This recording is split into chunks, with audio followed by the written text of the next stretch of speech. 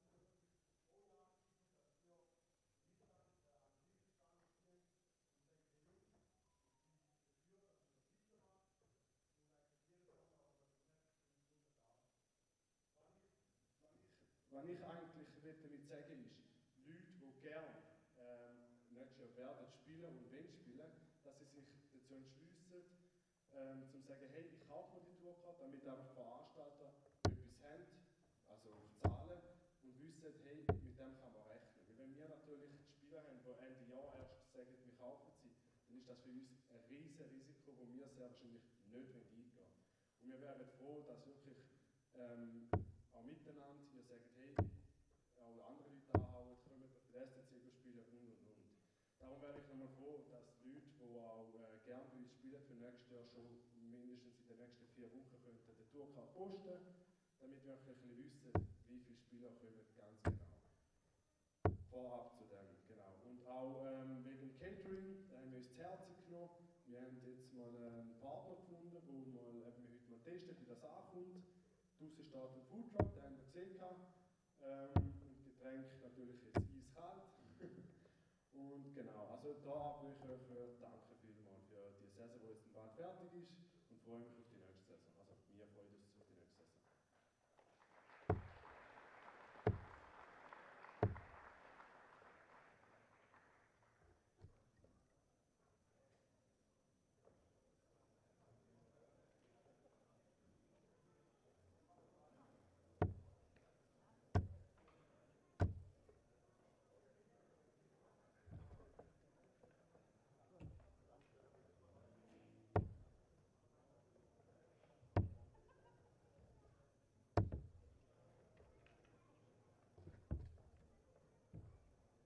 Sorry, noch ganz kurz, ich habe es vergessen.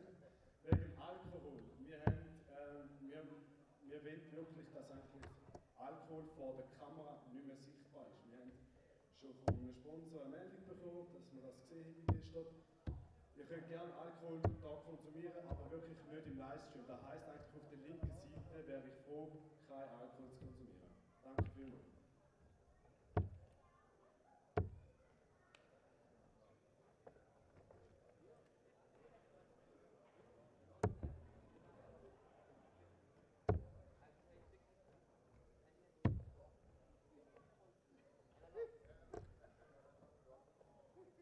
So, sorry, nochmal etwas vergessen. Wir haben in den letzten 2 Wochen mit ein paar Sachen angeschaut, wegen der Zahlungsmöglichkeiten. Eine wichtige Information: wer eine Zusatzversicherung hat in der Krankenkasse, kann unsere Rechnung zuschicken lassen, wird von den meisten Krankenkassen zurückerstattet bis zu 200 Franken. Es gibt Krankenkassen, die machen sogar 300. Wir haben den Testversuch gemacht mit 5 Leuten und bei der Bahn ist schon retour gekommen und es ist gegangen. Das heisst, es ist vielleicht auch noch attraktiv für die noch gerne die Rechnung einschicken, können sie bei uns anfordern. Wir geben sie raus, können sie mal ausprobieren und der Krankenkasse zuschicken. Und Ratenzahlung ist bei uns in den nächsten 14 Tagen auch möglich. Wir haben 2 Partnerkunden, die Ratenzahlung anbieten und sollte dann eigentlich in den nächsten 2 Wochen aufgeschaltet werden. Und ich hoffe, das sind die letzten Informationen von mir. Danke vielmals.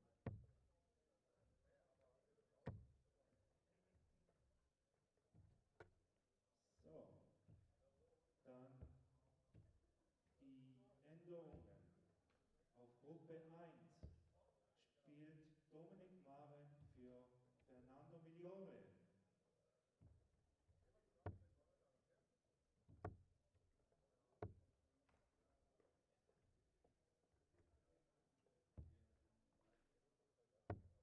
Gruppe 14 Saskia Althaus für Alessandro Tocci. Gruppe 18 Exxon Oluri für Edis Ibrahimowski. Gruppe 20 Ramon Gavietzel für Shkodran Mamuti. Gruppe 21 Martin Bucker für Cedric Lehmann. Ab Gruppe 24 bis 32 sind jeweils Dreiergruppen. Als Info für euch: spielt nach dem Gemäß Tablet. Die 2, wo Pause haben, wenn ihr euch nicht einig werdet, wer schreit, ausbullen, wer verliert, muss schreiben. So, Gruppe 24 kommt Simon Stauffer. Gruppe 25 Ernad Filovic. Gruppe 26 Karin Schröder. Gruppe 27 Benny Bode. Gruppe 28 Mike Bermudes. Gruppe 29 Gerhard Dallmann. Gruppe 30 Peter Willig. Gruppe 31 Marc Inhelder und Laurin Feld. Gruppe 32 Roger Hertig.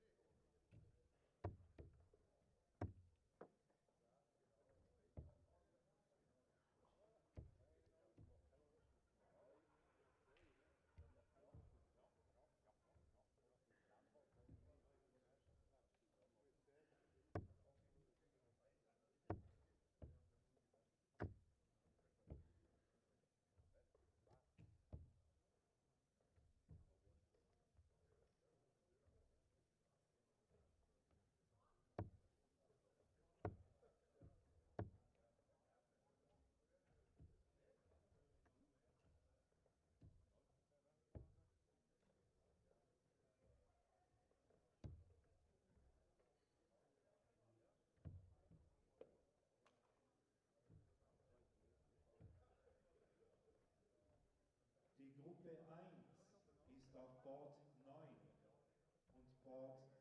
und Gruppe 9 ist auf Board 1.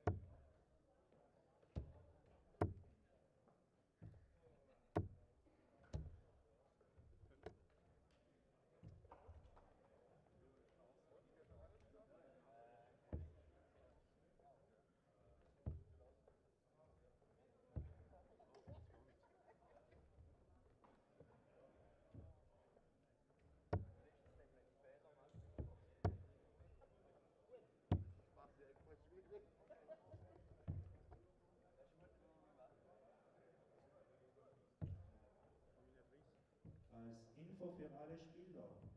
Beim Ausbullen gilt Inside, Outside, nicht wer näher ist.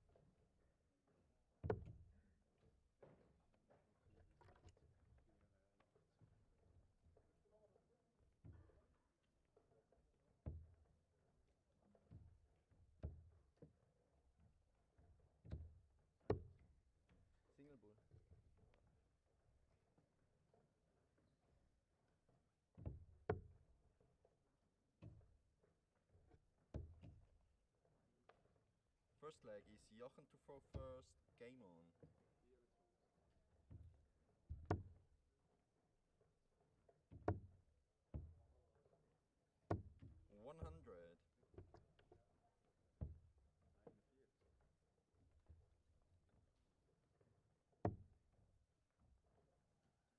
Hello and welcome to SDC Tour events, and we are joined from Hausen opening game between Jochen Groudens and Svenja Leira. Jochen Groudens, the seeded player in the group.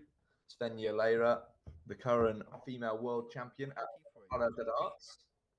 She's going to defend her title in 2 weeks. Also in this group, we have Yuri Barth, aka the Dave Chisnell lookalike, and a very new incoming spearsman in Matthias Perpic. Should be exciting to watch him finally play on stream. I don't know what sort of level we're going to be expecting from Svenja. Mark has been raving about her to us this morning, so I'm expecting good things. We'll talk a little bit about yesterday's action after this opening leg, and once my co-commentator returns from his post-night out breather outside. I think he's in a rather rough state this morning. Jochen Groudens would not approve. But I think with Jochen Groudens on stream, we should be getting a couple of 180s in the group stage. Jochen Groudens, someone who's not really lived up to the billing so far in 2023. Have been rather lackluster. Had his opportunities yesterday. Obviously lost to Rocco Fulciniti. But I think he's got to go and make a name for himself this year again if he wants to really start pushing himself in the world of darts, and he's just not got there yet. Matt, you've obviously just joined us now. Some of the results, some of the scores are around the boards at the moment. Camacho started off against Randall Lawrence in a very strong way. He has.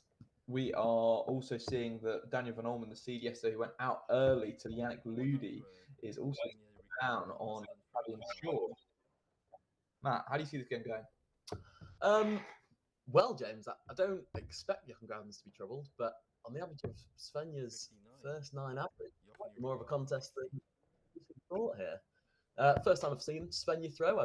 Can't say I know much about her. A German female player, presumably playing on the women's tour in Svenja, you require 80. Oh, okay, so it plays Paradarts as well. I can't actually say I know what Paradarts is. 28. Deviation of E-darts. Jochen, you require 40. Soft tip darts, but obviously shot in the first leg. Jochen Groudens. Second leg is Svenja to throw first. Game on.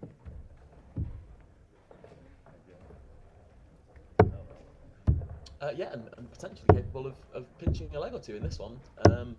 45. But I dare say this isn't the game that matters for Svenja. Really, it'll be that contest between the other 2 players in the group for second spot here. 100. She should have too much for Yuri Barth on opening scoring visits. Yuri Barth in this group as well? Yuri Barth, aka Dave Chisnell/Aspiraqueta. I've already mentioned that on the stream. Have you? Yeah. I think 45. we have in the SDC. Dave Chiz is on a great run of form right now. I mean, recent Euro Tour winner, Players Championship winner. He's stolen. There's no stopping the man. He's stolen the form from Yuri Barth. He had it last 95. season. I'm not sure Yuri Barth ever was in form, was he? No, I'll tell you, he started well today. My namesake, Stephen Wilkinson. 100? Oh, okay. That's the right opening leg was a 15 darter, but 42. the second one was a week. Colin Sent starting off slowly against Mirko Maluch. Good to see Sensi back today. Of course, didn't play yesterday. Matthias Apitz, also someone who was not here yesterday. 57. Have yesterday, but in the comments, Yost. Oh my goodness, I was thinking about that all night. Obviously, we haven't spoken about yesterday at all. We haven't, no. Andy Bless coming through in the final. We obviously weren't 45. there to play the final. Will be today, but Andy Bless, 7-1 winner in the final. Mid-80s averaging, very steady. Not a bad game from Broadmoser, as we mentioned earlier. 140. The result's almost doing him a little bit dirty there. I mean, he's lost 7-1, but he's averaged close to 80. I was watching a bit of the game. He did get unlucky in terms of he had darts at double. He should have made it. 83. Jochen, you require 109. As is quite often the case, and as we say, the 7-1 scoreline maybe certainly doesn't flatter him, but oh my goodness me, this is bullseye for Jochen Groudens. Outer ball, double 17 bull. That is One of the filthiest routes I've ever seen. Is that cocky or is that a showmanship? 99. Jochen, you require 25. It's simply unnecessary, in my opinion. But whatever gets Groudon's boat afloat, whatever gets him ticking in the Shot in the morning. second leg, Jochen Groudens. Third leg is Jochen to throw first. Game on. Very steady, averaging just shy of 80. Very much enough, you'd think. Oh yeah, oh yeah. Do we know if this is Svenja's debut in the SDC, or has she played before? I'm not 140. sure. I would need to double check that. Couple of winners already this morning.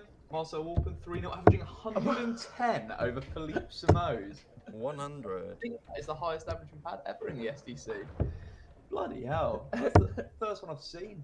Then we go down to Alexander Zvanovic, who won averaging 48. It looks quite measly in comparison. 100.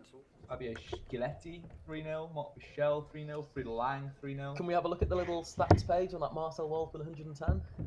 Can. Oh my 60. goodness me. So it's 41 darts to complete the 3 legs.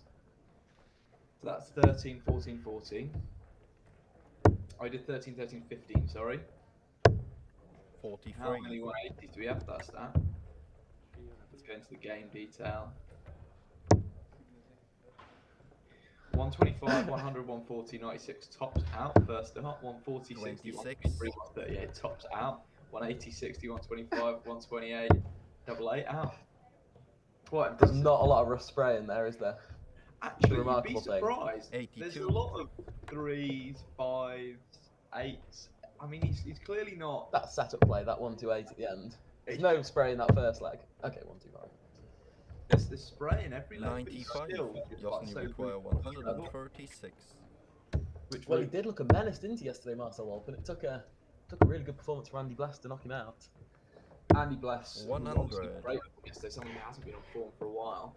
Going to be an interesting one. How Andy Bless gets on again today. I'd like to see him do a double. He obviously came to the scene with lots of very fresh faced. Sorry, Jochen, you require 46. But he was fresh faced and he won back Game to back shot to back. and the match for Jochen Groudens. Certainly knows a thing or two about a weekend double, doesn't he? Yeah, he's won 2 weekend doubles, I believe. Ooh. I'm pretty sure it's 2. He won his debut double and then he won again later on. I think it was 15, 16 he won as well. I'd generally say that winning a weekend double is probably a harder achievement than winning on non-consecutive weeks. Because I'd say once you've had the emotional high of winning, it's probably very hard to come back the next day and pick yourself up to that same level. You know you're on form though when you come back. You know when you without a doubt. and you know that you're a face that everyone's looking at. You're the man to beat, aren't you? You're the man who everyone's looking at. Like, I think people will be looking at Joe Brian most today as well. Like someone that's not made a final before. Hit his put pitch that we've never seen before. Well, and here's He's gone for different. he actually looks a bit like Paul Nicholson with his Aussie shirt, and he actually doesn't look that much like Dave Chisnell. On stream, he doesn't look like Dave Chisnell. I guarantee in real life he looks loads like Dave Chisnell. He's got the specs on as well. We never see him wearing specs. Goodness me, Matthias Pripich is a gun spearsman. You do love Matthias Pripich. Debut today for Ian McIntosh. No, Scott? it's not Is a it not? debut for Ian McIntosh. No, Scott has played before under the tutelage of Barry Nelson. There he is. Flugs with a nice win early on. Same with Baz. Baz the bookie. How do you think the Camacho Mendel Lawrence game is going to finish up? Is that a repeat of yesterday's encounter? It is. Camacho won today. Mendel Lawrence won in the knockout stages He yesterday. certainly did. It's actually a very steady game from Camacho. 84 average for both of them. Very, very steady. Especially first game of the day. Liam can be pleased with his efforts yesterday, getting to the semi-final. Yeah, he definitely can. I'll be honest, in this group I can't see any other outcome apart from Yuri Barth finishing last. I can't see it. He's been ruthless here in the I mean, look at his tops and Fab's efforts there. I mean, I reckon that's Ian McIntosh in the background. he does look like an Ian McIntosh. Yeah. It's the moustache as much as anything that's... I tell you a nice thing about Dave Chisnell's throw, and we're kind of watching this on 10 screens, so our view isn't quite as clear as maybe it should be. But there's very little movement there. No, I do His like. body doesn't move, his head doesn't move, his arms don't really move. I don't know how he releases the dart. Throw, Oh, it's nice. He's a classic European stack merchant, isn't he? He is. He's so. You knew he was going to be filthy stacked. You know he holds the dart like right at the tip of the barrel. You know he's going to stack it in. He throws it very much like a Big Boris, Big Boris.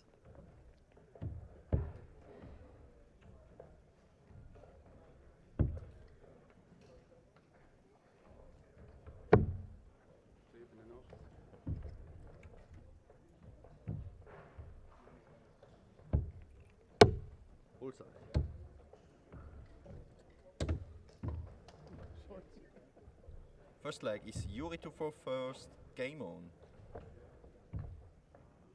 Here we go. Yuri Barth against Matija Prpic. Didn't see Yuri Barth winning the bull off, if I'm perfectly honest. Yeah, he hit the bullseye in the bull off, James. Yeah, no joke. 24. This one. He's come to play, and no, he hasn't. Yuri Barth, if I'd watched him in the warm-up, I would have said he was a pretty gun spearsman. But he was practicing his doubles and he was hitting them ruthlessly. On the weirs, 100. Yeah. It's good. Oh, Prpic is good. Should we announce 3-0? I'm already announcing 3-0. I'm announcing 3-0 in both Prpic's games, apart from against Groudens. I think he gets legs off Groudens. I think Groudens against Prpic is a 4-6 Groudens bet for me. Maybe 4-7. I'd go a little bit 60. shorter on Groudens, but not much shorter. I do like the fact that he's got the flight representing the colours of his flag. I do, yeah. He's I do got like the Croatian flag there as well. I wonder if he's I'm assuming he's residing in Switzerland. Ooh, I don't know. I don't know the answer to that. What do you think of the hairstyle, Trav? I mean, I'm not really one to talk here, James, but 26. I don't like it. Can I say that? I'm quite a fan. He's showing a bit of flair. It's something a bit different. So it's a bit different from the usual darts player who just does nothing with their hair. To be a little bit cruel to him, as someone with quite 11. a large face and quite a round face, I don't think you should pull your hair back to accentuate more of your face. Just my opinion. I mean, he's got big cheeks. 97. I really like his trim. I think it's something different, and I feel like at least he's doing something to hair. A lot of darts players will just let it get greasy, not wash their hair, and just like 100. leave it down. I mean, you think of the likes of some of the players in the SDC and some of the players on the professional tour. I mean, Yeah. at least he's not using a stupid amount of gel like they used to back in the days on the SDC. Oh, not on the SDC days, on the PDC days, like your Van 58. Gerwen, your Justin Van ter Hout. Love the little spike. The Adrian Lewis, the greasiest man in darts. He is. That's actually a very tough challenge. Who is the greasiest man in darts? I'll tell you who it's not. Yuri Barth looks to be clean. Yeah, he looks very well. fresh. Yeah, he looks very fresh. Mattia, you require He's the 160. freshest man in the SDC right now. I'll tell you who it could also be is Jochen Groudens, because he's not had any pints Yeah, last he night. certainly won't be hungover, will he? Certainly won't be feeling the 60. effect of last night. Just a 60 from Prpic. Yeah. So Prpic leaves a ton. We saw this taken out in expert fashion yesterday by Marcel Walpen. 22. Mattia, you require 100. Darts, but it wasn't enough for him in that. Oh, sorry, it was. That was against Lucas Dahlman. And Schuder's kind of lost it a little bit today. He lost it a little bit 60. yesterday. 6 average against Against Big Daddy Hoffman. Mark Hoffman, yeah, not Sven. We assume that's his father. Don't think Sven Hoffman plays on Sunday, so I don't think it will be his father. I think his father is 100. Hoffman. Mattia, you require 40. Speaking of Beat Hoffman, Beat Plus was in the draw yesterday, James. He's in the draw again today. Oh my goodness me, Beat Plus is back. Keeping you updated on Beat's progress. 20. Against You Simon require Zender. 140. Great start from Fabrizio Perone. Was on stream yesterday, 79 average. Oh yeah, very good. Return to Simon Gender. I know, I'm excited. Interested to see how clammy John Bolhander gets against Jochen Clem. 42. Mattia, I you assume require that's going to be a 20. very one-sided contest for Clem, but I don't know how good Clem In is. shot in the first leg. Mattia Prpic. Second leg is Mattia to throw It's good to first. see that we've got Game an on. announcer on board today. I don't think we had. No, Roman Ruffel is back. Roman, yeah. Raftel. Of course, you used to call him Christopher. No, it's because Streamball 2 was Christopher Trav. Ah, okay. Dennis Nielsen's 60. friend, Christopher. Okay. John Borhander putting the boot in early doors against Clem. A couple of 70 scores, 3 lots of 70s. I think 3 lots of 70, right? But Clem seems to be a pretty 59. strong batsman. I think this will not be too much of a challenge for Clemmy. John will be hoping for a little bit of spray, not from himself. That's inevitable. 80. Yeah, Clem is a very good sparesman. I don't think we need to watch any more of We that don't one. know. Angela Heinrich is doing the business again over Thomas Ritter. That's a pretty good game today. Thomas Ritter, I think got to 85. last game yesterday. Yeah, he did. Angela Heinrich as well beat Ty Pudapich yesterday. That's gracious me. We have 2 or 3 female players then with a real chance of getting out of the group today. 44. Also, is Rebecca Elsner here again today? She was in our group stage coverage yesterday. Right. Pascal Howardsworth averaging 115. Only after one, mate. Goodness Let's me. not be too nice. Oh, we got Frank Crench 30. back.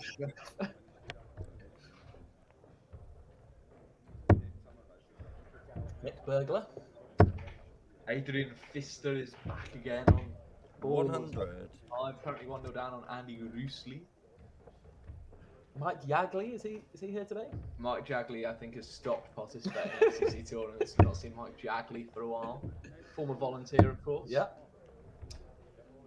Yagley. 85.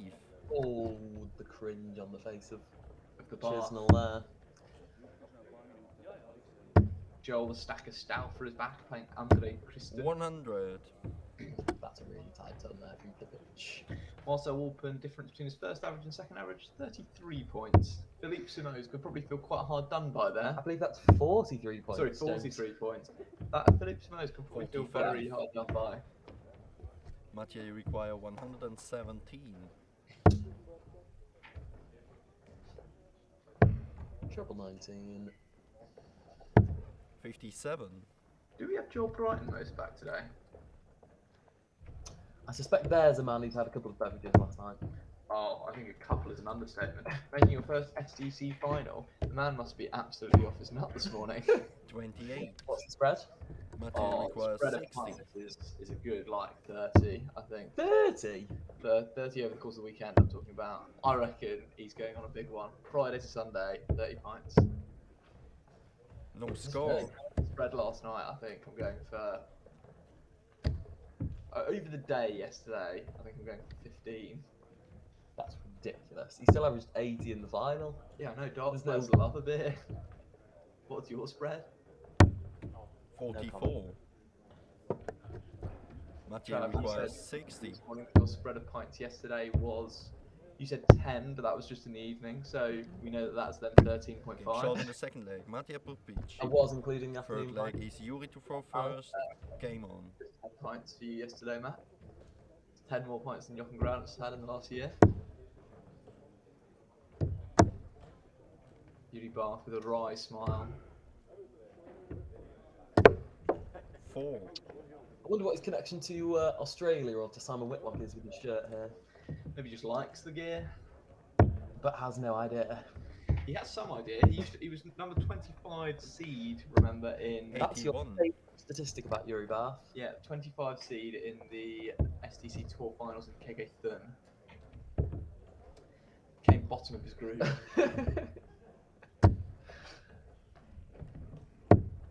41. To say he's averaging 47, James, I think his grouping has been relatively tight. Like, I've seen 100. 47 averages that have been, I mean, useless, if we're being honest. It's very true. But I'd say this is a good 47 average, if there can ever be such a thing.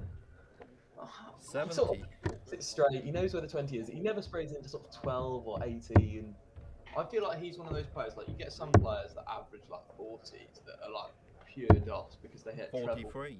Like, our friend Dan Burnett is a prime Yeah. example of this. He loves, like, treble 12, treble 9. Yeah. You like... Double 9. You like quite a low, I like tops. a low single 4. You love tops. Like, you do snatch it as well. Like, Yuri Barth is 60. actually, his grouping is tighter than yours. Like it is. The man doesn't know his way around tons, though. No, As if nicely- you get a dart that's near the treble 20, I back you to sometimes find it. 55. Yuri Bath, I would say I'd never back to find it.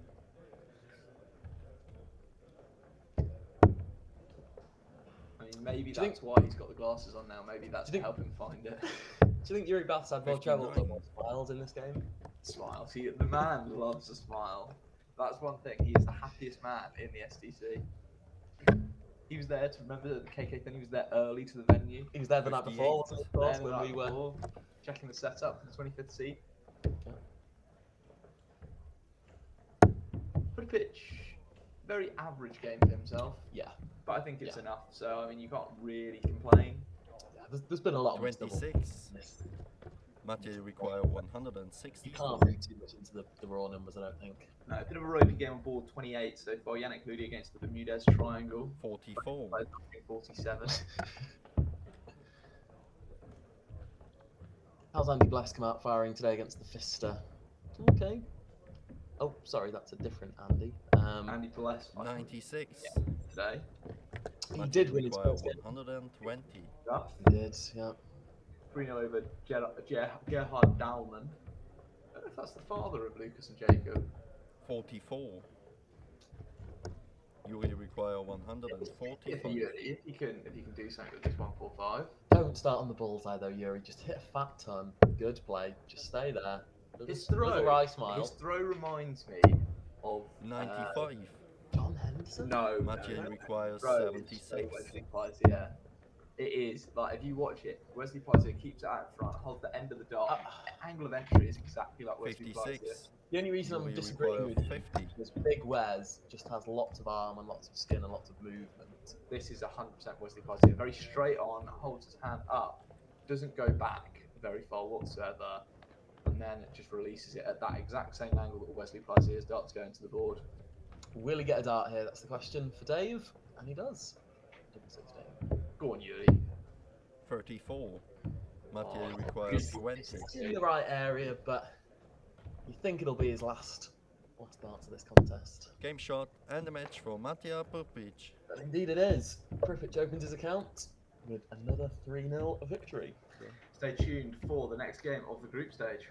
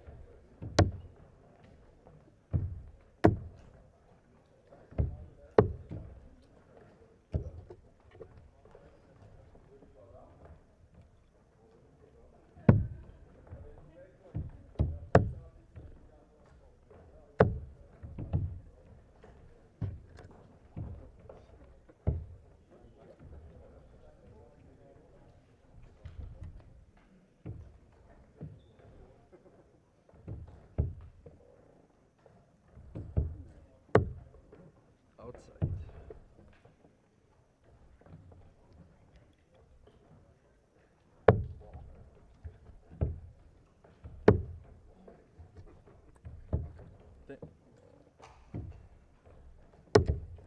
Bullseye. First leg is Jochen to throw first. Game on. Welcome back, and this is our third group stage game. We have our seeded player Jochen Groudens versus Dave Yuri Bath Chisnall. 100. Of course, both men involved in a 3-0 encounter in their first game. Jochen Groudens winning that one 3-0. While Yuri Bath, he just saw lose to Matija Klipic.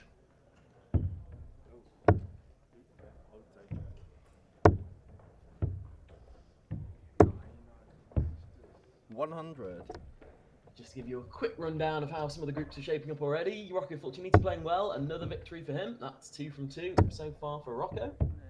Barry Nelson averaging 78. 100. 2-1 up on Roger Hurtig. Oh my goodness, maybe crashing out the 1 seed from yesterday. 100. Maybe Hurtig could send us all the way in that one. But a good start here from Groudens. 3 tons in a row. 9. Followed by a 9 scored from Dave. Always a difficult 139. Jochen Groudens in your group stage. He's probably the name, or one or two names want to avoid in the group stages. I feel as though someone like Andy Bless or Rocco maybe gives you a couple of chances. 138. Maybe aren't Jochen requires really on 62. their A game in the group stage, but I feel as though Grounds is always a man who's in that high 70s, 80s, regardless of the occasion, regardless of the opponent. And this is for a 15-yard hold. 46. Inside. But he'll be back. 66. Jochen requires 16. Found a good treble there, did Yuri, but just Game couldn't. short in the first leg. Jochen Graudens. Second leg is Yuri to throw first. Game on. In good spirits, of course. Both of these men, popular figures on the SDC. Both involved behind the scenes, both very influential, both very encouraging in 71. players to play in the SDC. You know, Groudens is a very influential character, and a lot of people attribute their participation to Jochen Groudens. 45.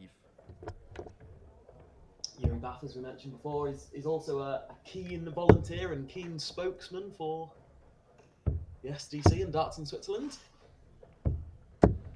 22. So Barry the Bookie and Roger Hertig locked in at 2 apiece. Already you feel this game is to decide the group winner. 140. That particular group, board 32, group 32.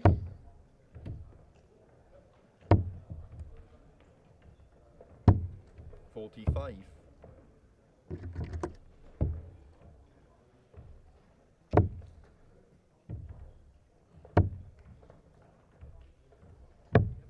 59.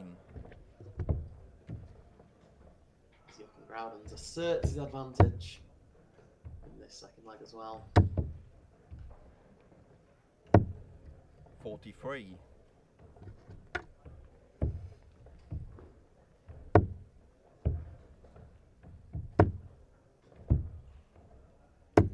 60. 6 fat numbers in a row there from Groudens. 28. You feel the gap is already too wide between these two players for Yuri to mount a comeback. So Groudens. We'll look at treble 19. 139. Another 139 from Groudens. Leaves a slightly easier finish this time, 58 as opposed to the 62. 6. Jochen, you require 58. So 18 bull here for Jochen Groudens. 18 tops. 18.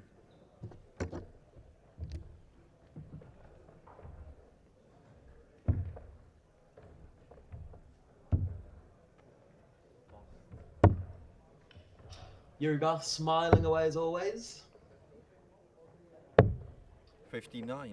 Even while on the brink of require exit 40. from this group. Of course, yet to register a leg so far today, Yuri Bath. 20. Making reference, James, he's still smiling even while on the brink of exit at 10:30. What's the phrase that you used to smile? Smile while getting spat at you. And Roger Hertig does turn it around 21. on Barry the Bookie Nelson, 2-1 down. Jochen, you require 20. Robs the Bookie of his hard-earned legs. Wins that one 3-2. But you feel for the other players in that group there with yesterday's 1 seed, Roger Hertig, and a regular sort of last 32, last 16 man in Barry Nelson.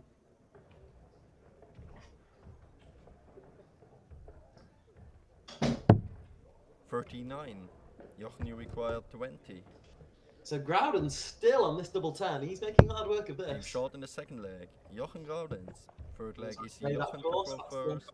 Game on. That's the prompt to action.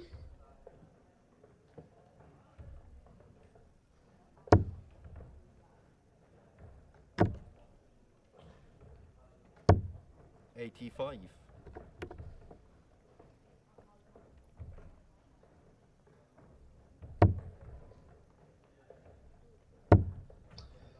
David Zing is back playing today. 83. The same group as Patrick Ganter. Patrick Ganter put on a good show in their opening group stage game, beating David Zing 3-1. 140. Mirko Maluch back again today. I think he got to the last 32 yesterday. Can be pleased with his efforts getting to the 60.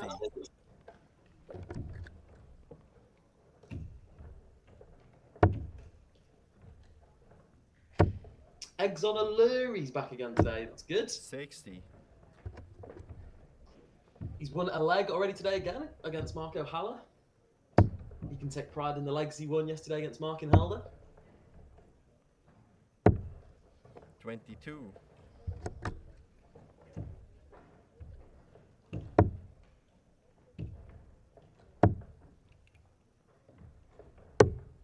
$46.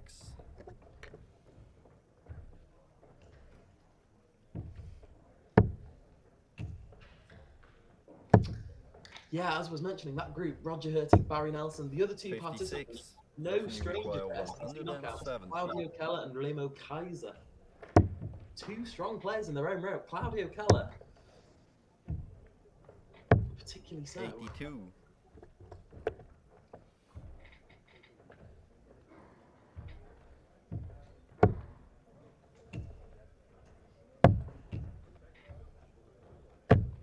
$96. Jochen, you require 88.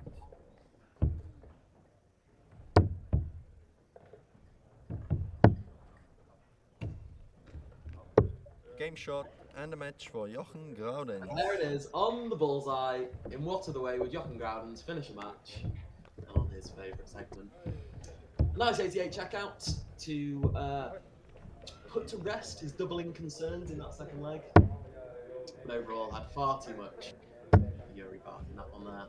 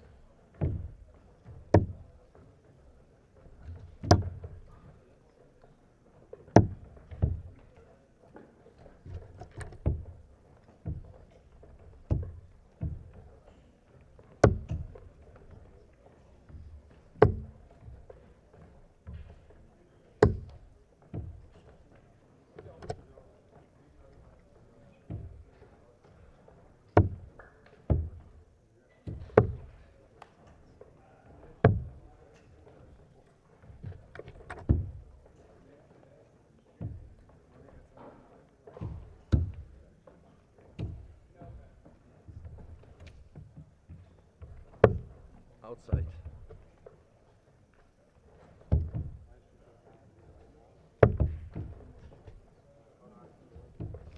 Full side.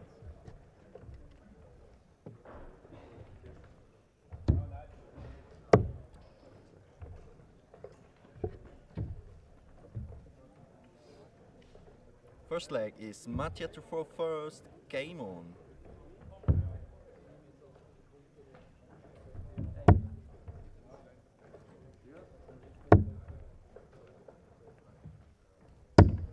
$55.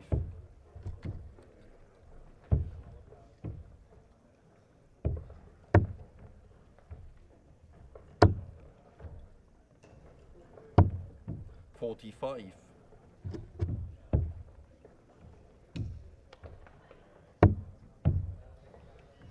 Welcome back to our fourth group stage game, and what could be our most competitive, 57. or most closely fought one yet. Matai Plipic against Svenja Lera. I think Mattia is obviously favourite for this game. I think Svenja could cause a bit of trouble 28. here. I wonder what the pressure is going to do to her in this situation. We've seen Mattia Plipic go far in these kind of tournaments. Yeah. And these tournaments are different calibre tournaments to tournaments that every stand 95. the weekend. These are professional tournaments, Yep. really. I think I'm going with Mattia Plipic 3-0 here. 125. It's a great visit from Scores a level. Matai there. His grouping is just so tight around the treble. 92. The way he starts against the board reminds me a bit of Richie Hausen. Richie Hausen, I was just thinking the same. I was almost going to shout switch when his first start was an inch high, Yeah. but he said it there. 47. Being a stacker, it's hard to get into the mindset of a stacker and how you must feel looking at your darts when they're an inch high or an inch low. Yeah. I mean, I've thrown like a stacker before to try and test the waters. But you can never 85. truly have the mindset of a stacker. I don't have a mindset of a stacker, no. I feel like you are a stacker though. Your darts do go in stacking potential, and you tend to stay there even if it's below or high. Because I can stack both. 100. It's very Mattia rare. require 117. I don't think you can stack both ways. I've never seen you I stack. understack and overstack. Thank you, yes I do. Why is your average so poor then? 39. And overstack. Svenja require 156. So, Svenja, 156. This would be a big booyah. It would be a Mahusa booyah. You can't do it with a treble one and a single 9. five. Yo, we saw Mattia Yuri requires Nine. 78. Svenja has followed suit. 20 for tops. His 20 won't block the tops. It certainly won't. Not with his Game dirty short in side. the first leg. Mattia Plipic. Booyah! Second from leg the is Svenja to throw first. Game on. He's just a very solid player, a very steady player. The stats already told us this, but our first time watching him live, I'm even more impressed with what I'm seeing. 26. I was questioning whether Yannick Ludi was the dirtiest stacker in the SDC, and I stand by my comment that Yannick Ludi still stacks more filthily than Mattia Plipic. Yeah, Matai Plipic is more aggressive, isn't he? 40. He starts ends the board with quite a lot of purpose. There's no droop to the Oh, stack. there's no dilute. No, you're right. No, there isn't. That's a great first half for Svenja. Are they both in? 180. Oh, the first- hello. The first 180 of the day goes to Svenja Lera. Didn't see that coming. Me neither. But her grouping has been relatively good. 59. It's just if she can cut out the nines and I think Yeah, there's been just the occasional 2 rust visits, which the but nervy when her nines. first starts there, you really do fancy 100. I mean, my prediction of 3-0 looks like it's going out the window. She's over 200 points in She front is, on yeah. her own throw. She's really in cruise control of this leg. That's a great first pair though for a stacker like. 100. Final one's a little bit high. But good standard game here. So Svenja. Yeah, another ton from Svenja. 140. Woof! Ton 40 for Svenja. She's left 55 after 12, James. World class darts It is well from from Svenja Lera. 77. Svenja, you require 55. Svenja jug? Sorry, not jug. Matija Purpic. That's the big 15. Just inside on the Game 10. short in the second leg. Svenja And Leira. Matija Purpic. Third leg Just is Matija to English throw dance. first. Game Beat on. someone on their left on over 200 points when you check out. The double jug is if they're on over 300 points. And a quadruple, 42. the never saw quadruple jug is when they're on over 400 points. I think I've seen darts in the SDC for a quadruple drug, and I remember the game vividly. It was Alex Fellman versus Jean-Dominique Volhander. 100. Jean-Dominique was on 409, and Alex Fellman was on 96, 94, I believe, and got a dart to quadruple jug John Volhander. But I don't think he did. He didn't quadruple jug it, no. No, I've never seen the quadruple jug. The day 36. the jug comes out would be incredible. I think I've had a dart to. I think I've triple jugged. You never got anywhere near a quadruple jugging, mate. I feel like for a quadruple jug against a player who plays darts, you have to get an 81. dart. It would need to be a 12 dart hold and throw, wouldn't it? Yeah, or a 9 dart break or hold. I mean, realistically, even if it's a 9 darter, you've still got 6 darts to get 100 points. So you're never going to see 44. a pen quadruple jug. I don't know, maybe when he had a broken arm if he arrived at the SDC that week. He's probably still with quadruple jug Jean-Dominique Volhander. 100. How the scores around the boards, Trav. I think Svenja Leira is strong favourite This for is the a game. nicely poised game now. You could dare say that Svenja would be the bookmaker's favourite. Could Matija Purpic go 47. home here? I didn't see Purpic getting knocked out. Well, this game is important because you feel neither player will get anything from the Groudens game, which She's Svenja just already hasn't. She just upped her level to a completely She's different. averaging 80. 17. This is what These these 17 visits, the Russ Spray visits 9, 17. If she got rid of those, she would be averaging 100. I can't tell you how difficult it is to even touch the 80 mark in average terms over this sort of length. We're now in the third leg, deep into the third leg. It's not. You can't fluke it. You definitely can't fluke it. I don't 100. think I've ever really touched that 80 mark for a sustained period of time like this. Maybe 2 legs. Possibly. Purpic But going it's- bullseye first start. I'm not sure about the play there, Perp. Just 3 fatties, I think. I think he might go bull to try and leave 87. 117. He has Svenja got require bull. 103. 145 left for Purpic. 103 for Svenja. I think she should just stay there, you know, James. It might be a silly suggestion, but that's such a good guide to follow in. 79. Yeah, Oh, brilliant Matija last start. require I think 145. as a trained darts player, you probably wouldn't. Is that 34 left? 24. Okay. I say. That's better than yours there, James. 105. Svenja, you require 23. Does she get it? Really nicely poised leg, 18 darts each. Both sat on doubles of choice. What do you think? Great guide. I think she just pulls this inside.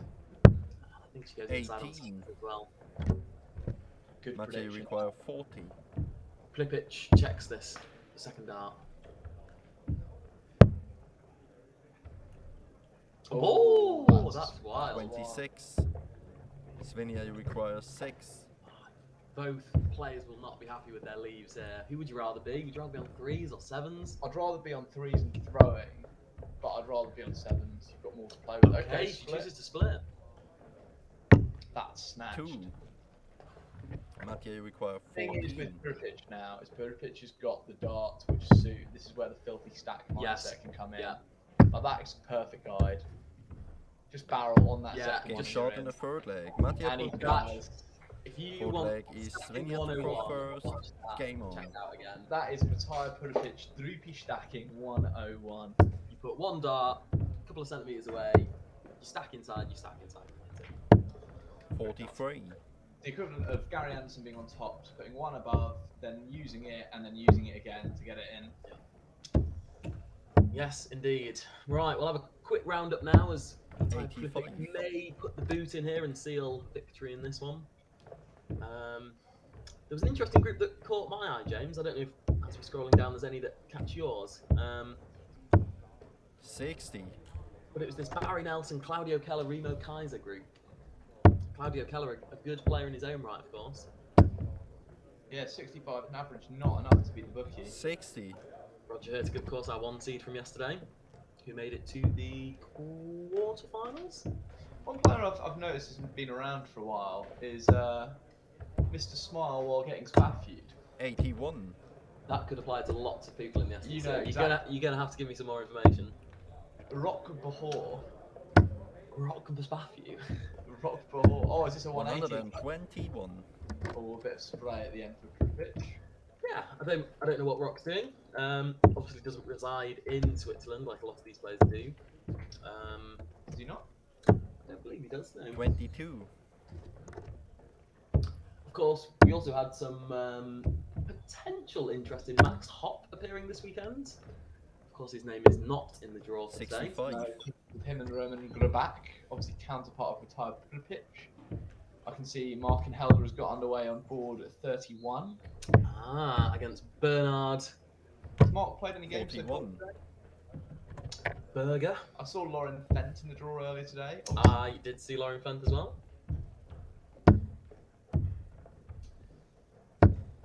No, first game 60. for Mark. Steady 40 average for him. Yeah, his start suggests he still hasn't quite woken up yet, but He's not a ruthless 11s hitter, so I don't think this will be going. 45. But already cleaned up Mathieu 23. require 110. check out from the Berger there. So, Matija Plipic, time on his side, and 110 points from victory. Surely you just 18s, start yeah, on it's 20. just not the play, because now he's rusting all over the place. Unless you're a guns 18, it's a 26. lot myself. Do not start in the 18 segment. Unless you're prime Rob Cross, I'm going to criticise you for going that way. I agree. Unless you hit it, obviously, but he didn't. He was nowhere near. 47. Very droopy dart into Mathieu ball. That was require It was the darts of someone who knows they're 150 points ahead. Yeah. Who knows they're in relative control. Treble 16's got to be the play here. Yeah, it is, but a bit wild here. 44. He's dropping a lot of them low. Ooh. That's the only thing I would say with his starts. I know that's what you've got to do as a stacker. Yeah, But- stackers are always edging on the side of low, aren't they? Always Yeah. pulling darts as opposed to... 41. Here we go. Mathieu Is this require game over? 40. Yeah, put a pitch on tops. It's a good guide. Is it? But is it a stacker? good guide? Yeah. He's gone on top. 20. He's a stacker. He's not an understacker, Trav. You can't go both ways like yourself. Svenja I've heard require rumours you can go 120. 3 ways.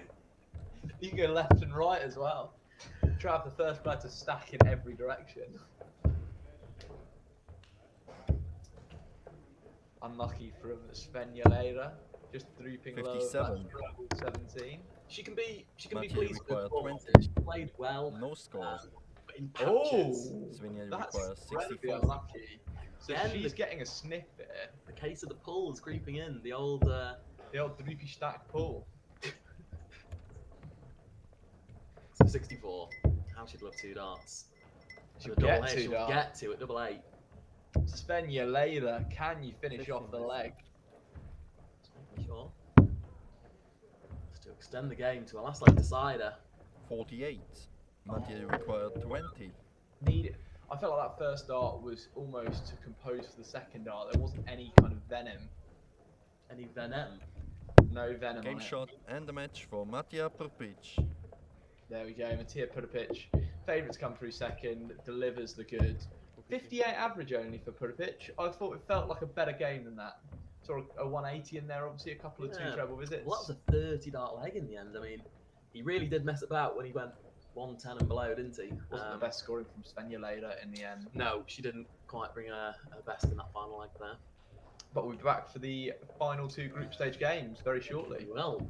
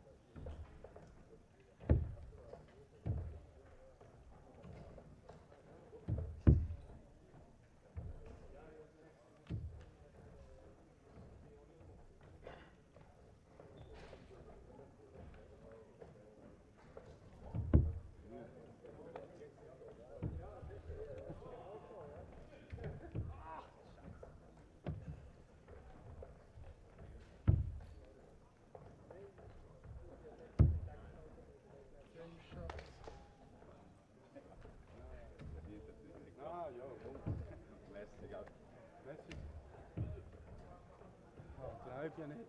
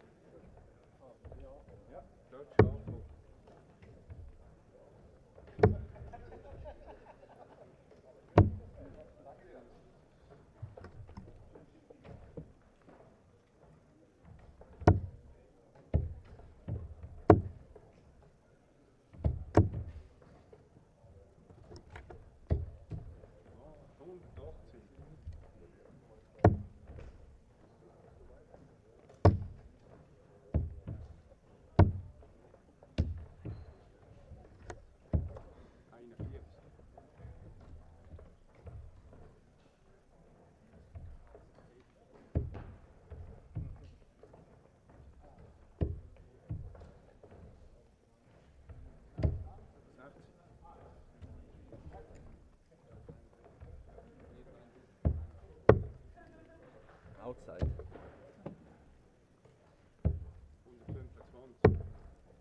Single bull. First leg is Mattia to throw first. Game Welcome on. back to SDC Tour event 10 from Hausen. We're here for the top of the table clash between Matija Prpic and Jochen Grauden. Prpic has started with 2 trebles 135. and a 1-3-5 it is. This game is going to decide who's first and who's second. So not a huge amount to play for. 60. Probably a slightly nicer draw is what you're playing for here. Yes, yeah, you always want a top group, don't you? It's slightly easier that way in the later rounds. Markin Helder's up to a 1-0 lead so far in his 46. game in his group, which is group number 431, Group BE. So Mark could qualify again, back to back. We've had another female player. 135. Cornelia Wertz. I don't know who Cornelia Wertz is. So how do you price this game up, James? If you're a bookmaker, what's your thoughts on this one? 140. Is 1-3. Okay. I think Prpic is a good player, and he started Very well. He started well. This is better than we expect from Prpic. He's obviously 41. picked up, but he's going to get darts in this leg, really, as long as he goes down in 60s. Yeah, just As long as he goes down in 60s. straight numbers. Yeah. 45. It was a good guide, that second one, for Trebs. So you think Groudens might start on 19th there, and he does. Yeah. One treble to leave that big fish, of course. 57. Mattia, you require 135. So 135 for Prpic. Some players like the ball here. Okay, 20s. 99. Good last start. Brilliant last start, in fact. Oh, it's That not. first start would have obscured a bit of the target there on the treble 20. So the group is between Lauren Fent, Markin Helder, Cornelia Wertz, 60. and Mattia, you Bernard require Berger. 36. Interesting group, that. Bernard Berger is literally drooling at the prospect of that group, licking his lips. How do you see that one going? Well, Bernard Berger's already in Game first. shot place in the of group. first leg. Mattia Prpic. Good Second darts. leg is Yeah, Jochen to brilliant throw darts. first. Game on. 84 average so far, steady enough. Yeah, a little 17 darter. I wonder if Groudens will make a 134. around on the bullseye here. I don't think he will. No, I think Groudens knows the importance of this game. He had a little bit of fun against Yuri Bath because he could. I 60. think that he'll know he doesn't want to lose this one. Yeah. Could run up against, I don't know, an Andy Bless or a Marcel Walpin if he does finish second here. So We know that Liam Mendel-Lawrence will be finishing second in this group, and maybe not even that. If one goes down, Christian Lecunta could be on his way out in the group stage. he's got a massive spread of abilities, hasn't he? Liam Mendel-Lawrence can average 60, but can also average low 90s. I don't know if you've seen the 45. classic at 418 at the moment. Oh, goodness me! What a clash of lively. behemoths that is. Roger 26. Tuka against Exxon Aluri. Exxon Aluri picking up a leg. Yeah, for me, Roger Tusa's 1-20 to win that game. Oh, I agree. Roger Tuka's a gun player at the moment.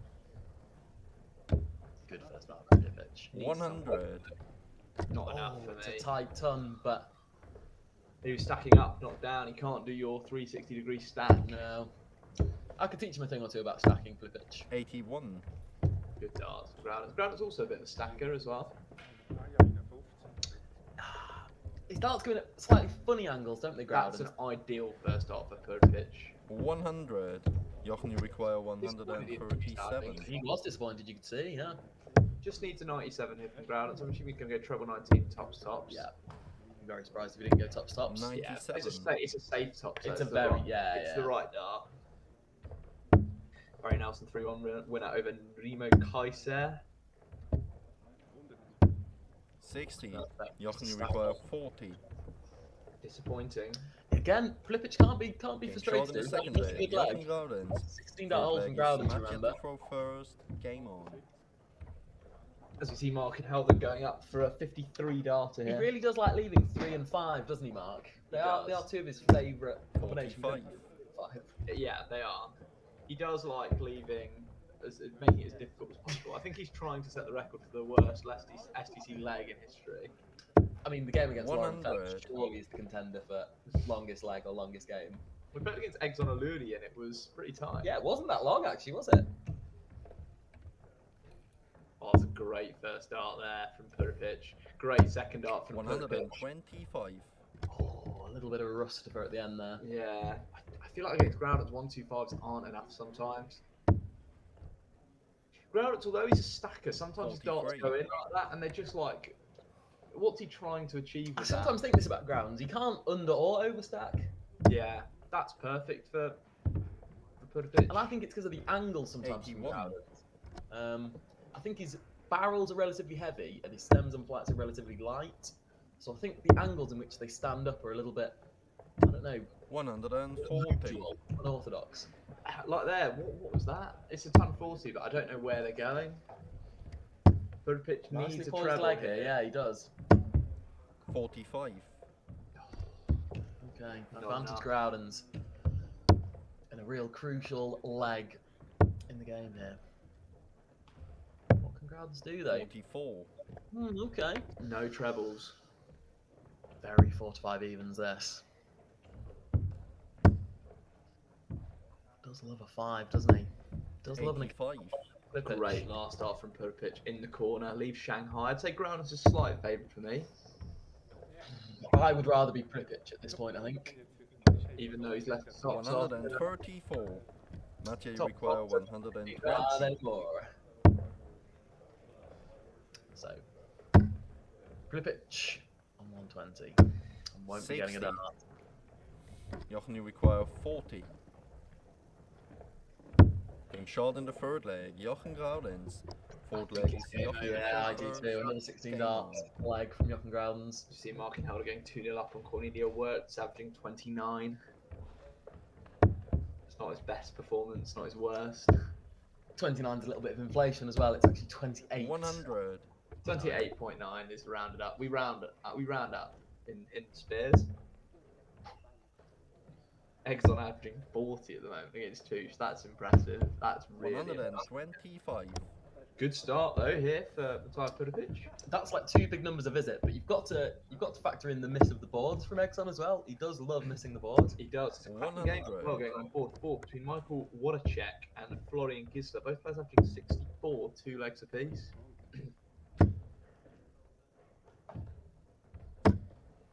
$140. Great little darts from Matthias Puripic. He is wanting Yeah, this. he's opening two trouble visits to begin this leg. 60. Got plenty of comments coming in on YouTube, which is good to see. Yeah. Any of them complimentary? Matthias the bully. The bully. The bully. Just look a little bit like Michael Smith's son. His 8-year-old son. You know the son that I'm talking about, the gun spears when he throws Is his darts. name Casper? I believe his son's called Casper. 81. Matthew, you require 141. I hope you're not referring to their body shapes, James. I'm focusing on the hairstyle. 85. Jochen, you require 160.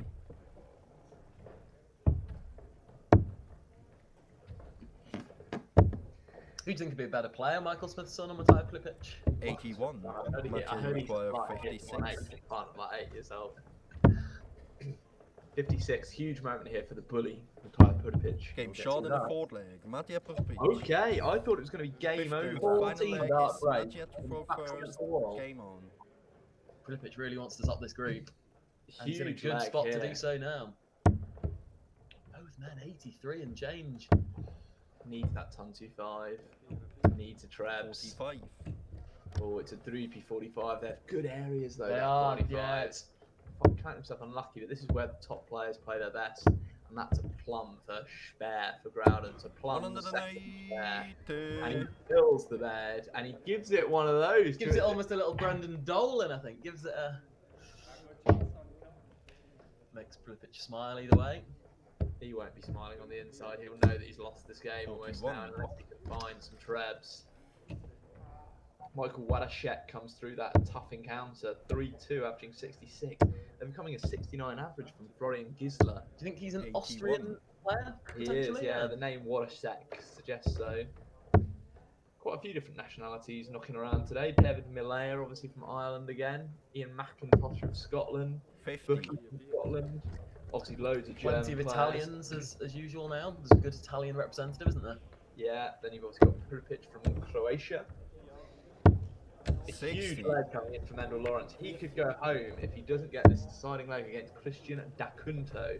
Christian D'Acunto started 75 as well. But that's where the players 63. at the bag. Yeah. Good last start from Pripyat. Don't think it's enough.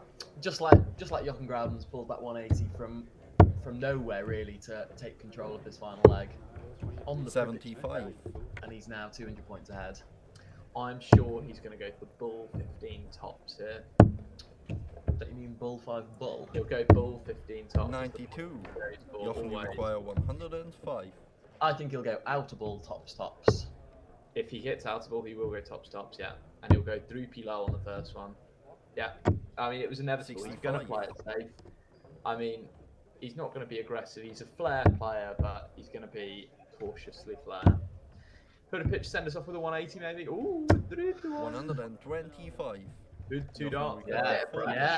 Bit of pressure indeed. I think it goes though. That's a great guide. It's not in. No score. No Jochen, you score. require Middle 85. Lawrence at 180 in his deciding leg as we see Pripyat step up for 85 to beat Jochen Grauden's. Okay, 18 and the bull. That's a fortunate miss. It's bullseye left. 51. That's nowhere near. Jochen, you require 40. Base tells the story. The bully has shanked it left. Into the rough grass. Jochen Grauden smiles as he steps up. Won't smile if he misses 2 more. Loves going inside on 10s. 35. And inside on 5s as Require well. 34. Oh my goodness me. So Pripyat, favourite? Question mark. Oh, not anymore. Not anymore. 1 in hand at double 8. 18. Oh, Does no anyone one want wants it, lads? Does anyone want it? Saw Walpen muck around on 5 before go 18. Jochen Grauden Game does shot it. and the match for Jochen Graudens. He made hard work of that final leg, but in the end, Jochen Grauden's comes over the line. As does Liam Mendel Lawrence, 3-2 And maybe just clouds what was a brilliant game between those two players there, both averaging over 80 for 4 legs. That last leg was the worst leg of the match. Makes it an interesting one though, the ending. I feel like if it's constantly good spears, there's no sign of personality to the players. You don't feel the nerves that they're getting. Whereas you can see it on Yuri Barth, you can't see it on Pitch and Ground sometimes. See Roger Tusha take the win over Exxon Aluri. Just a 35 average for Rog. We know he's got more in the locker than that. Markin Helder up to his usual tricks. Both players leaving 5 in that one. Yeah, that's his usual. To say he's so ruthless on tops, he does love going inside. He does. And leaving that 5, as we said. This is the most ridiculous leg of Schmer I've ever seen. Imagine being Bernard Berger having to score this and Lauren Fenn. Oh, another busted score from Cornelia Wirtz. What do you make of Mark Nelder's first 9 average being 32? It's pretty steady for Mark, to be honest. I mean, it's at least one big number. Let's have a look at the average. Mendel Lawrence, considering he almost was eliminated from the competition, his average 3-dot average is 76. And his checkout percentage is over a third. No real surprises in the top few. Maybe Dominic Ferrero in 10th. Von Ullman down in 15th. Christian Arnold having another good day, just outside the top 10. Andy Bless in 23rd is quite rogue, but maybe he's just still Svenja just below Andy Bless. Of course, Svenja hasn't won a game in this group yet. Just picking up the 1 leg so far. Now it's my favourite part, the lowest averages. Currently, Announce Lauren that Fenn. Filipino flag. Oh, it's not there. It's not bottom. It's Lauren Fenn in last place at the moment. 128, followed by someone also in the same group, Cornelia Wirtz, and then Mark and Helder. Should we see if that leg is still 5 apiece with Cornelia Wirtz? There are 3 players in the same group in the bottom 8 players. It's actually quite incredible. And all 3 SDC founders in the bottom 8. Quite incredible, really. 0 180s for all of them so far. And 0 tons so far for a few players. No tons hit by Cornelia Wirtz or Christopher Rapoe yet. and Shoon back to his usual trick. Maybe Andy Blessers was low because he's only played one game so far. I don't know. Yeah, possibly. We've maybe got a little bit of a false perception here as this live stream group has been rattling through. He's had just one poor game against Gerard Downland, but Yeah. hasn't really needed anything in that game. We'll be back shortly for this game between Yuri Bar very shortly.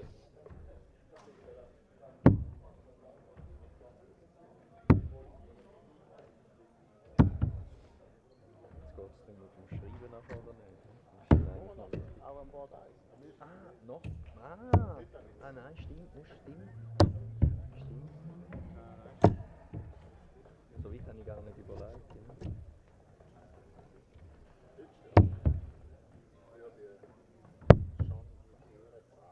Schon. Ist immer so ein Schreiber ausgehört, oder ist immer so ein Walk of Shame? Ja, voll. Hat was. Hat wirklich was. Ja.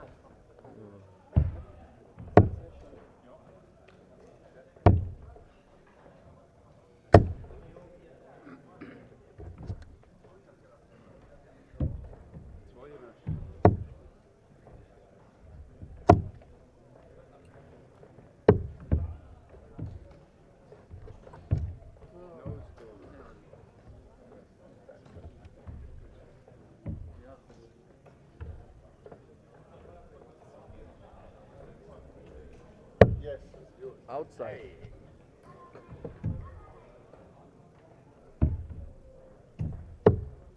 Single ball.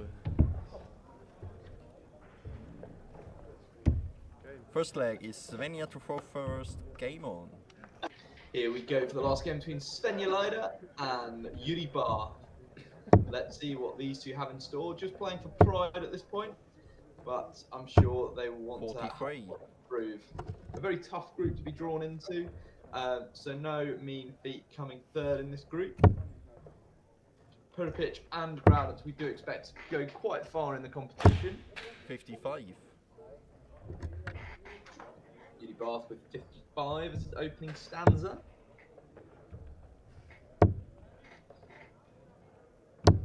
'83. I think that Svenja Leider will have a little bit too much for Yuri Bath, but maybe I will be mistaken. 85. Good last start from Yuri Bath there.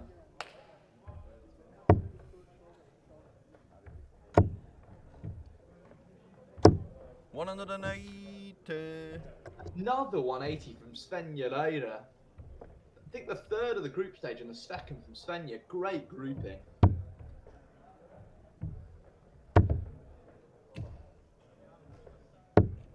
$45.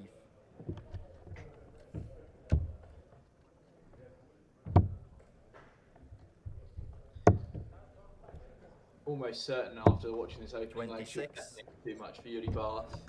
Can we see Yuri put his first 180 of the day in? His grouping has been pretty tight around that treble bed, just hasn't managed to 30. find treble as regularly as he'd like to.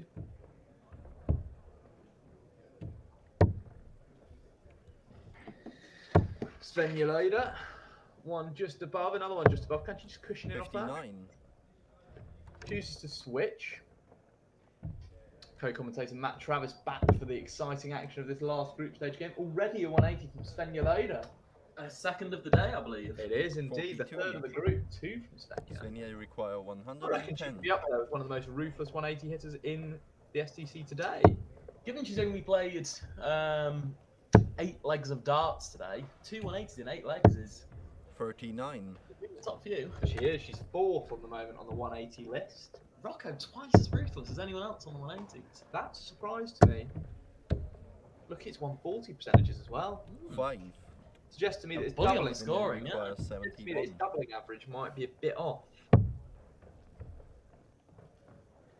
First time an average of 96. He's It's not even accounted for 55. Svenja Leider's second 180 yet. So her percentage will be be the second highest. Rocco's at 4 180s. Michael Fuchs with 2. John Bolhander with 0 so far. That needs 85. updating. Svenja requires 16. Highest checkout so far today appears to be 144 from Fabrizio Barone. 136 from Game Blessy. short in the first leg. Svenja Leiro. Graue Jeep for so Good Second leg idea. is you to throw first. Game Ton on. passes from 19 of the participants. Obviously, free Lang with a ton plus. You know, he averages ton plus regularly at home. 100. So this is for the wooden spoon. Of course, this game. Yuri Bath, the odds-on favourite to be the recipient of that spoon. Yeah, I mean, I said earlier I can't see any other outcome apart from Yuri Bath with the spoon. But maybe he'll prove me wrong. I've been saying that I've been very impressed with how tight his darts are to the 20 in the trap. Yuri Bath's, all of his averages and all of his performances have been deceptive because his numbers have been poor. His averages have been mid-40s, high 40s, low 50s. That sort of 45 to 55 range, which is poor darts, really. 43. The lower end of that range. But you watch his darts enter the board, his first dart's never a million miles away, and his grouping is, as I say, somewhat tight. It is a surprise. 31. Just noticed that Barry the Bookie Nelson currently has the highest checkout percentage. And I've got a tough question for you. Okay. What do you reckon his percentage is higher, checkout percentage or payout percentage? Good question. 62. I don't think he pays out anywhere near as much as 42%. That would be ridiculous for a bookie, but 42% checkout percentage is rather incredible. 40% on your return. 85. I'd like to think a good juicy bet on the bookie to get to the last 16 today would return me that. He did lose his first game though, so we'll have a tough draw, remember? He's in that difficult group, isn't he, with Claudio Donna and Relimo Kaiser. 100. Is indeed. Let's have a look at the lower end of the checkout. How many percentages. participants today, James? Can we just check that? 100 and did we get the full 128? 128 today, yeah, we do. Full 128. complement of players. Great to see. Lowest percentage so far is 0 out of 22 hit. Closely followed up the rear by Pascal By Whitworth. Eve Stauffer as well, 1 from 26. She's hit a double though. There's quite a few players. 140. 9 players without double yet. John Bolhander 0 from 18. Pascal Witter 0 from 20. This is the John Bolhander effect. As a poor player, he gets a lot of darts on doubles against his opposition. 100. Has had the most darts to double of any player so Svenja far. require 96. 41 for Mike Bermuse. To see where Markin Helder is on this list, but I think he might be quite a little bit higher. 77. You know he's one of you though. Yeah, require he's 116. Oh, this is a perfect view, thank you, Mark. Just in time for our last group game. Indeed. 103. Of course, as we made reference to, this group's Svenja require with 90. it being such a high quality group, we've been flying through these fixtures, haven't we? We have indeed, yeah. There'll be quite some break before our first knockout game. 15. We can allow my require teams to 13. lie down for a little while. Don't plan on lying down. Plan on going to town and getting a coffee. Perk me up for the big afternoon session that we've got ahead. Speaking of ahead, how sore is yours? My Svenja head is require fine, 4. James. It's perfectly fine. Whose head won't be in a good way. Adrian Fister on the way out at the moment. 2-1 down after losing his first game.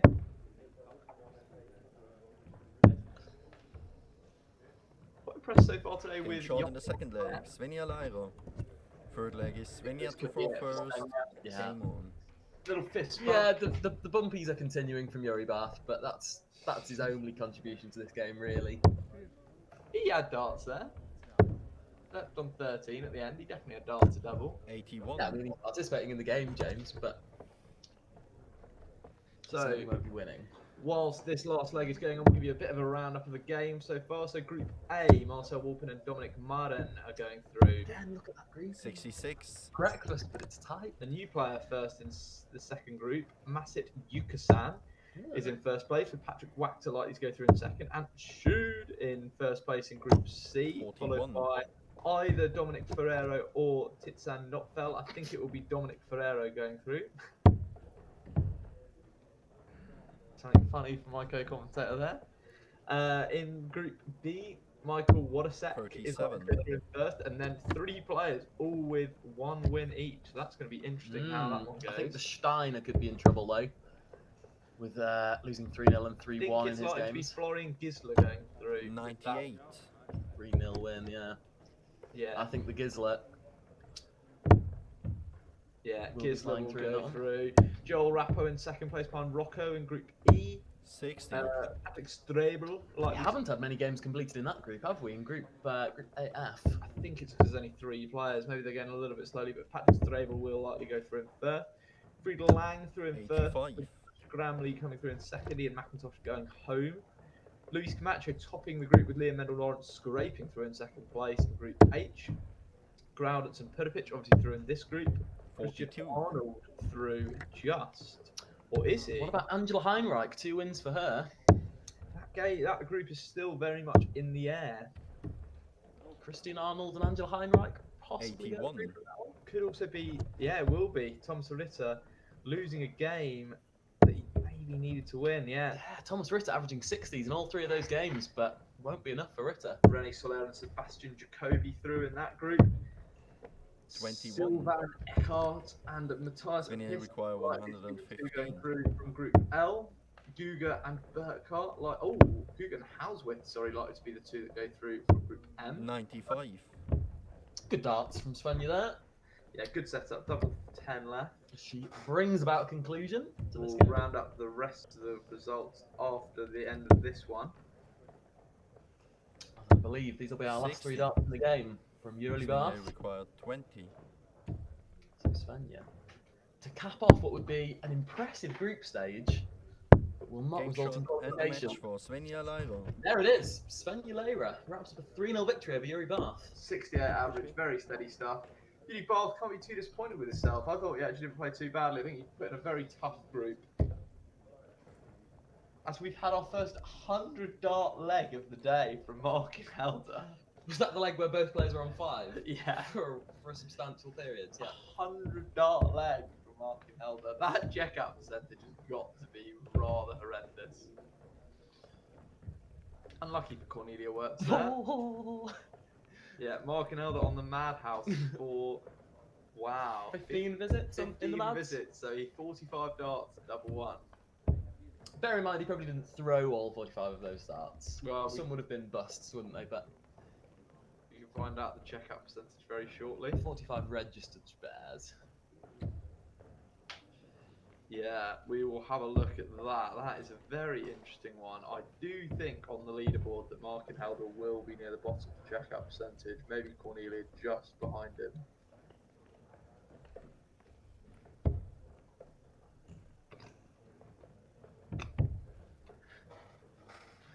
Cornelia worked 72 darts at double so far in our opening 2 games. Sebastian Jacobi's had 53 darts at double. I'm trying to find Mark and Helder on here. I'm sure he won't be too far adrift. Mark and Helder had 51 darts only at double. Think that Feel might. as though that might not have updated, yeah, because we know we had 50 visits on double 1 in that one leg. I know. I think he might be rigging this slightly to say that he's not as bad as he is. He's going to get through his group and he's averaged 22 in his last game. That is rather incredible. Just goes to show the SDC is for everyone, guys. We'll have one final round up of the other boards that we haven't quite gone through yet. Trav, go on, you go first.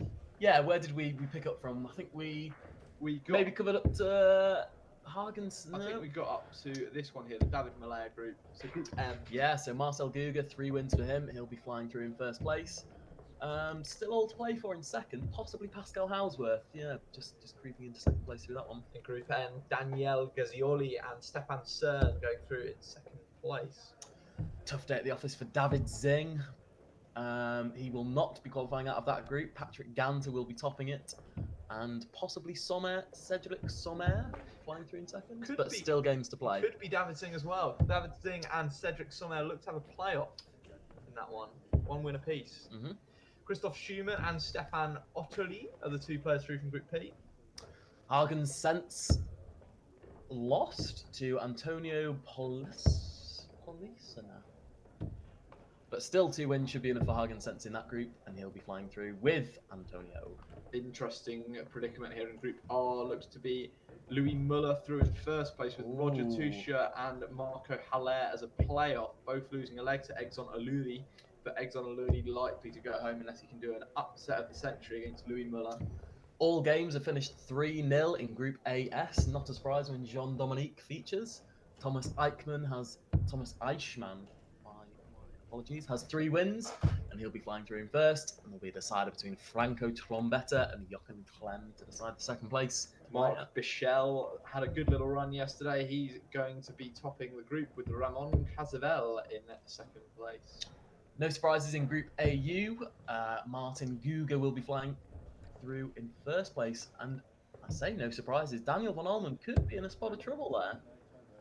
Fabian Shaw or Daniel Van Olmen potentially the second place player in that one.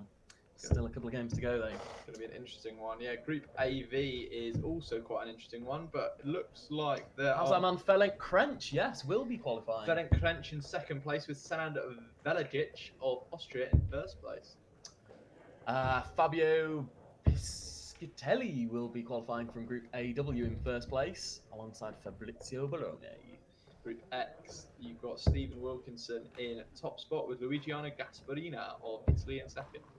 Lucas Dahlmann, no troubles for him in Group AY. He'll be topping that group with a decider between Ernad Filovic and Andy Lucil for second place.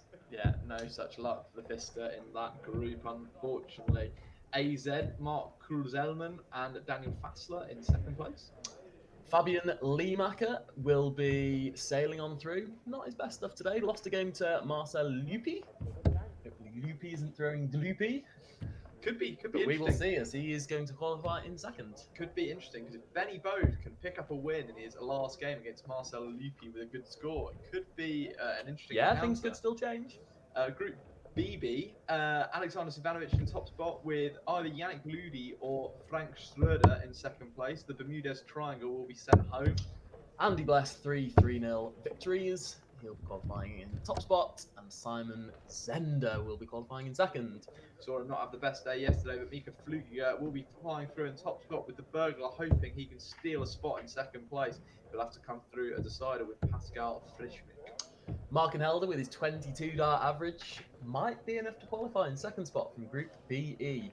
We know Cornelia Wirtz is already home, and Lauren Fent likely to be behind the admin desk too, as Bernard Berger and Markenhelder may well qualify from Group BE. Going to be an interesting last deciding game. It's a deciding game between Markenhelder and Lauren Fent. We know Mark holds the torch in that one, but will Lauren steal it off him today? And the last group, of course, is the Bookies group. This is a very, very well-poised group. It looks like, though, it's Roger Hurtig in first place and Barry the Bookie Nelson coming through in second place. Wonder what he will be betting on his outcome this afternoon. Stay tuned, and we'll be back in an hour's time, or half an hour's time. I think maybe 35 minutes for 12:30 is the knockout stages, where we will have our first knockout game of the last 64.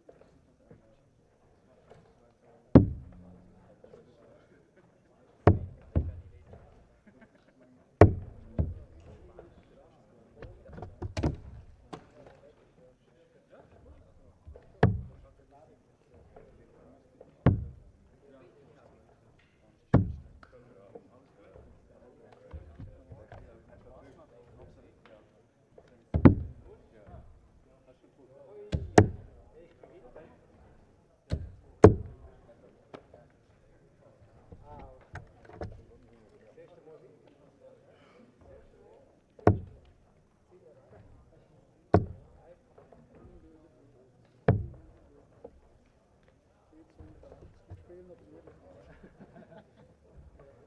Du hast mehr sein in ja? Nein, nur ein. Ist einer?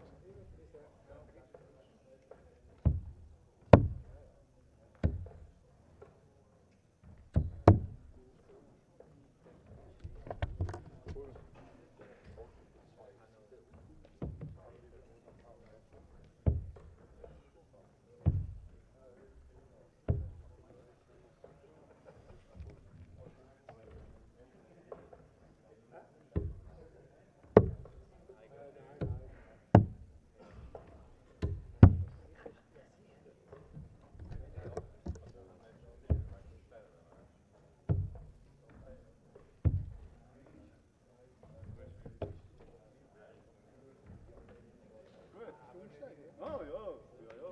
Also, ja. Wer ist das?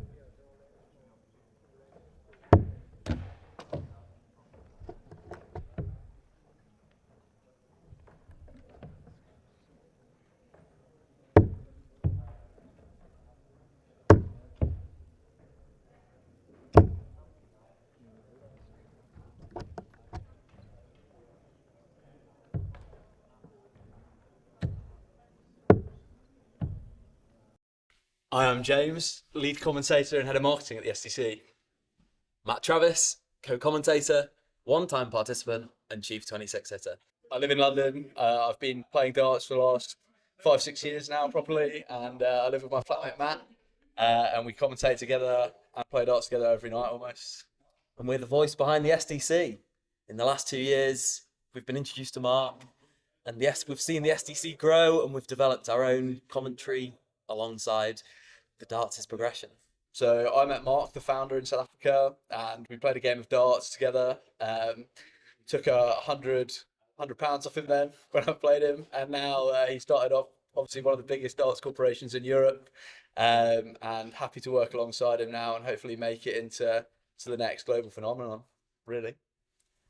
I met Mark in a rather more uneventful way. I met him in a casino in Hausen. Heads was commentary for myself and James. Tails was we'll never meet again. And here we are. This tells the story of what landed that fateful night in Schaffhausen.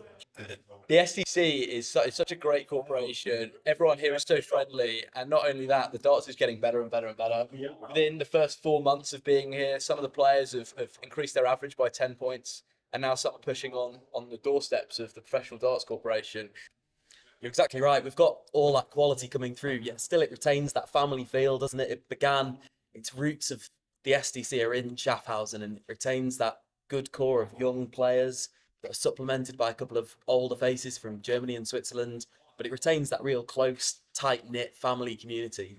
Close on social media, close on event days, and close with the family and friends that support the SDC. Why it comes to the SDC is a really simple question. It's a question to answer because it's a growing place to play darts. I think everyone knows that the PDC currently houses the main 2 tours of darts, and now I think there's only one. There's nowhere for anyone in Europe really to come and play darts. If you want to play professionally, you have to travel over to England. Having Switzerland as the core for European darts, it's the place to be. It's a regular, structured tournament. The professionalism and the standard of these events now, it's so, they take the darts so seriously here, don't they? The structure of the tournaments, the setup of the tournaments, it really does replicate the standard that the PDC are setting in terms of darts. And the SDC are not far behind. But in terms of the structure and the avenue for players to participate, it really is a good opportunity for both the top level players around Europe and also those developing players as well. Yeah, they're real contrasting styles of players, aren't they? Marcel Walpen and Andy Bless. It's a real match for the ages almost, isn't it? Marcel Walpen maybe a more old-fashioned type of player, really good setup play, reliable on the doubles, not maybe as explosive as someone like Andy Bless, who's a real monster on the 180, isn't he? A real monster on the combination checkouts. But, the sort of in-betweeny stuff, is he a little bit flaky? Is the combinations not quite where they should be? I don't know. It's easy for me to say, but maybe that's my opinion of the 2 players playing if they do meet tomorrow. Oh, this is the first time we met Marcel Walpen. This is actually quite a funny story. So, Matt and I obviously have done the commentary for the last 12 weeks, but the last time we were in Switzerland was in SDC Tour 3 and 4, and we were there. We stayed in a hotel that was booked for us by Mark, and when we turned up on the day, we weren't really sure if anyone else was staying there or what was going on. So we've just finished the day of darts, and we go into the restaurant, and we're sitting with a bottle of wine, and we see across the other side of the restaurant, we see Marcel Walpen and his partner watching the highlights from his win throughout the day. And we had a bit of a joke that we said, now that Stefan Belmont's entered, has he downgraded his phone contract because his darts, currently at the time, he couldn't stop winning. Yeah. And then obviously since Stefan Belmont's come in, YouTube hairs. YouTube have stopped sending him premium access requests, haven't they? His screen time on YouTube has gone down the drain in these last few months. But yeah, Marcel Walpen's a real studier of the game, isn't he? He's a real obsessive type about the game of darts. He's always wanting to improve. He's always wanting to study the draw.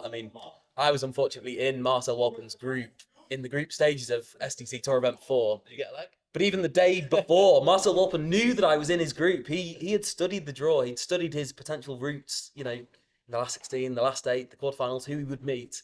He sort of looked at me with a smile and sort of said, "Yeah, you're in my group tomorrow." We're going to be destroyed. The nod of defeat was already cast over my face.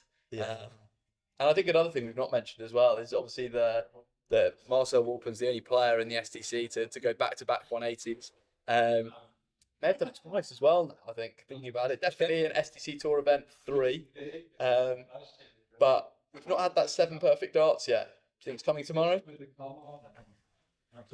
If you ask Marcel Walpen that question, I'm sure he always feels it's just around the corner. In practice, he's said that he's done 7 darts, 8 darts. I don't think he's achieved the 9 darter in practice, but he's saying in his practice that these achievements aren't far away, and I certainly believe him. I mean, I've scored a lot of his games. I've obviously played against Marcel himself. I don't think he's too far away from that perfect leg.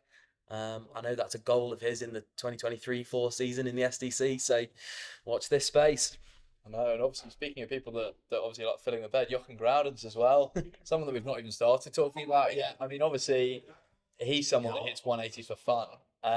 If he can get that scoring power going and obviously that flair finishing, everyone knows about the bull 12 bull finish. We've seen Wayne Mardle, Dan Dawson talking about it. Jochen Groudens and Marcel Walpen are they're both fighting for that sort of second and third favouritism, aren't they, in this tournament? They're being a little bit overshadowed by Stefan Belmont, but they both deserve discussions in their own right, don't they, as brilliant players. They've both produced outrageous spells of quality in various events throughout the course of the year. For Groudens particularly, it's that scoring, isn't it, that you're always drawn to. Yeah. I think we were looking at the 180 statistics today from some of the previous SDC events. Groudens is regularly hitting 12, 13, 14 180s in these SDC events. When you think about it, he's only playing 25 legs of darts. That 180s ratio per leg, it's an incredible feat for Jochen Groudens, and really summarises his game quite perfectly. He's a monster scorer, isn't he? He outscores almost all the players on the SDC. Component where you worry for him is when he's not hitting on the outer ring, when his combinations are failing him, when he's missing big numbers in the setup play, which can occasionally happen. Obviously, he's a 3-time winner for a reason, and that is that scoring, as you say. But obviously, when that comes together with the doubling, I think he's a really tough player to really. I mean, I've personally played Jochen, and I found that he was the hardest player I think I've ever played in the game of darts. I mean, I had 1 dart a double against him, and I start a leg 140. You think when you start a leg 140, you're going to get darts at double. Maybe if you go to, I think I went ton 40 ton, and then in that leg only got 1 dart at double, 15 dart leg, and you're just thinking, wow, real touch of quality. And I think one thing that we don't talk about as well is I think a lot of people don't see, they obviously see the darts is personality-wise as well. Yes, yeah. I think Jochen Groudens is one of my favourite people to be around the SDCC. Just a lovely person in general. I think a lot of people feel that. I think that maybe definitely gets understated, as you've said, James. He's the real fan favourite of the SDC event. If you watch games at the SDC, whether that's live or maybe from our perspective from a little bit further in the commentary box, he's really the one that the fans are rooting for, isn't he? If you ask a poll of players tomorrow who they want to win, I dare say Jochen Groudens is probably the first name on a lot of people's lips. So don't underestimate the support of a big packed venue with 32 boards set up behind us, and a couple more behind the camera here. This is the biggest venue that we've had at an SDC event. This is you can feel the atmosphere already. We're on the eve of the tournament, and it's exactly this is the tournament, and you can feel the atmosphere building already. And do you think that the fact that it's the biggest tournament in Swiss history is going to put a little bit more pressure on the likes of players that haven't had that experience as much? I think it favours Shorty and Stefan. Yeah, obviously. It definitely favours those that have had big tournament experience before. I mean, you and me both, James, we've played a couple of these events. The nerves take hold of us both. We're only human. I mean, yeah, we can deal with nerves in our own way, and we're both relatively experienced dart players, but there's no way you can prepare yourself for an atmosphere of 32 boards, 64 competitors, 100 fans watching, the pressures of a live stream, the pressures of the occasion. There's no way that players who haven't experienced that environment before can cope as normal. It's not a normal environment, the situation that we're faced here this weekend. I think as well, you think of the likes of someone like Sarah Milkowski, for example. Yep. She plays the PDC Women's Tour on a weekly basis, and obviously she's come to the SDC, and I think she said it was one of her most nerve-wracking times that she's faced on a dartboard. Really struggled to get average going. So she's playing in the women's series, but these events aren't televised, are they? These events aren't, put out on a YouTube live stream. They're not played in front of, potentially 100 spectators in the venue. It's a very different feel here, isn't it? The room's very tight. It's very hot as well. Hot, exactly. You even don't appreciate the kind of atmospheric conditions. The development in youth players throughout this season really has been dramatic, hasn't it? There's several players you can point at and look at that not only the development in their averages, but their develop as darts players. Their darting confidence has really changed, hasn't it, in the last 12 months? They approach the game, they view the game in a very different way, I feel, that they did. I've got a lot of time for Frieda Lang. Lovely person. I think someone who has really got the right attitude in darts. I think when you play a game of darts, as you mentioned there with Sven before as well, it's very easy when you lose a game to then just to put your head down and just go, I don't want to play darts for a couple of weeks, don't want to do it. Frieda Lang is the opposite. He's gone from averaging mid-60s in tournaments, missing darts doubles at the wrong time, poor setup play, to now, I don't think I've seen a tournament in the last couple of weeks where he's not made a last 16 at least. Lovely player as well. When I played him once personally, and just from that experience, it was a very good game. Both of us averaged over 66, 67, and he just put his head down afterwards, and dare I say, similar to Sven Hoffman, if I wouldn't want to meet them on the board again now. Yeah. I think this is the whole SDC environment. The fact he's played week in, week out. He plays at every event, Frieda Lang. He's been remarkably, consistent in his performances in the latter half of the season. And I think the standard and the style of these SDC tournaments has really benefited someone like Frieda Lang. As you say, maybe in his infancy, he was a little bit unprofessional. He was a little bit, uncaring, unsophisticated. He was a bit of a rough and ready darts player, I'd describe Frieda Lang as. You didn't quite ever know what you were going to get from him. But in the last couple of months, he's been a revelation, hasn't he? You know exactly what you're getting from him. He's certainly been working hard off the offbeat, but I think his mental temperament's really improved as well. You're getting a focused performer. You're getting someone who's, really up for the fight. He doesn't let a 2-leg deficit, a 3-leg deficit weigh on his mind, does he? He plays the game in a real, almost a little bit like Rocco in that sense. He never knows when he's beaten. He's a real determined character, and, a meticulous player, isn't he? He really prides himself, I suppose, on the darts that he throws, on the consistency that he brings to these events, and that's echoed by his recent runs. Those last 16 quarterfinals that he's reached. If you want to become a pro darts player, you've got to almost move your life over to England and centralise there, which is great. I think the one problem with that is if you centralise in the UK, if you're not at that top 64 level, if you're at that development tour stage or your challenge tour level, you can't afford to move your life over to England. Obviously, they're starting to play a few tournaments in Germany here and there, but why not almost centralise a second tour in Switzerland or in Germany?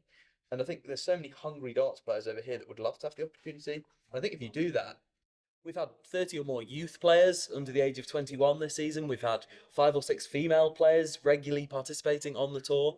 It's not just the same faces, it's not just the same brand of darts players, is it? They're really expanding out into, I guess, the new and unorthodox darting markets. It's the young, it's the old, it's the women, it's the students, it's the the people from areas that aren't traditional darting heartlands. I mean, you wouldn't say there's a particular area in Switzerland that has, a hotbed for darts, but if Schaffhausen can become a little centre of darts, a hub of darts in, the north of Switzerland, then, that's absolutely brilliant.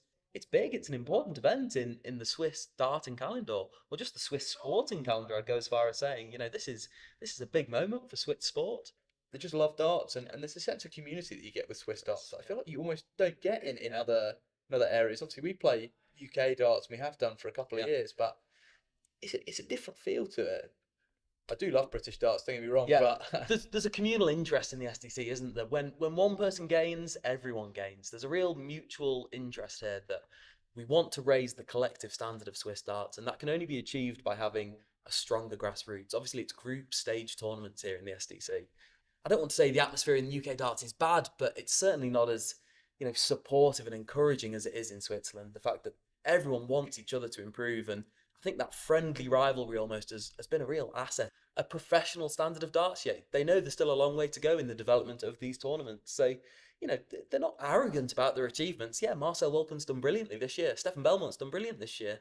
but he's not a tour card holder. He's not a professional darts player yet. So there is still a long way to go with the development of Swiss darts, but it's in everyone's interest that, you know, they have this friendly rivalry, that they can compete, you know, so regularly against each other, that they can talk about darts and have the brilliant facilities like we've got here in Thun today to play against each other.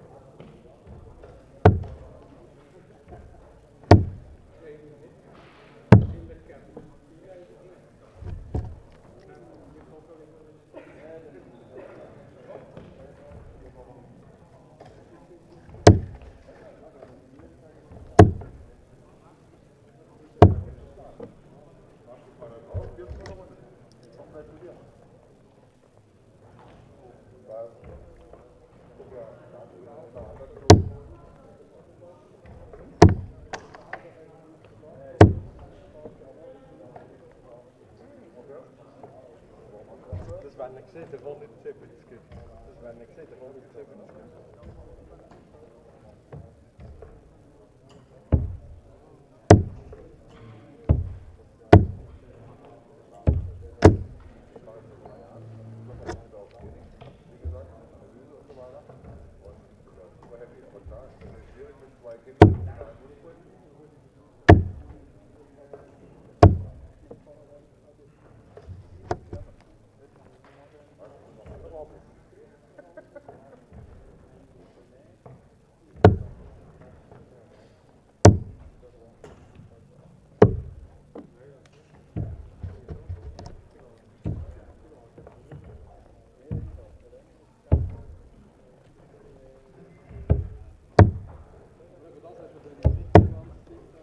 Dann geht es weiter mit den letzten 64. Auf Board 25. Marcel Walpen, Barry Nelson, Marcel Walpen, Board 25. Schreiber Philippe Simoesch.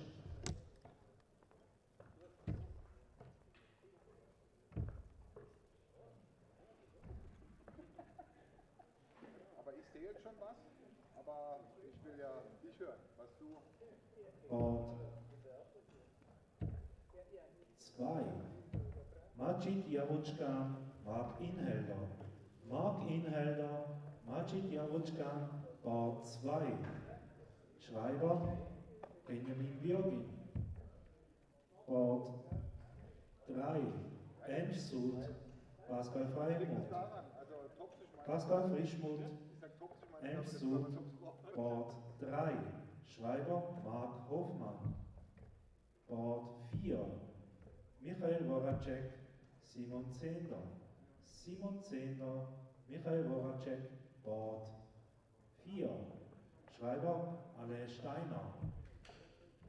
Board 5. Rocco Fulciniti, Yannick Lüdi. Yannick Lüdi, Rocco Fulciniti, Board 5. Schreiber Thomas Wiesler. Board 6. André Christen, Fabian Limacher. Fabian Limacher, André Christen, Board 6. Schreiber Dominik Bohrer.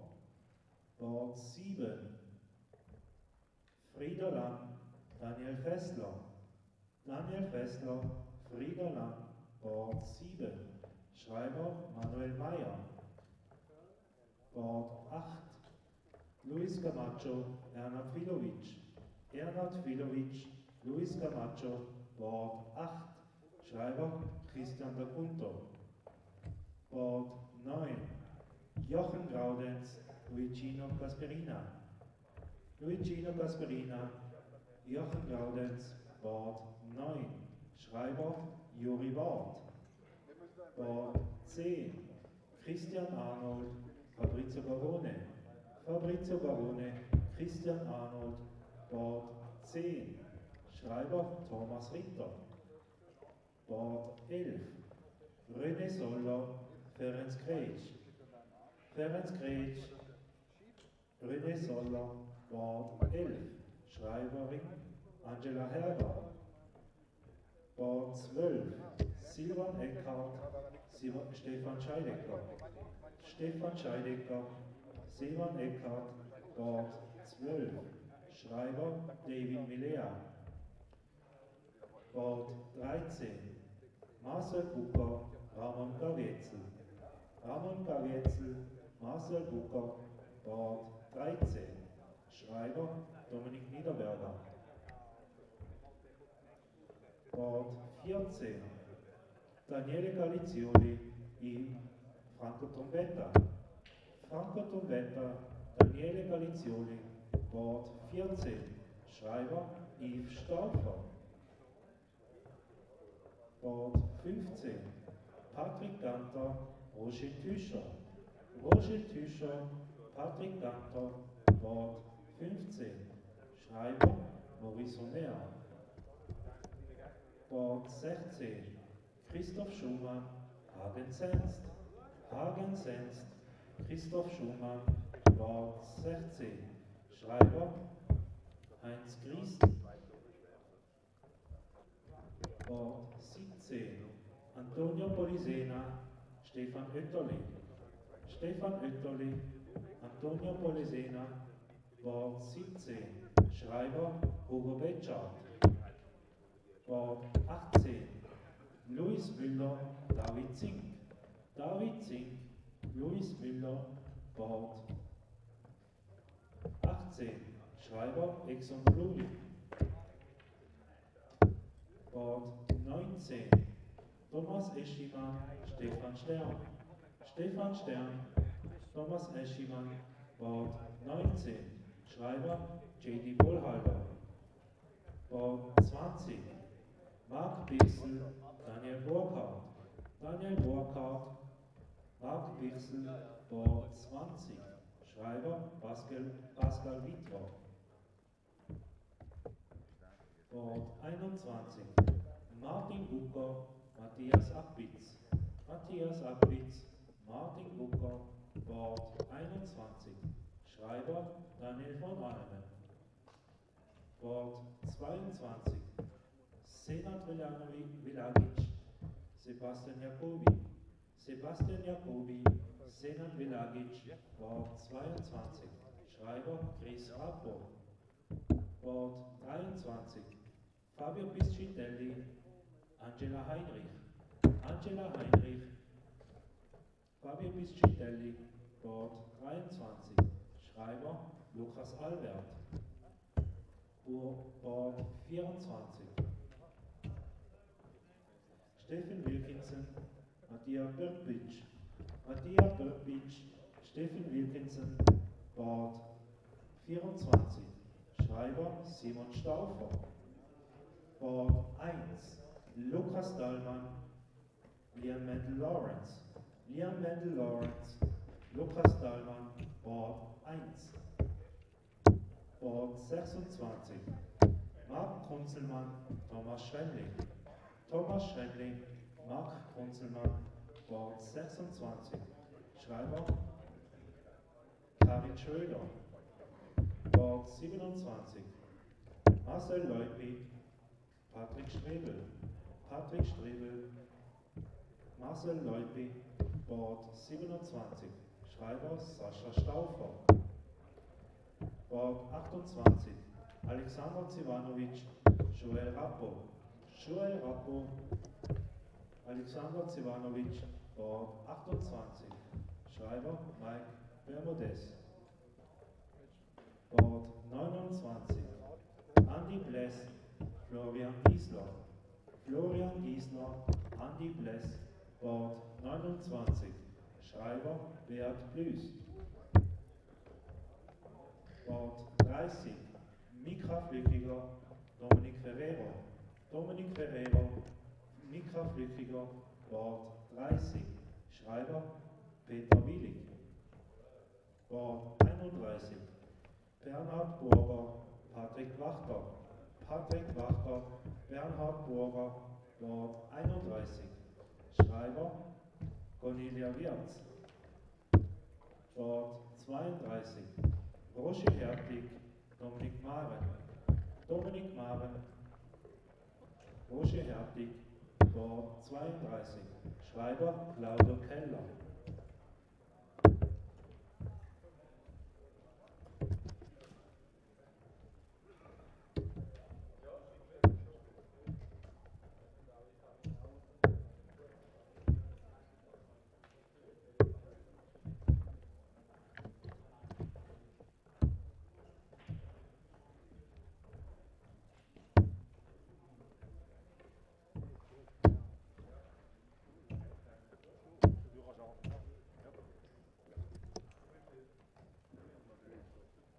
Board 16, Christoph Schumann. Christoph Schumann, Board 16, bitte spielen.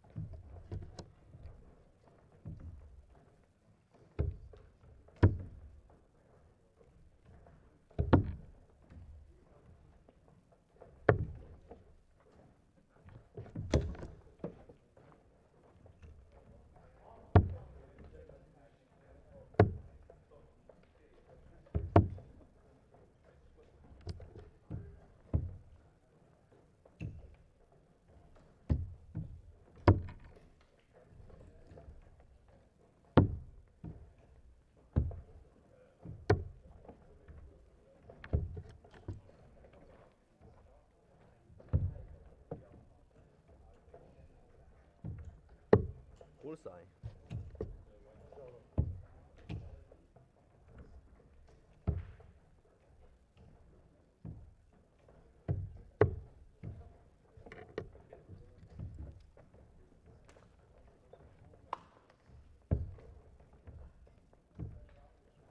First leg is Lucas to throw first. Game on.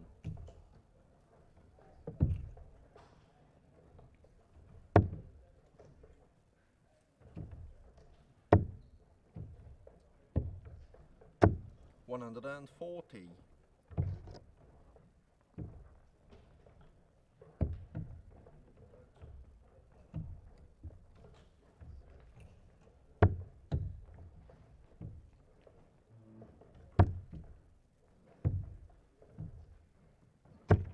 $30.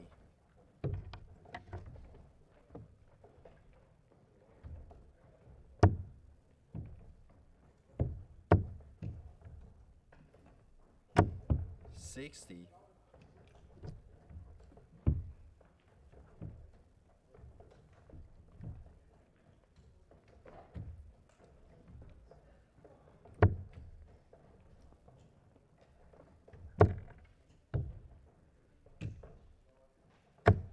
$100.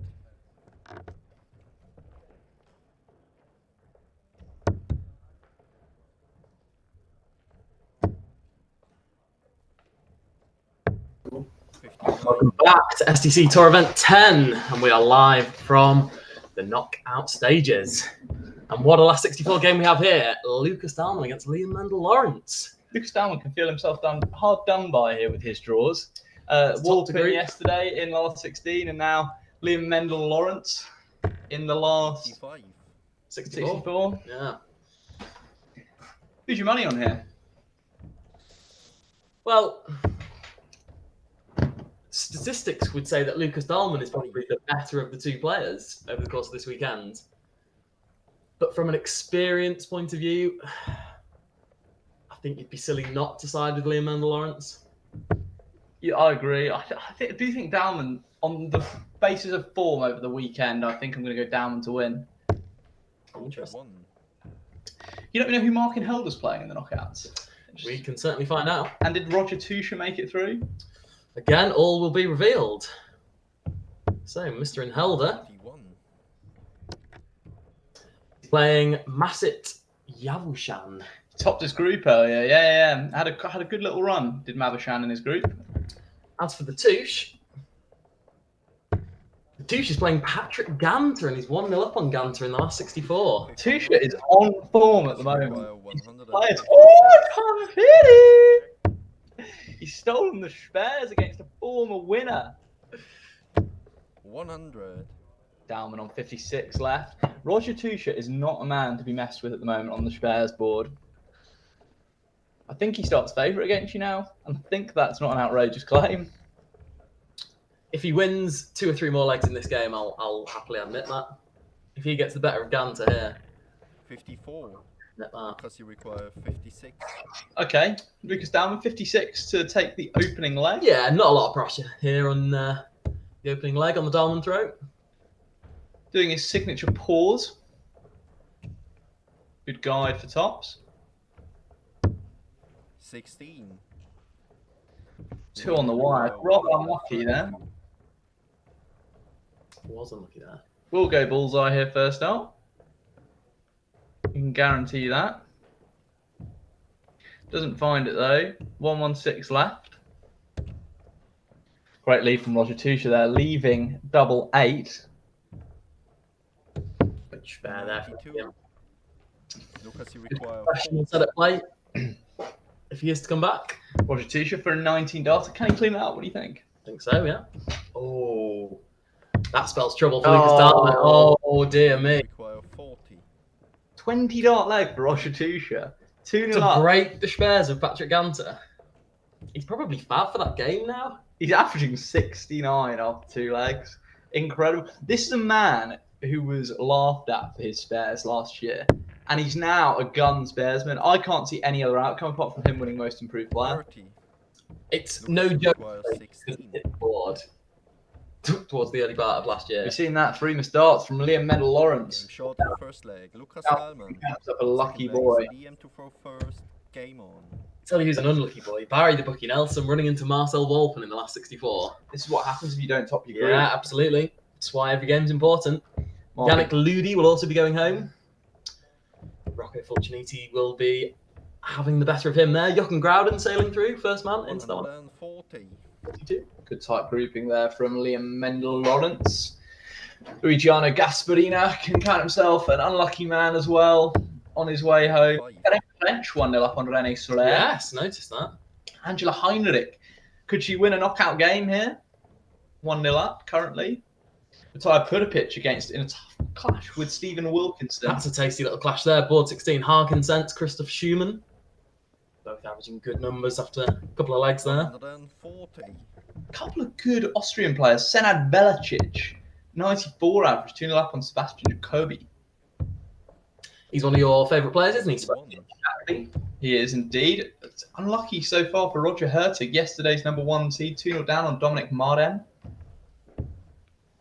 Can we go back to that Roger Tusha game? I'm absolutely intrigued to see if he can get over the line against a former winner. This would be the upset of the century.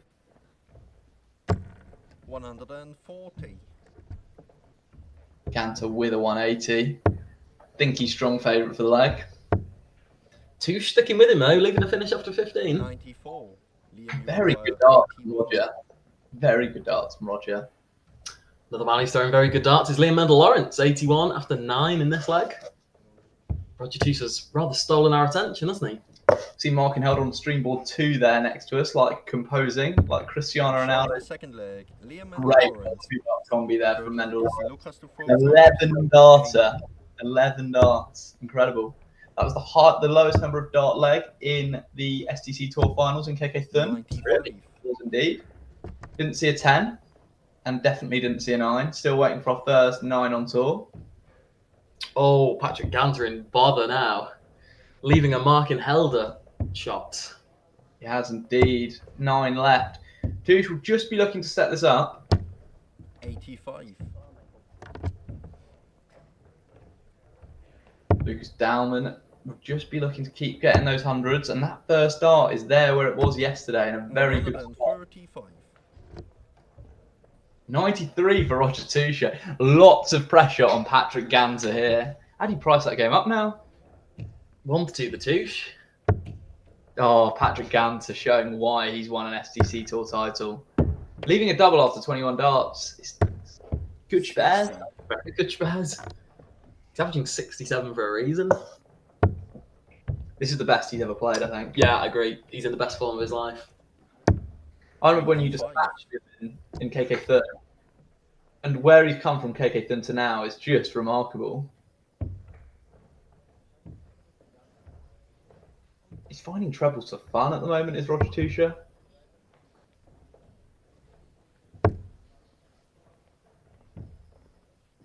Could really do with a ton here. Finds it. Good darts. Think that Dan will probably get 9 from 186. Yeah, you'd think so, wouldn't you? I don't think Liam Mendel Lawrence goes 140, 100. No, and I think he should clean up 86 in 6 in darts. 6, yeah. Let's see. A 180 would put a cat amongst the pigeons, but it won't be a 180. And I don't think this will be a 140. I don't think he can find treble 20 from there. Shuffles across. 45. And sprays. Lucas, you require 86.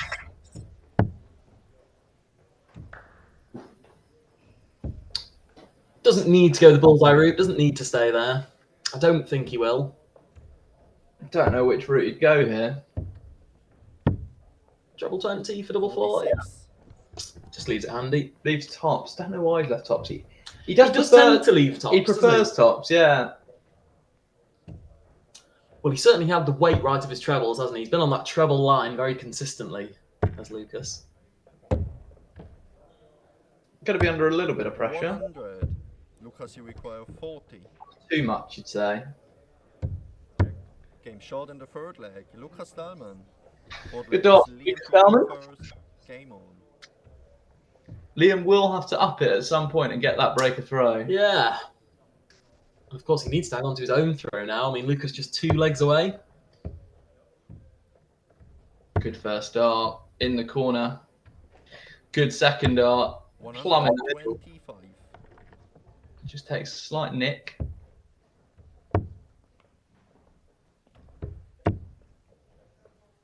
So Dahlmann. 60.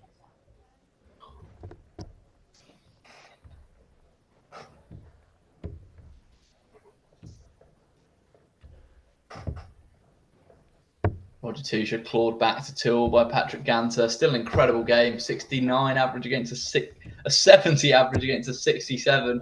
Roger Tusha is averaging in the 70s after 4 legs of darts. This is incredible. 140. Good darts from Lucas Dowman there. Is a little bit behind here, though, on the Mendel throw. Frieda Lang continuing his good weekend. Wrapped up a 4-0 victory over Daniel Fassler. I feel like with Frieda Lang is we know he can win these games quite comfortably against Daniel Fassler. We know he can win. When the pressure's off. When the pressure's off. The cameras aren't rolling, yeah. I want to see him win a big game. He should have made the final yesterday, realistically. He was the best player left in the competition. Joel Brighton-Moser stood up and said, what about myself? And fair play to Joel Brighton-Moser. Yeah. Mm-hmm. Let's see how Joel's getting on in the knockout stages today. He's not playing today. Not in the group stage either. I had a look earlier. Thanks for that. Pard put a pitch in a spot of bother against Stephen Wilkinson. Yeah, not producing good numbers, is he there? 56 is his average. 140. Great darts from Liam Mendel Lawrence. Looking like this one's going to 2 legs apiece. Retains his control of leg 4 here. Think he needs at least 2 trebles with these last 2 spares. Find another. So I do think that Liam Mendel Lawrence will have a bit of time on his side here. Probably will have 6 to clean up 76. Won't want to mess around too much though.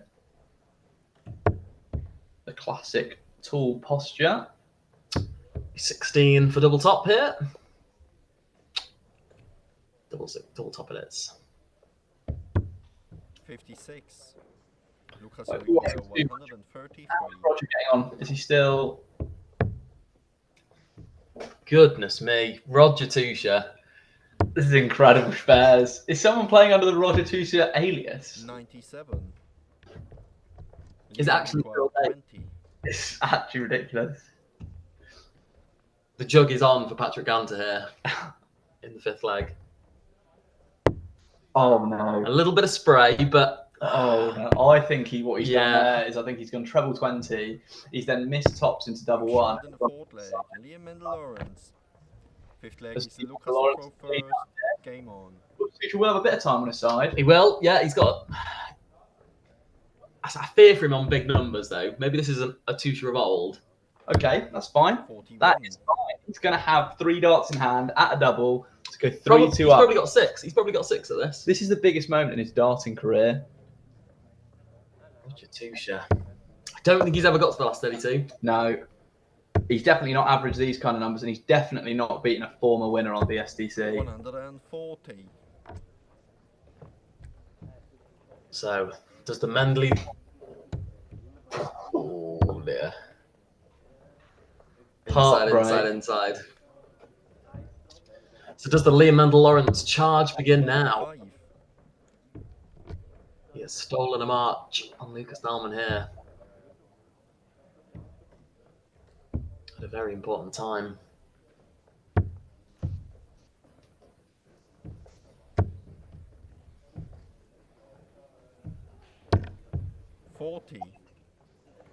Just the 40 for Mendel Lawrence, so Dahlmann does have a bit of time. For those Roger Tusha fans, missing 6 starts at a double. Criminal. Patrick Ganter cleaning up a couple of nice checkouts in this game. Yeah. Proving his quality overall.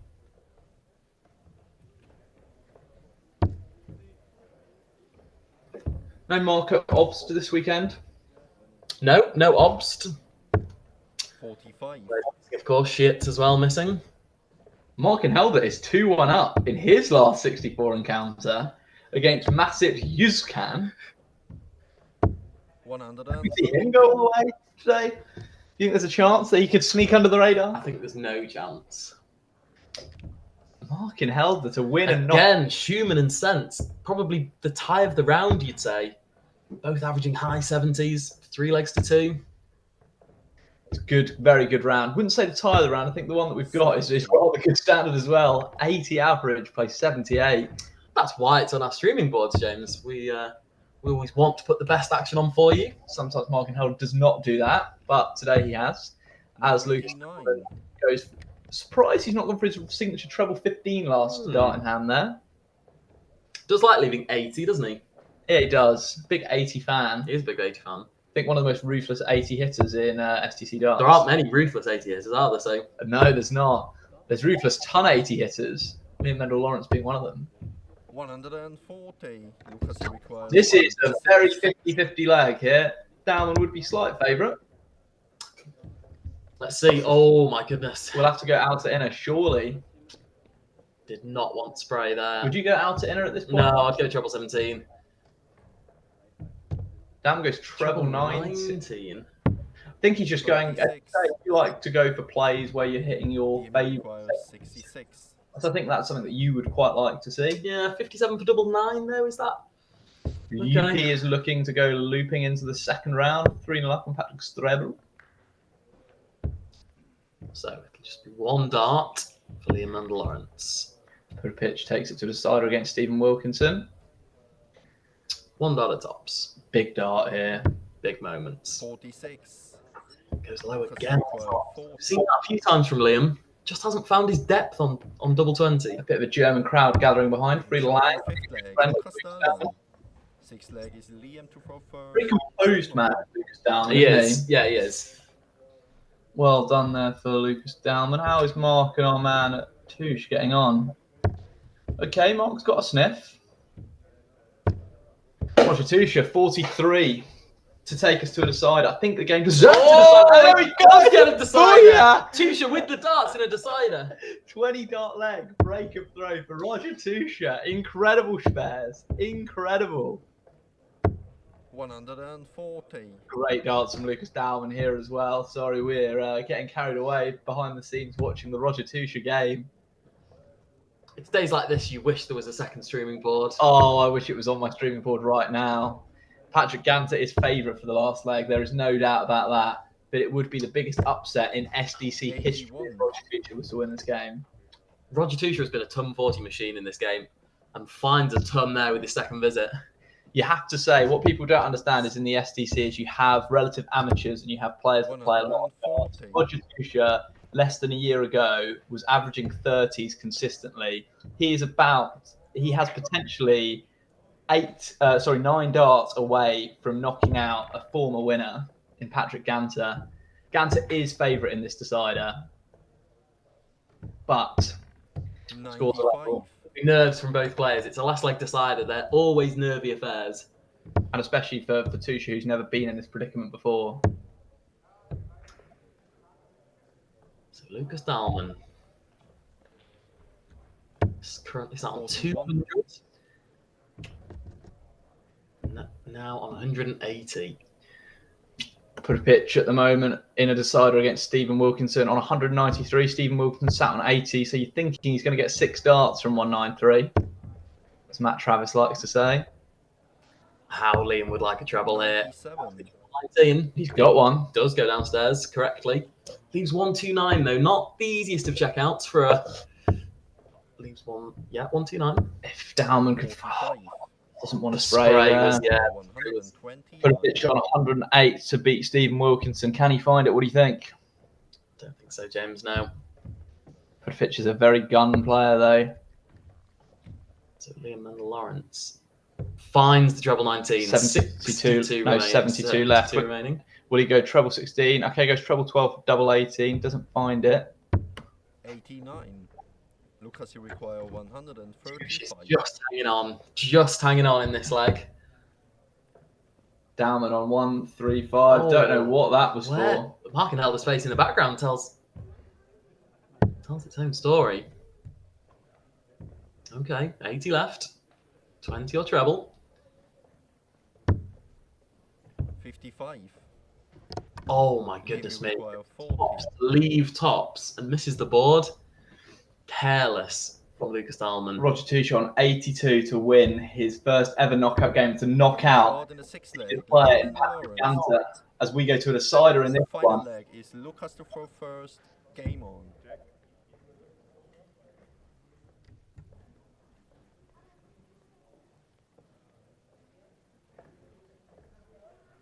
So strap yourselves in. It's Lucas Dahlmann to throw, and it's our last leg decider.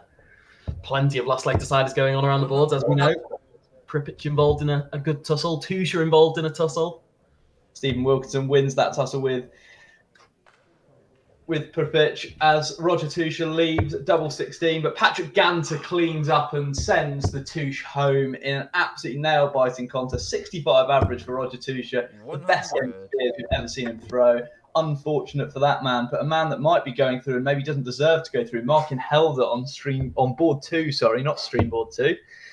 Who's going through in this one then, James? 401 points away, both men. 100. Great, that's treble from Lucas. Dahlmann has got to be the slight favourite here going into the last leg with the throw. Mendel Lawrence 5 points higher in the averages though. It's going to be an interesting one. So Liam, is this where that sort of tour quality experience can just drag him over the line? He's been in scenarios like this before. 100. Both players 4 tons back to back to back to back. Who blinks first? It's good. Yeah, no, you don't. You won't mind your first start there. I don't think Lucas will be 100. Great. Or will be disappointed not to find a second one, after that second dart at the top of the treble bed. 5th ton in a row. Can we make it 6? I think if I was Mendel Lawrence at this point, I would say that a ton is probably putting on a bit of pressure, but it's not enough. Where do you want your first start, Liam? It's not enough, but a 180 is enough. And he finds it showing why he has played on the Euro Tour and why he's won Euro Tour games against Robert Owen and taken Danny Noppert to a decider. But Dahlmann coming back with a treble of his own. Will he go out of all 96? No, he doesn't. He finds a second treble and leaves 61. This away travel. This is getting juicy. 1-2-1 for Liam Mendel Lawrence for a place in the last 32. He's been behind in all of this game, but will he now hit the lead? There's treble 20. He'll go for 11 or treble. No, 11 or treble. Big 11, which leaves the bullseye. Can he find it? What do we think?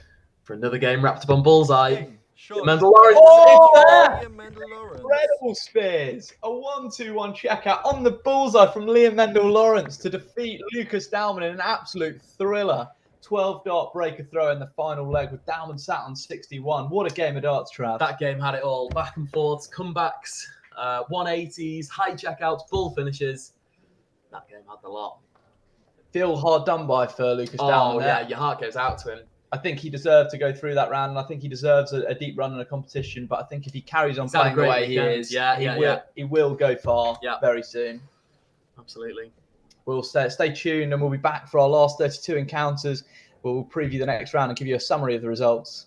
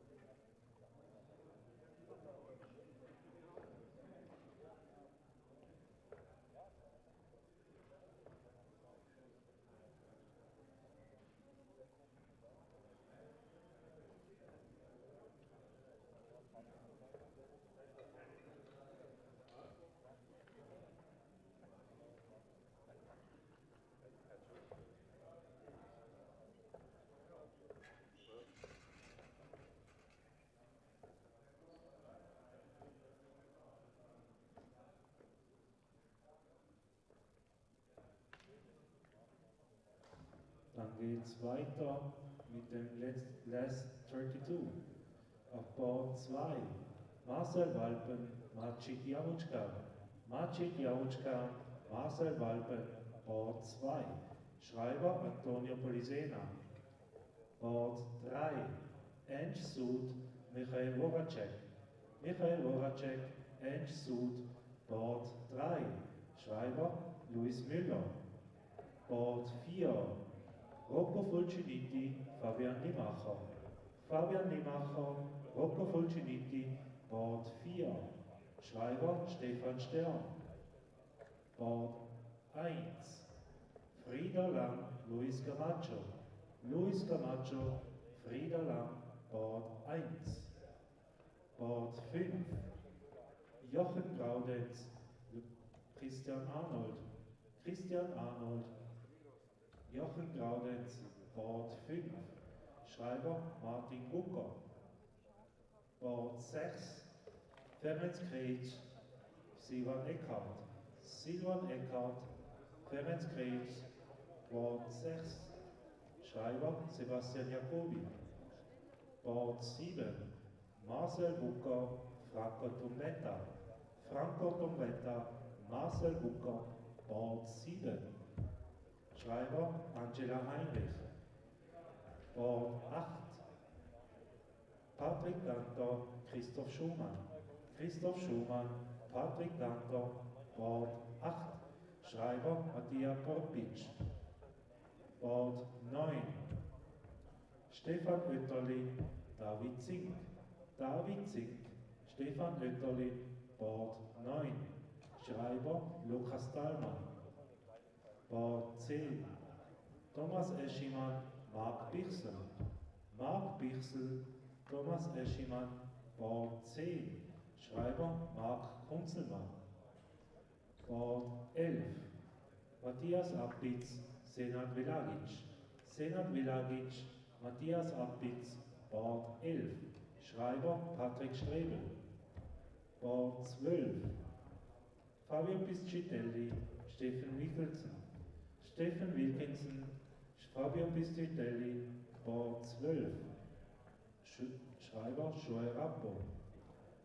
Bord 13, Liam Mendel Lawrence, Thomas Schremli. Thomas Schremli, Liam Mendel Lawrence, Bord 13, Schreiber Florian Giesler. Bord 14, Marcel Leupi, Alexander Zivanovic. Alexander Zivanovic.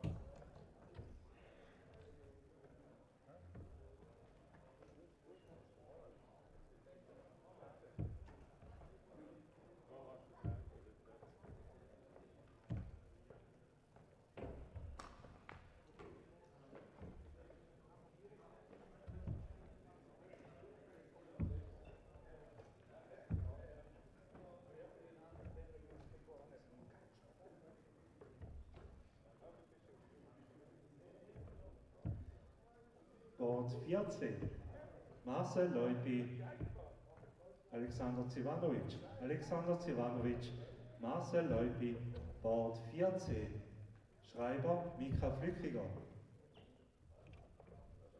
Bord 15, Andy Bless, Dominik Ferrero. Dominik Ferrero, Andy Bless, Bord 15, Schreiber Bernhard Bohrer. Bord 16, Patrick Wachter, Dominik Maren. Dominik Maren, Patrick Wachter, Bord 16, Schreiber Roger Hertig.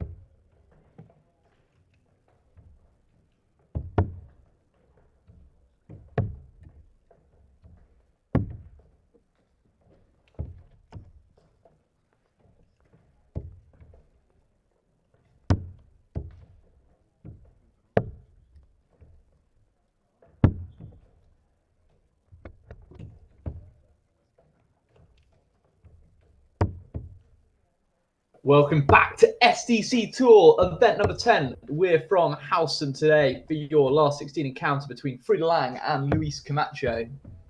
Frieder Lang had a good day yesterday, making it to the quarterfinals, where he came unstuck, against our finalist Joel Breitenmoser. Lost in a last leg decider, had the throw. I think this is one thing that we've said about Frieder Lang a lot in the past, is that he has chances to win games and sometimes lacks that ability to get over the finish line. Yeah. Clearly lacks a bit, has a few nerves, and struggles a little bit. Camacho, obviously a proficient professional. You wouldn't be able to tell if he was feeling nerves, which we know he is because he doesn't do too well in these tournaments. Never seen him make a final. I don't think we've ever seen him make a semi-final. I don't even. think he has made a final. Maybe a semi-final once. For someone of his quality, he's underachieved. I think that's definitely fair to say about Camacho. We've had a discussion of how we price up this game. Yeah, we have. I said that Camacho starts slight favourite, especially now the throw. I think even more so. You said Frieder Lang's slight favourite, so be an interesting one. I think it's a very 4 to 5 eves encounter, and I hope it goes to a decider. Yeah, let's just hope for a good game from both players. Let us know who you think will win in the YouTube comment section.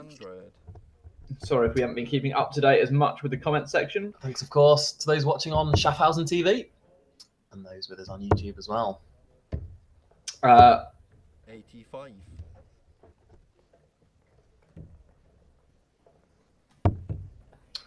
I assume that's Liam Mendel Lawrence. Yeah, lots of support for Liam. Support for Liam. 45. Popular player, popular character, isn't he? Some slander of our own commentary in there as well, I noticed. Some slanders of our own commentary, but we don't mind that here in the SDC. We're all for it. A community feel. 44. Be interesting to see the other encounters. Marcel Walpen, you think, is going to have too much for Maset Yusufcan. And shoot against Michael Wadacek will be a close game. Wadacek obviously representing Austria.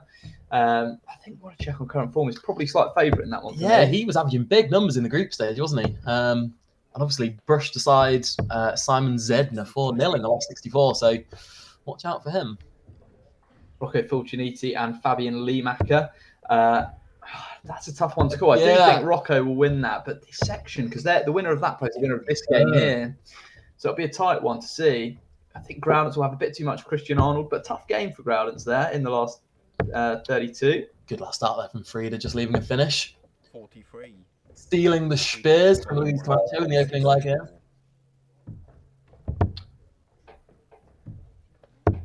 Probably just be looking to stay straight, and that's all okay. We're resurrected with a treble. Leaves 80. He does. That's unfortunate. You argue that's the hardest finish in darts? It is. Yeah, would you rather be on 3 or 80? 100. 80. Just. 80. My big number hitting is not a forte of mine. Goes tops. He's on 70 left. Will he go 20 for the ball? You think he will, or treble 20? That looks a good guide on double 5. Ooh, okay. Good treble 18, so you can't complain. I'm slightly surprised by that. A little bit disrespectful almost to Camacho. Do you think? Yes and no. I mean, I think for me, the reason I would have stayed on the treble 20 is because even if I'd hit the treble, you have a dart in double 5, so you can just use it. You require 16.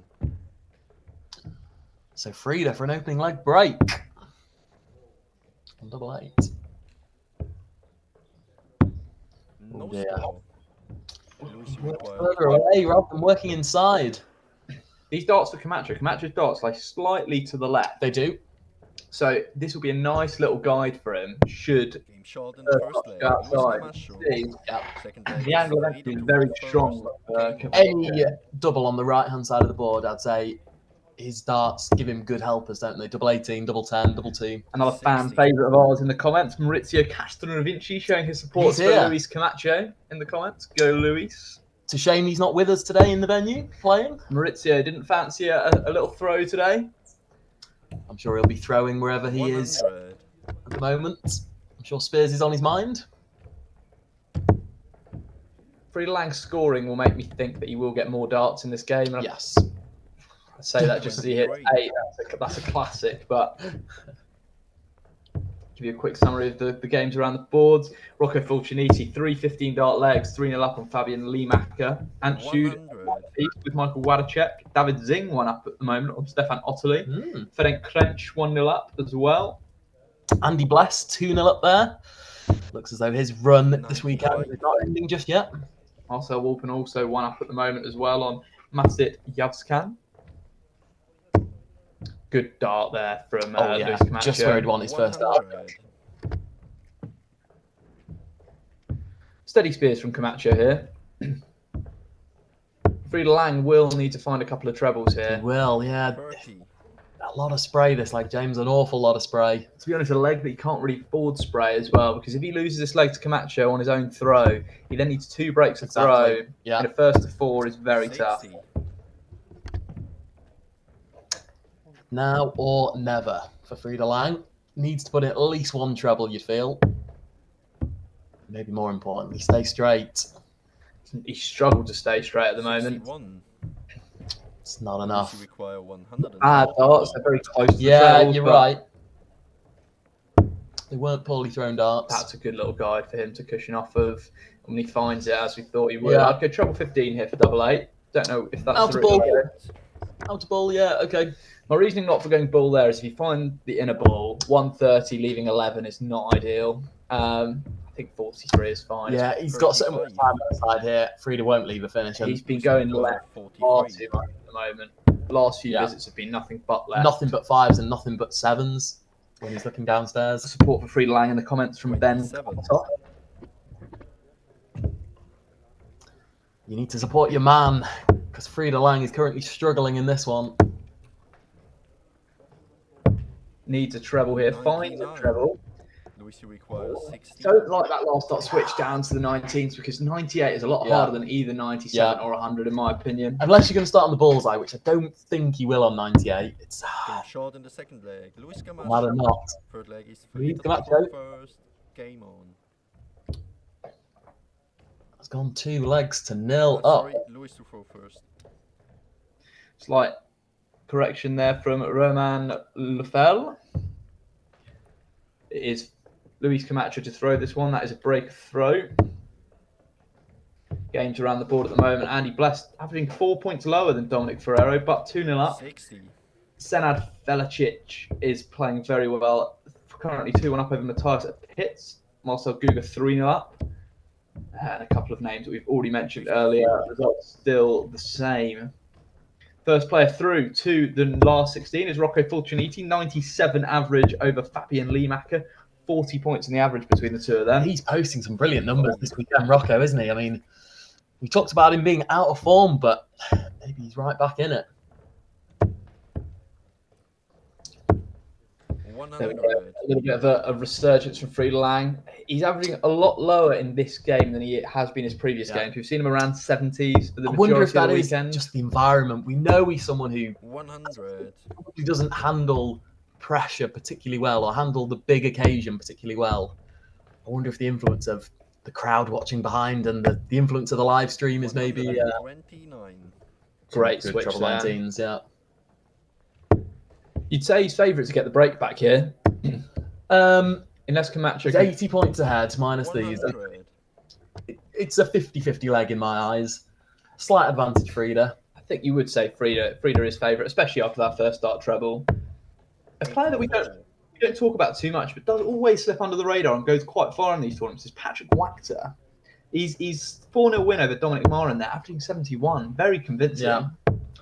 Yeah, good point. He's a name that I'm familiar with, but I couldn't put a face to that name. Require 134. Feeling he is the guy that owns Glory Bomb. Okay. But maybe I've got that slightly incorrect. So, Glory Bomb being one of the principal sponsors and partners with the SDC. Yeah, this tournament obviously sponsored by MyDarts.ch. Or can he find another one in there? Will he stay? Goes the full okay. I don't mind that because Frieda's on 90. I think if Frieda Lang was on a double, I think I would have stayed there because it was a good guide. Goes 20. Will he find another 20? Yes, he will, and that leaves the bullseye. 55. Luis, you require 40. Single 15, long way away really there from Frieda. if you were going to ask me who I think is one of the least likely players to hit the bullseye, it would be Frieda Lang, just because he rushes his throws so much. Well, in exactly the same way that Lucas Dahlmann is probably the exact opposite. If you said Lucas Dahlmann's on the ball, I'd say same with Mendel Lawrence. It's those players that compose a little bit more. Yeah. I do think Frieda has an outside chance here at 35. I think he might. Oh, big number hitting is one thing. Just don't go inside first dart here. That's the one thing I'd say to Frieda. Doesn't go inside, but is very safe. Very safe with those 2 darts. It's a real curse with Frieda. He just can't hit big numbers, can he? He just has these cases of bad luck finding the treble 3 there. So can't see Lewis Camacho. 3 more. No, he doesn't. 3-0 here. Really hard once you're 3-0 down to compose yourself to get it back to 4-3. I do have faith in Frieda, but he's going to have to up the level he's been playing at the moment. Not strong enough. No, I'm struggling to see a comeback here. I wanted to make a good, strong case for Frieda at the start of this game, but he really hasn't lived up to the numbers that he's been posting in the group stages throughout this weekend. For me, with Frieda Lang, his scoring average is 10 to 15 points higher than this. So 100. Realistically, he's not really had, apart from those 2 darts in the last leg, he's not had any darts at double. So this is his scoring average, essentially 64 to 68 is probably where he's sat. And this is what we can do. That grouping is much tighter. Yeah. Good darts there. I think that's his first. Okay, he's had 2 treble 19s, but his first 2 treble 20 visits, which for a player of his quality, taking almost 4 legs to a 140. Yeah, I 100% agree. Hasn't been enough of those two treble visits. Camacho won't be feeling the pressure yet. I think if he loses this leg, I think he'll think about winning the next one. But I think he's got a bit of time on his side. He doesn't have to stress too much, and that's sometimes a nice feeling as a darts player. You can let your arm go. Camacho knows this leg isn't the one, is it? It's on Frieda's throw. It's a bonus if you hit a few trebles, but this isn't the leg that matters for Luis. Looking at the scores, you're thinking Luis is probably going to get a poke at a double at some point in this leg, unless Frieda can do something special. It's not looking likely. Disappointing showing for Frieda here. Yeah. But fingers crossed, Luis Camacho. Okay, we could go a little bit further in this one. He sprays a little bit, which he has done. 2 missed darts there, 2 spray darts, 1 in treble 1 and 1 in 3. Does that open the door for Frieda? He composes himself. That's a very high first dart. 59. You'd almost think at this point with Frieda, could he relax a little bit now that he's 3-0 down? Sometimes when you go behind, you have that. Just the pressure comes off. Carefree, you almost feel like you've lost already. You resign, aren't you? Yeah, I think he's going to have to hit at least a treble here. And it's been going far too left. It's a long way away from the treble 20, that, isn't it? That's a poor dart. 85. Good last dart treble, keeps him somewhat interested. But can Camacho clean this up? 90 left. Think he will go the 20 route? I think so too, James. He'll go 20s. Yeah. Okay. Oh. Goes treble 18 for double 18. 1 dart at double 9 for the match. Doesn't find it. 73. So Frieda, 73. Treble 19 here, the shot. Which he just pulls low. Okay. So 14 for tops. Not sure which way he's going to go on this one. He's having a think. He does find the 14. Good. Oh, that is something that we've not seen from Frieda Lang before, and that's composure. He composed, hit the big number, and then hit tops. This is something that I said to him when we were in person in Switzerland last time when I saw him, and he said, "Yeah, I know it's hard to do when you're in the moment, but he's learning, and this is why he's got better." 100. After that, I'd like to see more of that from Frieda. That was composed. It was measured. 14 was good. He, got his counting correct. And great weighting on the tops as well. Brilliant weighting on tops. Yeah, a dart that, as we say, you tend to struggle with under pressure. Yeah, I've had a few more results come through. Marcel Wolpen 4-0 over Masit Yuzkan. Christoph Schumann 4-1 over former winner Patrick Ganter.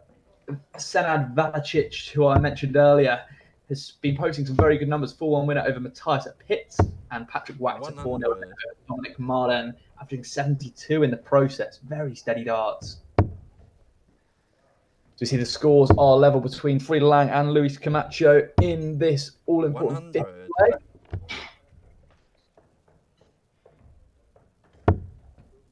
Steady tons back to back here at the moment.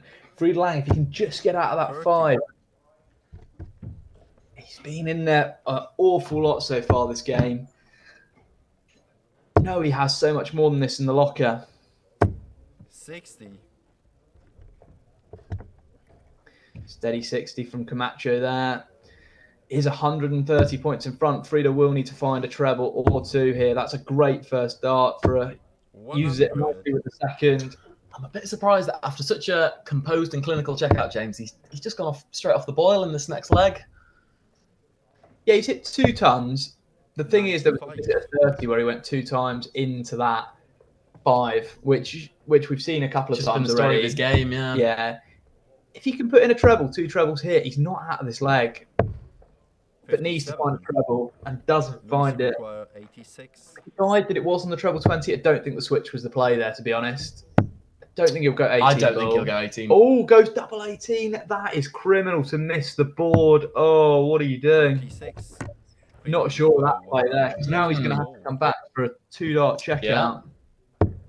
Never a guarantee hitting those big numbers under pressure. Okay, Frida Lang, treble 18. Treble 18 for tops. Or will he stay there on treble 20? Thinking about it. Composing again. Oh, Okay, not a bad dart on treble 18. 98. Okay. Does he require Bit of pressure here on Camacho. Good darts from Frida. I was impressed with that. I think he made the right decision switching to treble 18. I think so. It's at the bottom of the bed. Wasn't an easy one to find. Shot and a match for Luis Camacho. There we are. A one-sided affair in the end, and Camacho had too much. Frida Lang came back into it towards the back end of that game, but just not quite enough. Luis Camacho, very steady performance and a performance of a very experienced darts player there. Yeah, it was. A good game there on board 14. Alexander Zavanovic going home, averaging 72 to Marcel Lupi. Andy Bless in the last leg decider with Dominic Ferrero here currently. Also seeing Antud and Michael Waterchek also in the last leg decider on board 3. Couple more winners coming through. Jochen Groudens 4-1, Marcel Guga 4-3, Liam Mendel-Lawrence 4-0, and Marcel Lupi, as Matt just mentioned, 4-2. Lots of 80s, 70s, high 60 averages. The lowest winning average so far in the last 32 is 65. Actually, no, sorry, scrap that. There's just been a winner from Fabio Piscoletti with a 60 average, the lowest one. Stephen Wilkinson had a really good game in that last round, didn't he? But didn't get a leg on the board in the last 32. Seems like it probably was missed darts there. Anyway, stay tuned and we'll be back for the last 16 where we'll preview the games and give you the results of the last few games.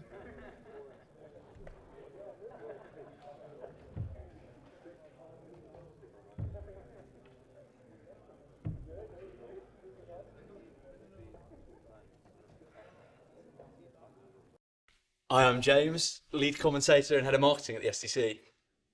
Matt Travis, co-commentator, one-time participant and chief 26 hitter. I live in London. I've been playing darts for the last 5-6 years now properly, and I live with my flatmate Matt, and we commentate together and play darts together every night almost. And we're the voice behind the SDC. In the last 2 years, we've been introduced to Mark, and yes, we've seen the SDC grow, and we've developed our own commentary alongside the darts' progression. So I met Mark, the founder, in South Africa, and we played a game of darts together. Took £100 off him then when I played him, and now he started off obviously one of the biggest darts corporations in Europe, and happy to work alongside him now and hopefully make it into the next global phenomenon, really. I met Mark in a rather more uneventful way. I met him in a casino in Schaffhausen.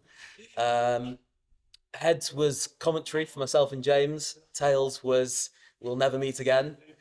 And here we are. This tells the story of what landed that fateful night in Schaffhausen. The SDC is such a great corporation. Everyone here is so friendly, and not only that, the darts is getting better and better and better.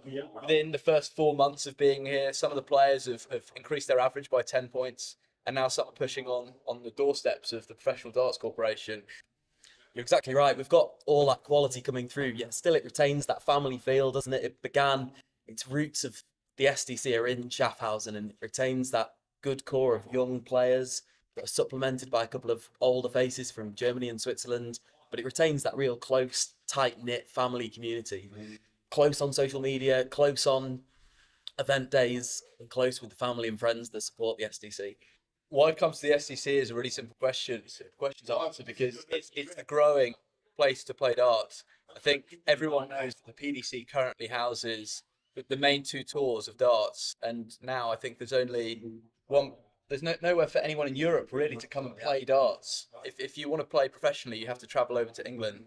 Having Switzerland as the core for European darts, it's the place to be. It's a regular, structured tournament. The professionalism and the standard of these events now, it's so, they take the darts so seriously here, don't they? The structure of the tournaments, the setup of the tournaments, it really does replicate the standard that the PDC are setting in terms of darts. And the SDC are not far behind.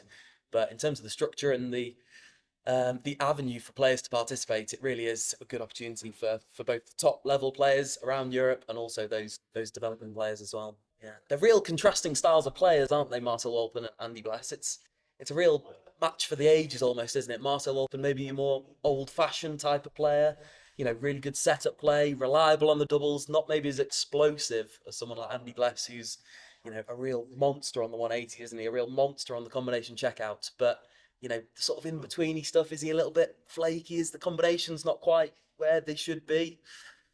I don't know. It's easy for me to say, but maybe that's my opinion of the two players playing if they do meet tomorrow.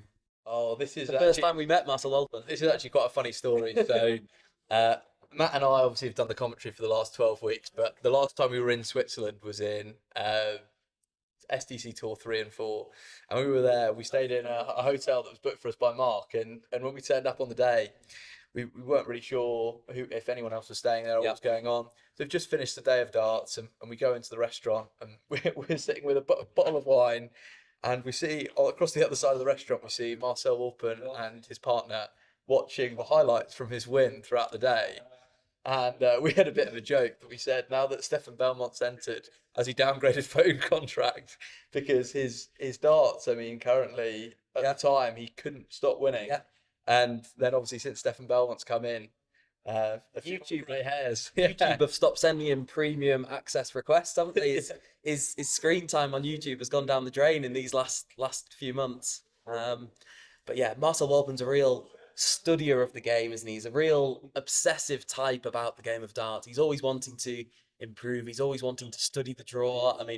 I was unfortunately in Marcel Wolpen's group in the group stages of SDC Tour Event 4. Did you get a leg? But even the day before, Marcel Wolpen knew that I was in his group. He had studied the draw. He'd studied his potential routes, in the last 16, the last 8, the quarterfinals, who he would meet. He sort of looked at me with a smile and sort of said, "Yep, you're in my group tomorrow." We're going to be destroyed. The nod of defeat was already cast over my face. Yeah. And I think another thing we've not mentioned as well is obviously the Marcel Wolpen's the only player in the SDC to go back-to-back 180s. May have done it twice as well now, I think, thinking about it. Definitely in SDC Tour Event 3.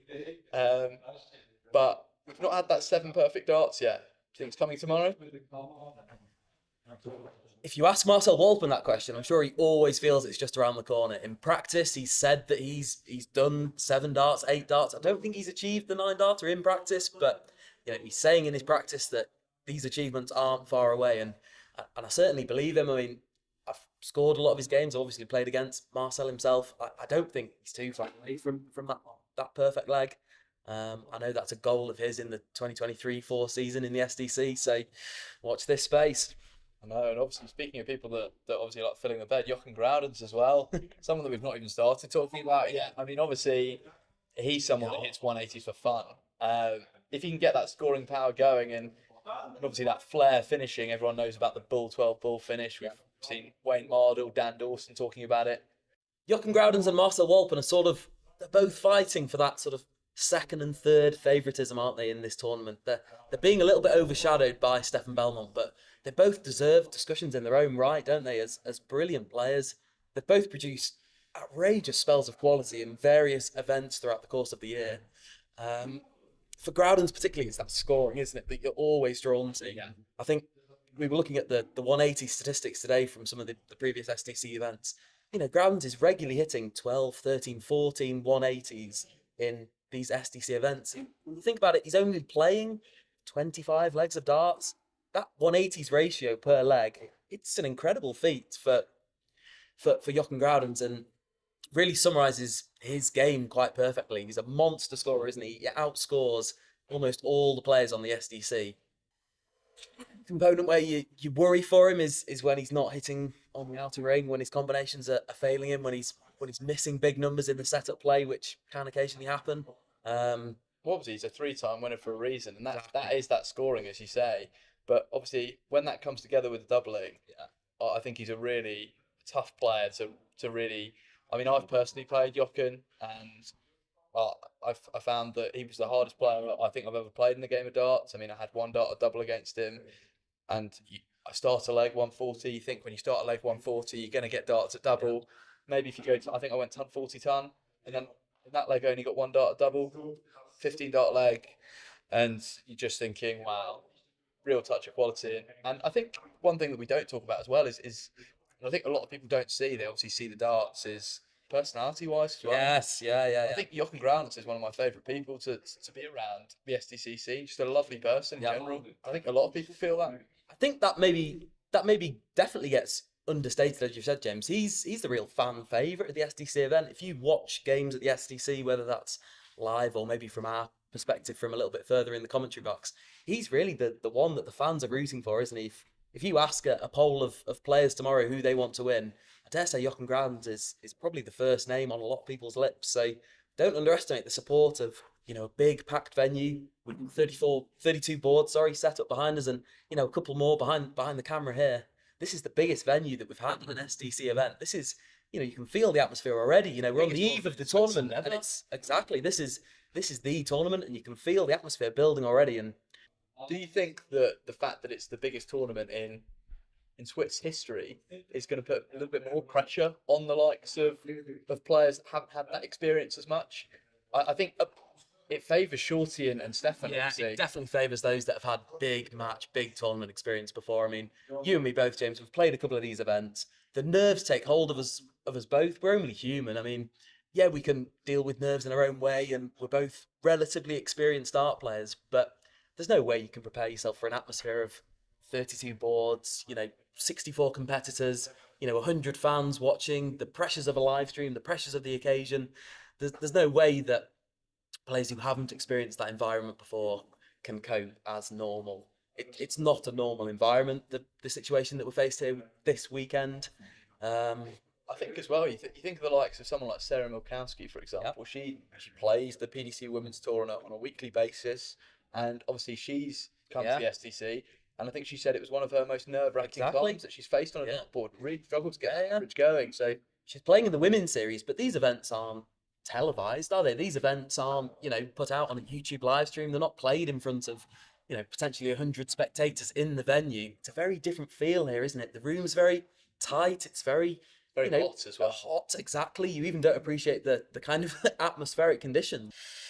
The development in youth players throughout this season really has been dramatic, hasn't there? There's several players you can point at and look at that not only the development in their averages, but their develop as darts players. Their darting confidence has really changed, hasn't it, in the last 12 months? They approach the game, they view the game in a very different way, I feel, that they did. I've got a lot of time for Frieda Lang. Lovely person. I think someone who has really got the right attitude in darts. I think when you play a game of darts, as you mentioned there with Sven before as well, it's very easy when you lose a game to then just to put your head down and just go, I don't want to play darts for a couple of weeks, don't want to do it.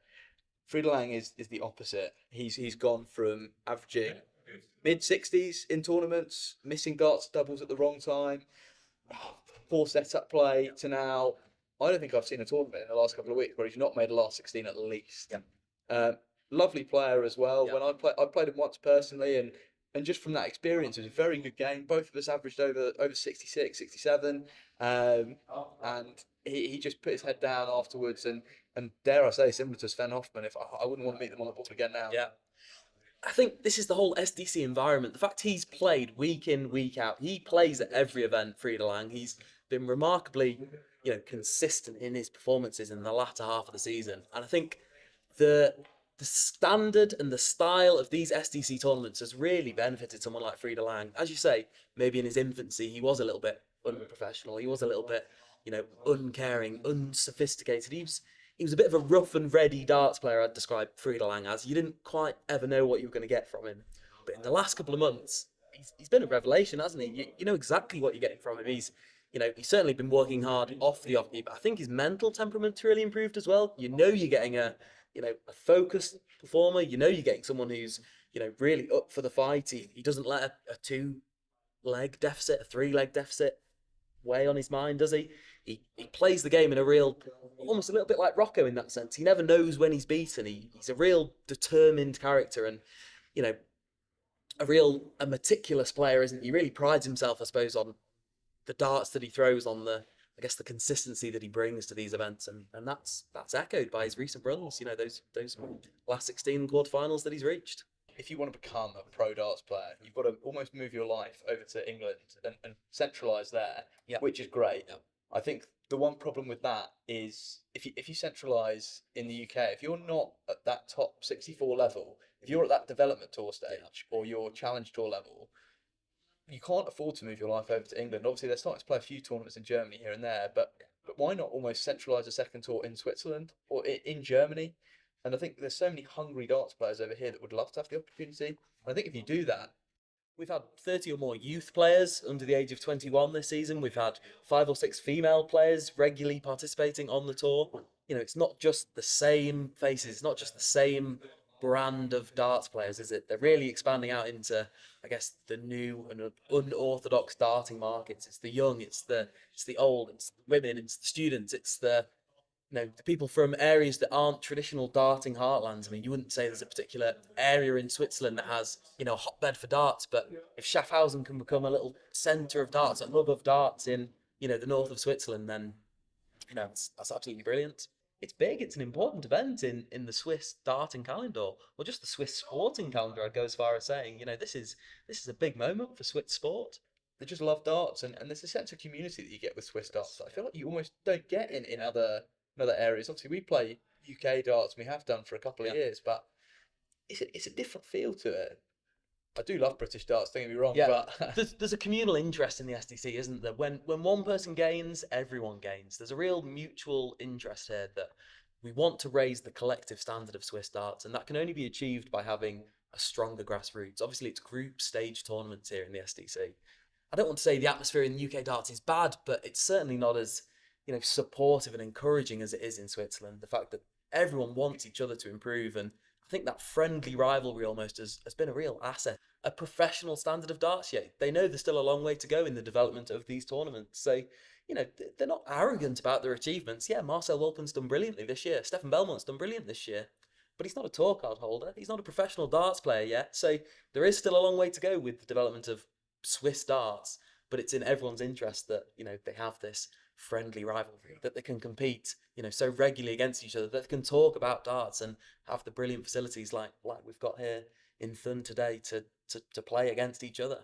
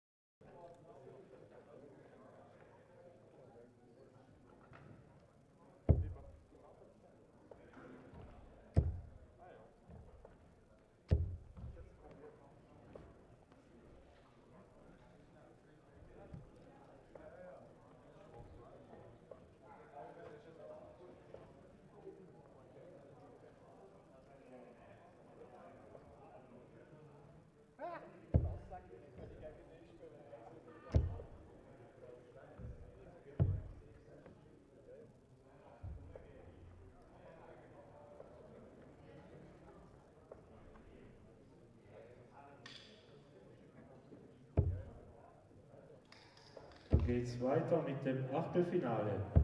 Auf Board 2 Marcel Walpen, Michael Voracek. Michael Voracek, Marcel Walpen, Board 2.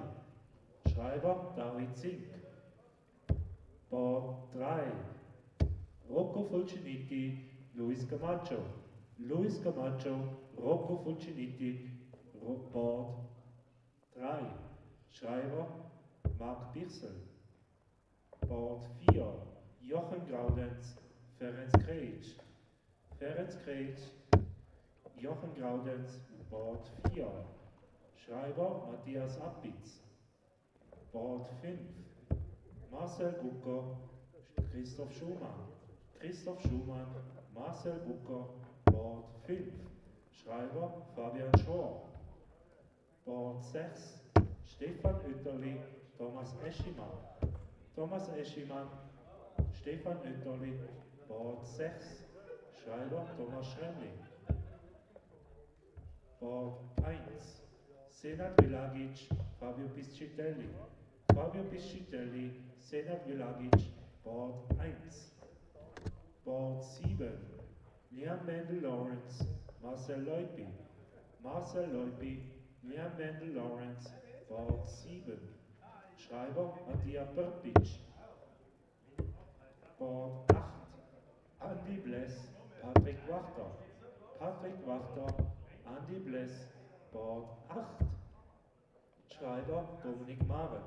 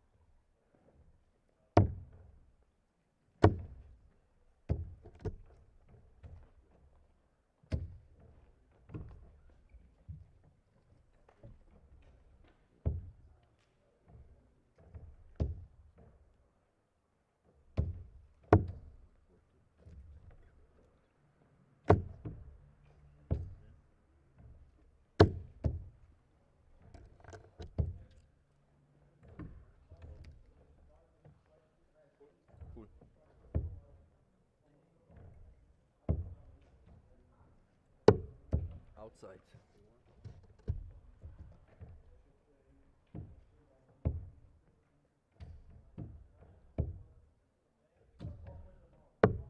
Single ball.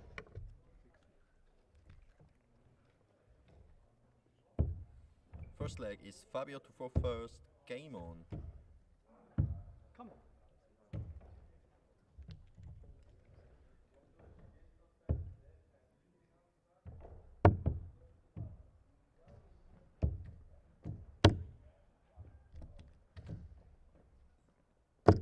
60.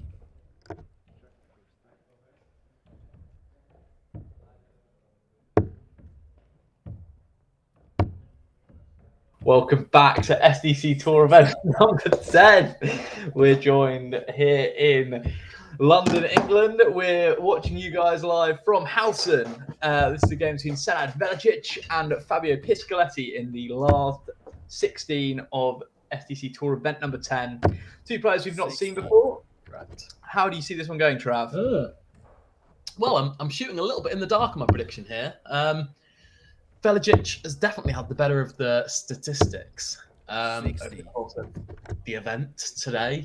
So therefore starts favourite in my mind. But having not seen either man throw, I'm a little bit unsure about what we're going to get here.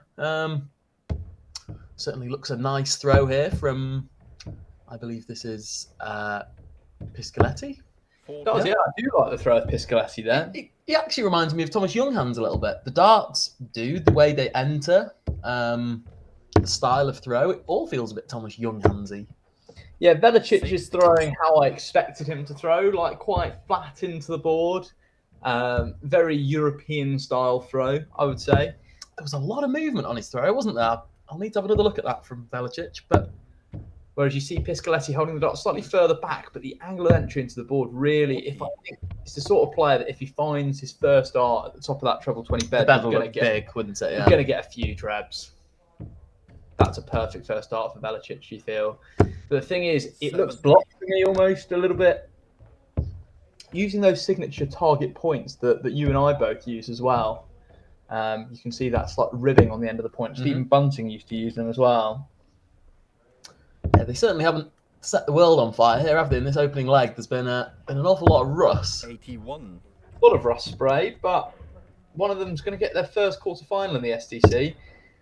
And they're also going to have their first quarter-final against either Thomas Eichmann or Stefan Otto. 140. So, two names that have really been a bit forgotten about. I didn't even realise Thomas Eichmann was in the draw in the knockout stages, but there we are. No offence, Thomas. I think Thomas Eichmann is probably favourite to get to the semi-final today, and probably will play against Liam Mendel-Lawrence or Marcel Luque. 40. In the other half of the draw, Guga Schumer gained that one. I don't know how I see that one going. Groudens and Crench as well. Of course, the Blacks think there'd be lots of close matchups, wouldn't you, with just 16 players remaining? Andy Bless obviously going out. You told me he'd gone through. 91. He's still there. Andy Bless is still there. Sorry, he's right down at the bottom. It's Patrick Wachter. I was like, I saw him going into the last leg to start against Dominic Ferreira. I thought he'd gone out. Couldn't see his name. So, Velicic on double 10 for the opening leg. Pressure can apply. Senad, you require 20. We'll be disappointed after that first start, you think? He's come back well at the end of this leg, Velicic. Double 7 is not a nice one. Don't go inside now. Yeah, he's thinking about it. Got to attack it, really, but wow, that's not a dart. That's not a dart you want to see. Will he go bullseye route? Piscoletti, I think he'll just go treble 19, James. Just go bullseye. I noticed that you do tend to do that. You always seem to go for the route that you would choose. I would also go 19s there as well. 55. But tops, a very good dart, I would say. Both of these players, given just their age and demographic, I think older players. Good 7 check out there. Excellent check, yeah, very good. I think I'm saying older players tend to go for more traditional routes. I think it's only really players born in the 2000s or the late 1990s that are open and aware of going for the bullseye and going for 140. Incredible game on board 2 at the moment. Marcel Walpen averaging 89. and losing 2-1 at the moment to Michael Wadacek. Who is Michael Waracek? 2 legs apiece now. Walpen's upped his average to 90. Thomas Eichmann averaging 91. 2-0 up on Stefan Otterly. Some ridiculous numbers flying around here. Yeah. Look, Rocco Fortuniti's been averaging high 80s all day. Good contest there against Luis Camacho. Obviously still first to 4. We'll go up to 35 in the next round. Well, yep. And 5, 6, and 7 for the final. Indeed. Plenty more spares to be enjoyed for the rest of today. Whatever you're doing on your Sundays. Good to have nearly 100 people watching along on YouTube. Indeed. What does Senad Velicic, who does this throw remind you of? I can't think of who it is, but there's definitely a player. So that's it's not a professional player that his throw reminds me of. But he reminds me of my conqueror in the tour finals. Sven Gavolt. Sven Gavolt, yeah. I feel as though there's a few similarities. Principally the movement and the way he holds his dart. He reminds me of Robert Marjanovic. Might not remember the name. A German player. 41. I'll show you. You're going to have to go to the vaults here, James, because I recognise the name, but I don't recognise the throw.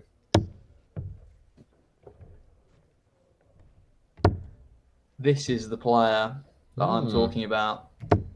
41. Then you require 160. It's that pinky finger at the end of the throw. And he used to use those white flights as well. The darts go in at the same angle of entry to me. A good blast from the past there, James. Good darting knowledge. Marcel Walpen leaves himself on the big fish after 12 darts against Michael Wadacek. I don't know if he'll go for this one, even if he gets a poke at the ball. But I don't... We'll never know if he got the first 2 trebles in and set up.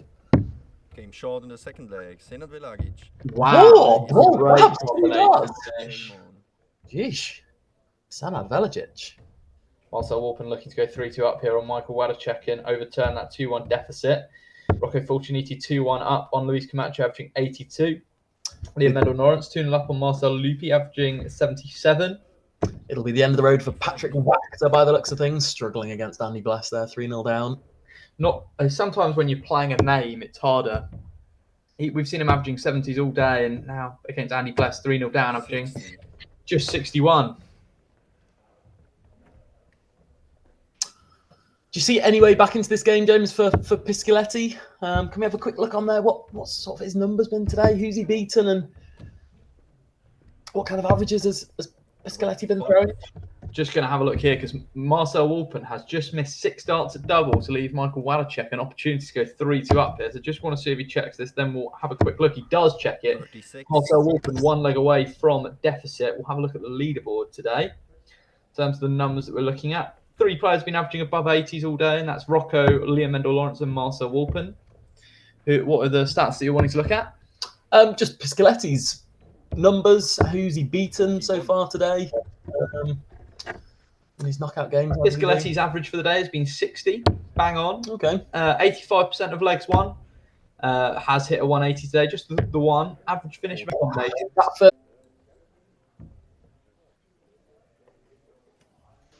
Good 140 there from Velicic.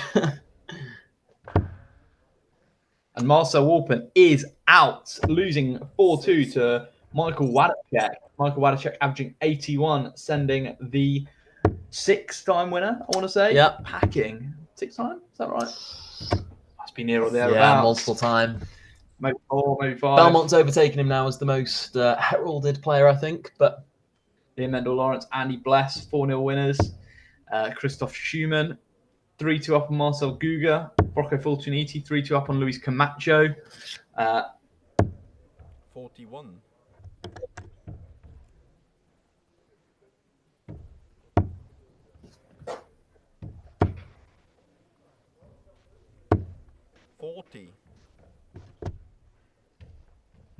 We are back up and running on the stream again. Apologies for the delay. If you guys did miss it, Marcel Walpen is out of SDC Tour event number 10, losing 4-2 to Michael Wadacek. Both players averaging 81. 59. Liam Mendel-Lawrence and Andy Bless both through 4-0. Here in this one, Fabio Piscoletti took that third leg with a 32 checkout. A good little setup play on from 164. Christoph Schumann 3-2 up on Marcel Guga. Rocco Fulciniti 3-2 up on Luis Camacho. And Thomas Eichmann 3-0 up on Stefan Otterly. Yeah, so Marcel Wolpen out, but still plenty of big names sailing on through. Jochen Groudens and Rocco Fulciniti, Andy Bless, of course, will all be there in the quarterfinals. Indeed. Jochen Groudens now also finding his way through. A 4-1 win over Ferenc Krench. I think he'll think that he's got an opportunity. A great day for Ferenc Krench. We saw him in our group stages, I think in tour event 6 or 7. And I can't say I was particularly impressed with him that day, but he's obviously upped his form and upped his level and found some good results. Andy Bless will play Liam Mendel-Lawrence in the fourth quarterfinal. It looks like Thomas Eichmann will be playing Sad Belicic unless Piscoletti can do something about it. In the top half of the draw, Jochen Groudens will likely play Christoph Schumann. And it looks like Michael Wadacek is going to get a game against Rocco Fulciniti. That top half of the draw is kind of opening up a bit at the moment. Rocco will be licking his lips. There's opportunities there. To throw first. Game on. So 3-1 Velicic. Good little check out at the end there to take that. Moves himself just one leg away from victory. Apologies for any lags you guys are seeing on stream. We are trying our best to resolve these currently.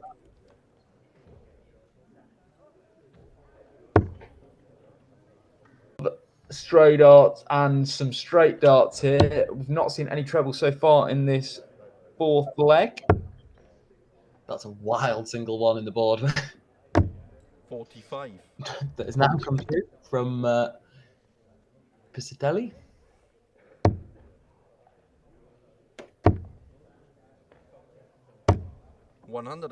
So looks to be fairly plain sailing, you'd say now for Velicic, wouldn't you? I don't see a way back into this game for Piscitelli.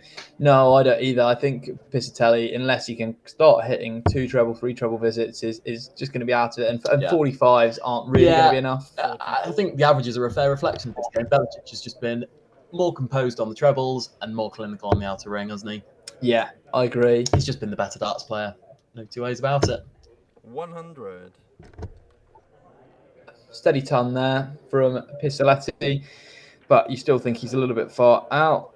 Apologies for any lags you guys are seeing on stream. We're also getting these from our live pictures in the UK as well. So there is a slight delay coming through. We'll speak to the team at the end of this game and see if there's anything we can do to get it resolved.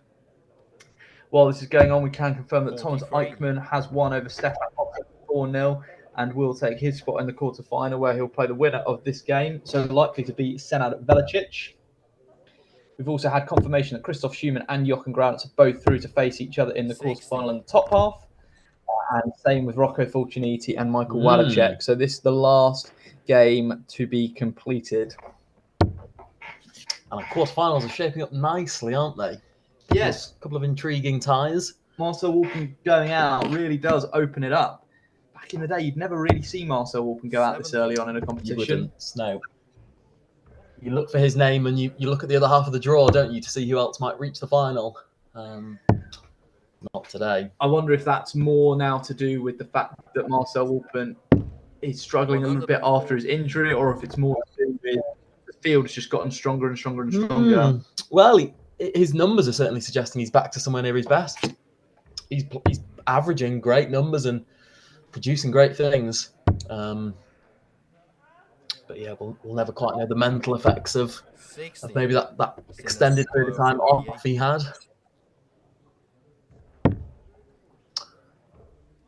So Senad now will get 2 darts 32. to wrap up victory here. Misses, okay. The leg continues. Leg.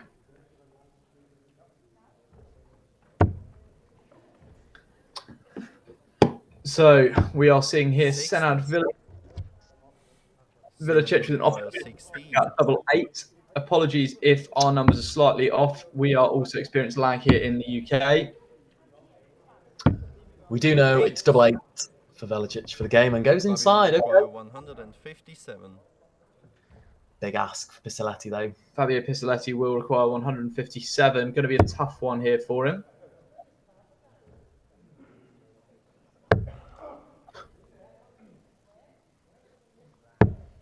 '81. Senad, you require 8. Can Senad clean it up at the 7th and 8th time of asking? A little bit of finishing line fever here from Senad. No score. 76. 76. Hit an opportunity here for Pistoletti. Yeah, it certainly is. I didn't see this as being possible. Yes, the strong ball 180. Andy Bless is a former World Cup player. Played with some former SDC participants in Alex Fellman in the World Cup. He did, yeah. Alex Fellman, we've not seen him this season so far. No, he hasn't been playing regularly, has he? We knew he'd struggled recently with darts. Never really made it far in the SDC. Never even made a final. He always showed potential, but never got over the line, did he? A strange one with Fellman. Game, shot, and the match for Senad Velagic. And there we are. Senad Velagic makes our quarterfinal lineups complete.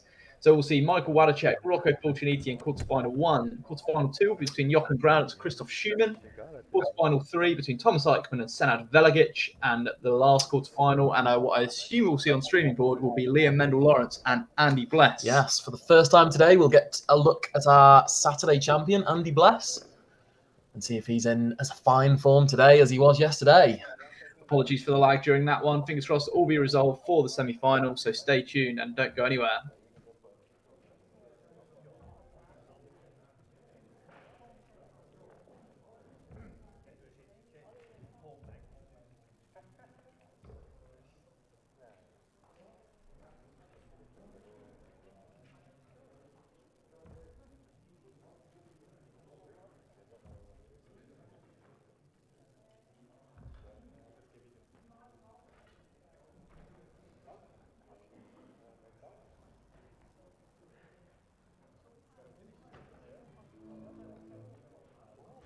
Dann geht es weiter mit dem Viertelfinale. Auf Board 1.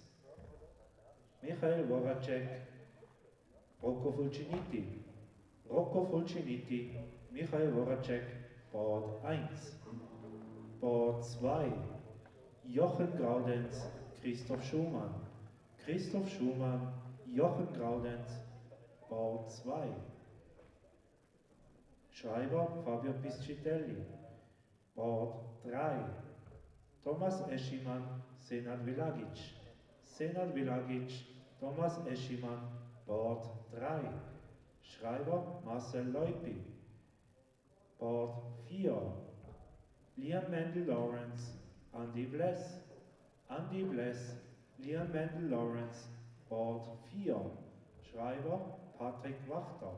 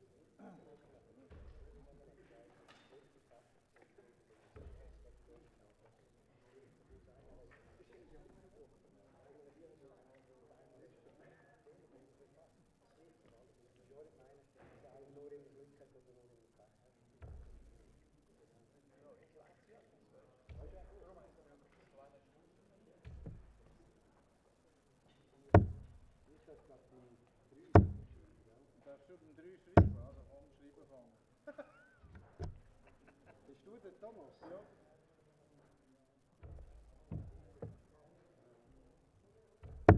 Also warten wir noch mal, bis der Senat noch kommt, oder? Ja, ja, ja.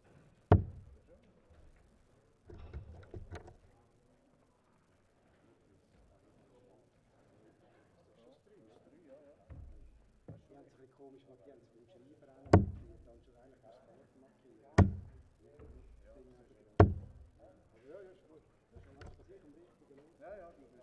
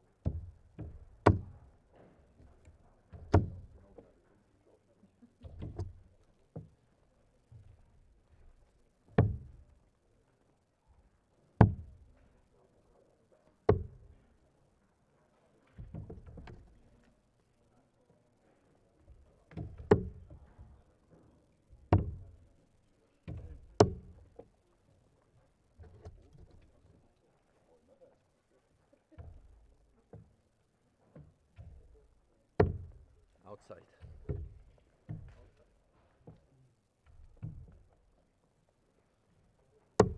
Outside. Single bull.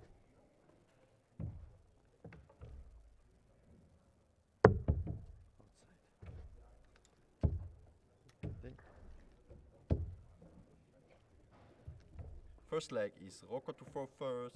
Game on.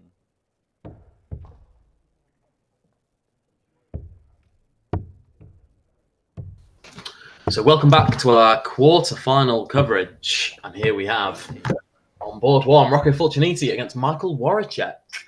For many of you, I'm sure this will be your first look at Michael Waracek today. We know he's been playing extremely good spears throughout the course of the day. Obviously looking at Marcel Walpen in the last 16. And let's have a look. 140. Prior to that, in the last 64, he knocked out Simon Zender 4-0 and Ansh Sood in a last leg decider. We've seen Rocco Fulciniti, highest 180 hitter at the start of the day. Is that still the case now, Matt? I wonder, James. Let's have a look. It certainly is. Yeah, he's still the highest percentage. 135. 5 180s. 5 180s today for Rocco Fulciniti. Wonder what the second highest is. Marcel Walpen, Andy Bless, and Schuder, all with 4. Liam Mendel-Lawrence still in. Hopkins beat that. Starting on 3. Maybe where Groudens hasn't been at his brilliant best. Only seen, how many have we seen from Jochen Groudens? Just the 180 today. Used to hit Surprise. 5, 6 easily. You might have seen on our interview coverage, we said he hit double figure 180s, doesn't he, in most tournaments? Not today. Very good start from Rocco Fulciniti, though. Michael Waracek will have to up it, but he is the conqueror of Marcel Walpen. I wonder what Rocco's changed in the last month to really up his form and up his outlook this dramatically. He's obviously changed darts multiple times in the last couple of months. Peter Wright of the SDC, you might say. Changed his flight combination, changed his stems. He's changed a lot of things. He's also trimmed down a lot as well, we mentioned. Yeah, he certainly looks in as good a health of as 20. He's going to have 6 at this if he needs them. Yeah, he'll have as many as he wants here, really, on double 10. Doesn't want to go inside. I'd potentially bust this or split. Wow, Wouldn't have wanted to do that. Okay. Michael Waracek is no mean player. I think he'll put a bit of pressure in here. Needs a treble. 41. Got the Austrian flight there in full force. Yeah. He's rocking a lot of white and red, isn't he? No score. Oh, goodness me. We saw that with Marcel Walpen yesterday in this exact same it went round. into 18 on that occasion, didn't he? Oh, good dart. Can you stay there? Can you find another? 122. Very good dart there. Not a strange leave. Leaves double 13, but 15, sorry. But finds the big one. Get a pressure on this now. Relief from Rocco. No score. Nowhere near. That's he's a mile away. See the first legs of the quarterfinals going to Jochen Groudens over Christoph Schumann and Senad Velicic over Thomas Eichmann. 15. A scrappy opening leg this. Rocco had darts for a 15 darter in this leg, you may remember. He was on 82 a little while ago and has now left a bit of a mess. Back up to the madhouse. 3. Michael, you require 15. Not the best opening like this one. No. First leg, Michael Waracek. Michael Waracek is 1-0 up though. Pinches the pocket of Rocco, you'd say there. Yeah, I think the same's happened on board 4. Liam Mendel-Lawrence pinching the pockets of Andy Bless. Michael Waracek in treble. Mendel-Lawrence breaking the Bless throw in 25 darts. That's atypical for those two players. Great first dart there for Rocco. Can he find it? Yes, he can. His 6th of the day. 6th of the day. The highest number of any player on the SDC Tour today. We can see the group stage participant in the background as well. We can. Jochen Groudens there smiling. Currently 1-0 up. Oh, hello. 177. He's on a 9! We're on a 9 darted for Rocco Fulciniti, 144 points away from the first bit of perfection in the SDC. 41. Well, this has woken us all Rocco, up. you It has require indeed. 144. This would be absolutely massive. This first dart is huge. Oh, it's a mile away. So far away. 13. Oh, 180, 177. Follows followed up by perfection 30. with filth. Want to check he's not out of this leg, It's you know. certainly not. 139. He's found Mine's two two. trebles. Require 131. 126 is a lot easier to do than 131 is. Let's see. Might have a look at the 19s or 17s here. 91. Michael, Good you require celebrate. 126. He might get a Excellent dart settlement here. from Rocco. I don't think he will. No. No, he won't. Certainly won't now. Should go back upstairs and then back down. 46. Rocco, you require 40. Going around the board a little bit here. But what we do know is Rocco's on tops. We're messing around in his doubles earlier in this game. Michael, you require 80. Michael Warwick on 80. You know what I say about 80 checkouts, James? Game shot Not is easy to hit. Michael It's not Warwick. too- Third leg They is do Rocco lie to relatively first. flat. Game on. And he has checked 80. He has checked 80, but we can't see how. It's treble 20 and double 10. The announcing from Roman Lefel is slightly ahead of where we're at. Apologies for some slight lag again in this game. You can see Jochen Groudens there on board number 2. 100. Could be two Austrians.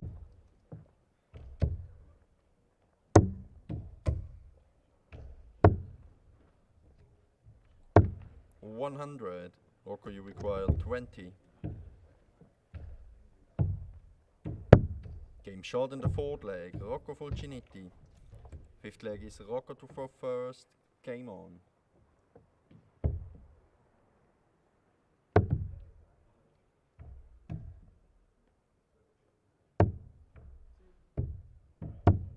$45.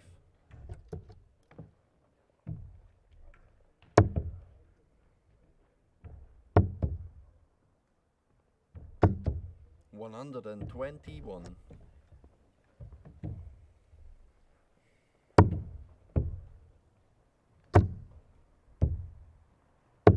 60.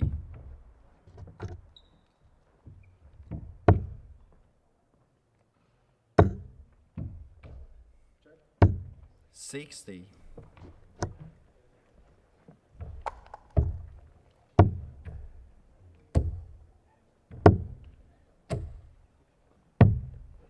44.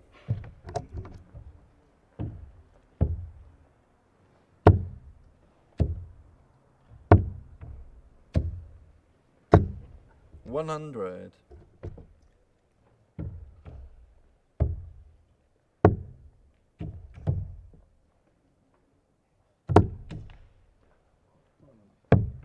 97.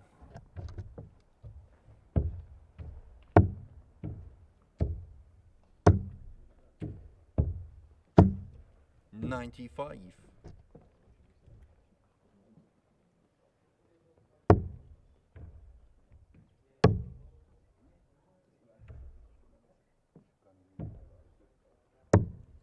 40.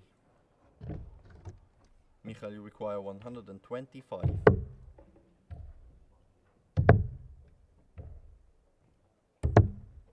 38.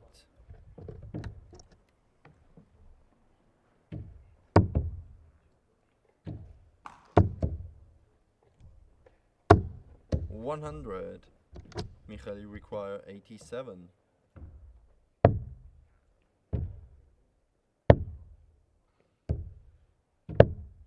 27.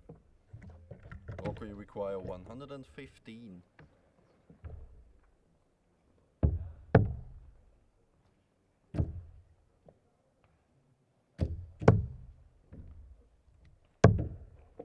83. Michael, you require 60.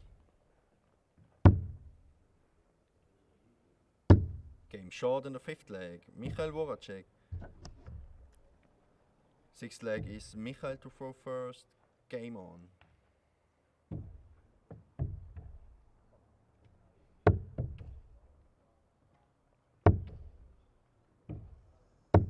$100.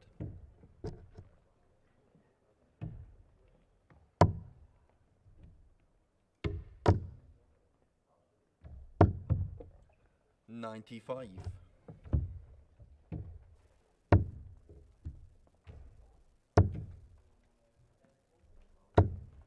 $100.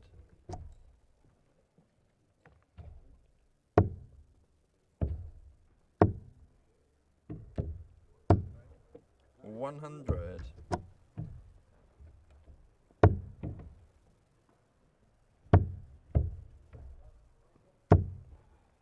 $40.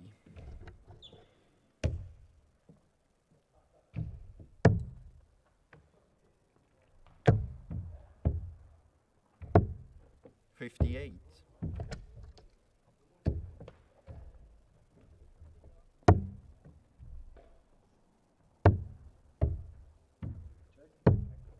$32. Oh.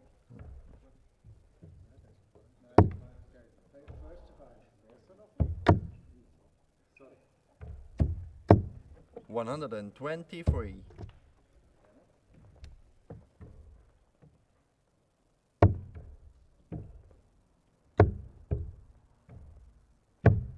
$59. Or you require 125.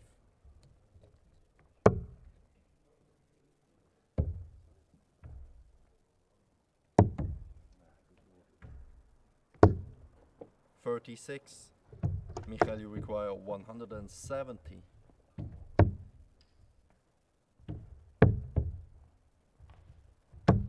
$134. Or you require 89. Yep.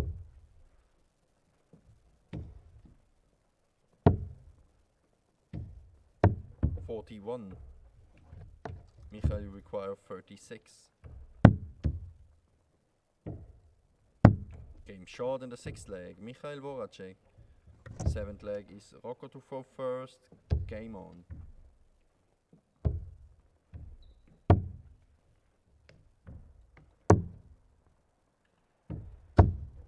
$80.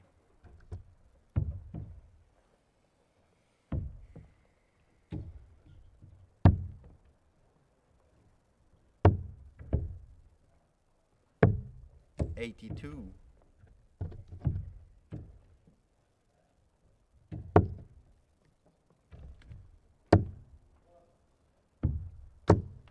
$85.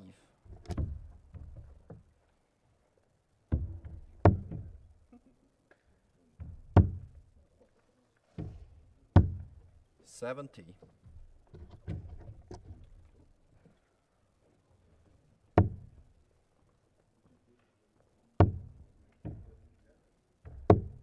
$60.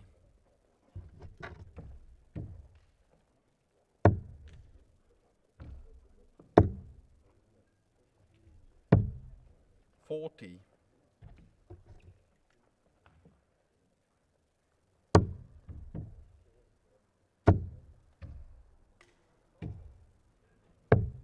$94.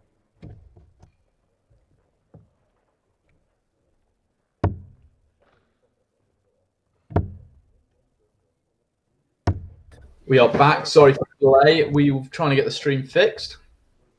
Michael Wadashek is in control in this one. But Rocco looks like he's going to take this 7th leg. Had that brilliant 170 in 4 darts at the end of the last leg, James. 134 and then 36 outs. Jochen Grounds with an 86 average in the quarterfinal. First player through to the semis. 5-2 win over Christoph Schumann, who averaged 81 himself. No mean feat. 31, sorry. Or could you require 140?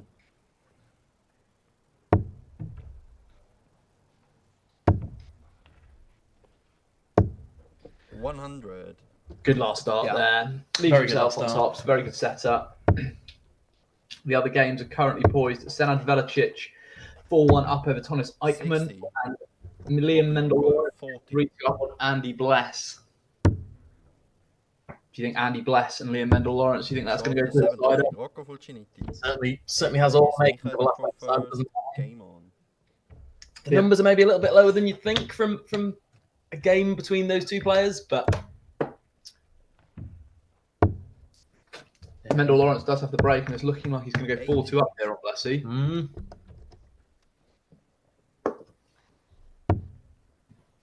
It's looking like a very similar situation for Rocco here. It's a must-win leg now. 100. Good last start treble, needed that. Yeah. Michael Wadacek will be looking to find a treble here. 59. No trebles means the door is ajar for Rocco. Can he push his way through it like the beast he is? Obviously, Dart's nickname is La Bestia. 93. Rogue Dart at 16 there. Don't know if that was just a bit stray, as we see Senad Velicic go through to his first ever SDC Tour semi-final with a 5-1 win over Thomas Eichmann.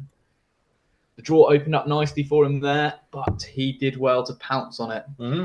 It's all well and good having a good draw, but you have to make sure you take the most of those good draws. 97. Liam Mendel Lawrence does go one leg away from a semi-final spot in that game against Andy Bless. 134. Great darts there from Michael Wadacek. Rocco will need to finish 211, you think, in 6 darts here if he's going to have a sniff. Finds that one. Good first start from one thing we saw earlier on, did get into a 9 darts it. Yeah, had a shot and then through 13 when he was on like 4-4. Was that in? It looks like it is. 56. No, it's not. Just below. 117. He's up on 72. Rocco Fulciniti on 117. Do you think he'll get a poke here? I don't think he gets a dart, no. 57. Just 3 big numbers. He requires 72. So you'd think Michael will get his first match darts here. Gets 2 of them. Double 18. Can he seal the deal here? Of course, he won the last leg on double 18. 54. Oh, okay. Going inside. And can't convert on 9s. Inside on 18s, outside on 9s. Rocco has 2 darts at tops. Oh my, the first dart at 20 is not even there. It's only going to have 1 dart at tops, but it does look like quite a good guide. What do you think? Do you think he can just cushion in off that one?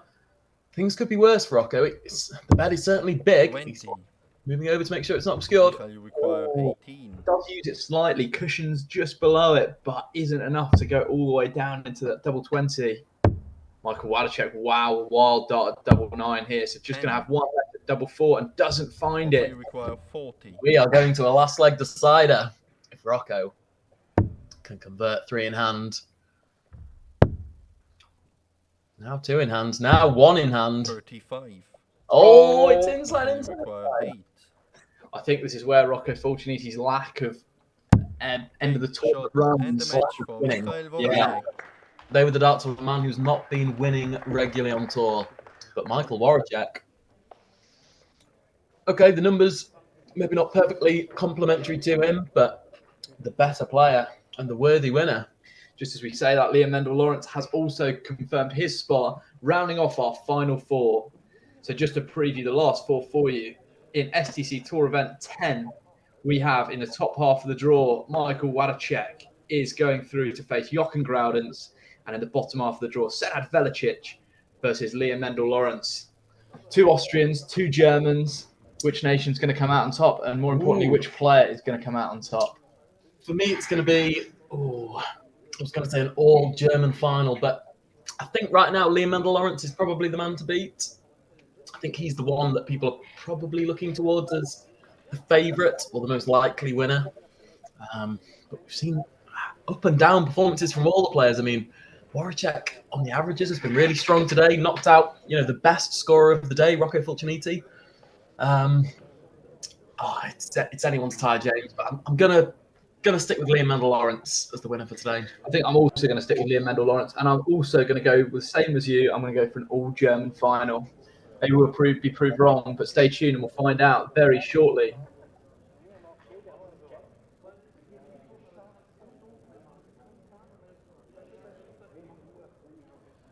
geht's weiter mit dem Halbfinale.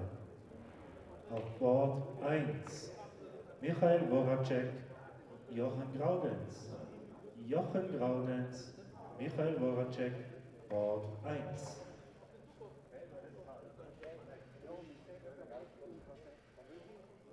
Dann auf Board 3 Senat Vilagic, Liam Mendel-Lawrence. Liam Mendel-Lawrence, Senat Vilagic, Board 3. Schreiber Christoph Schumann.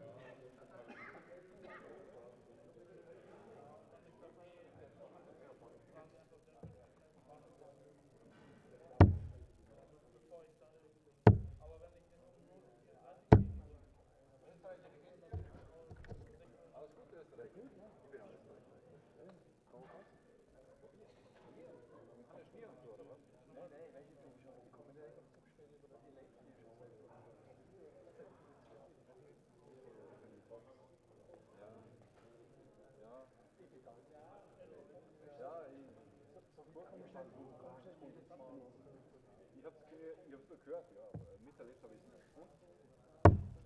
Verpasst. Alter Mann.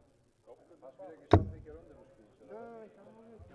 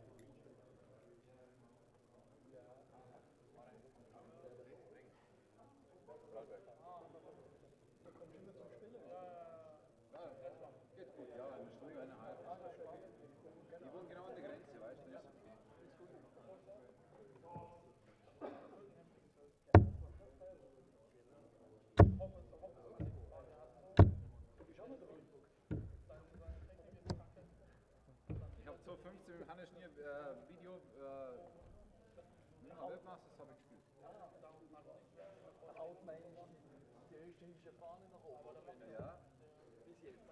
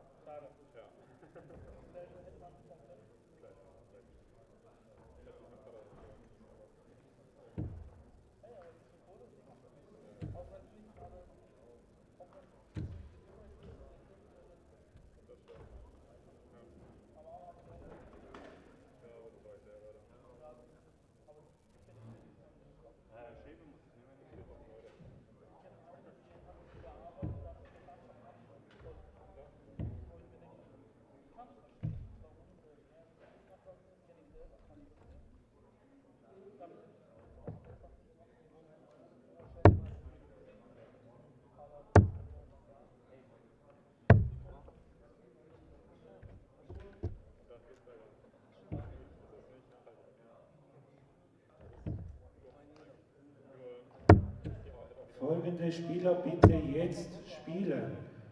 Jochen Graudenz auf Board 1. Liam Mendel-Lawrence auf Board 3. Carlo Christoph Schumann.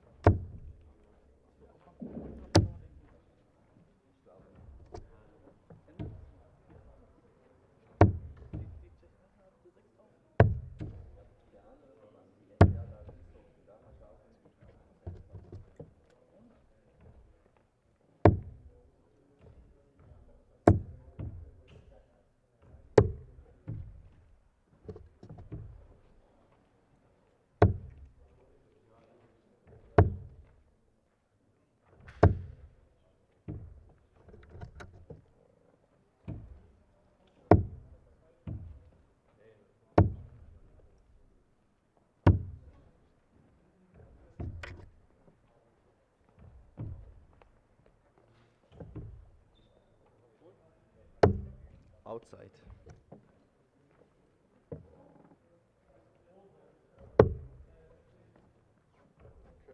Bitteschön. First leg is Jochen to throw first. Game on.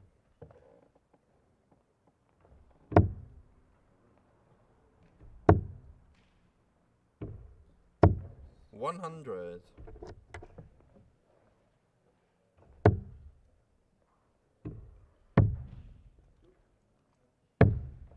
29.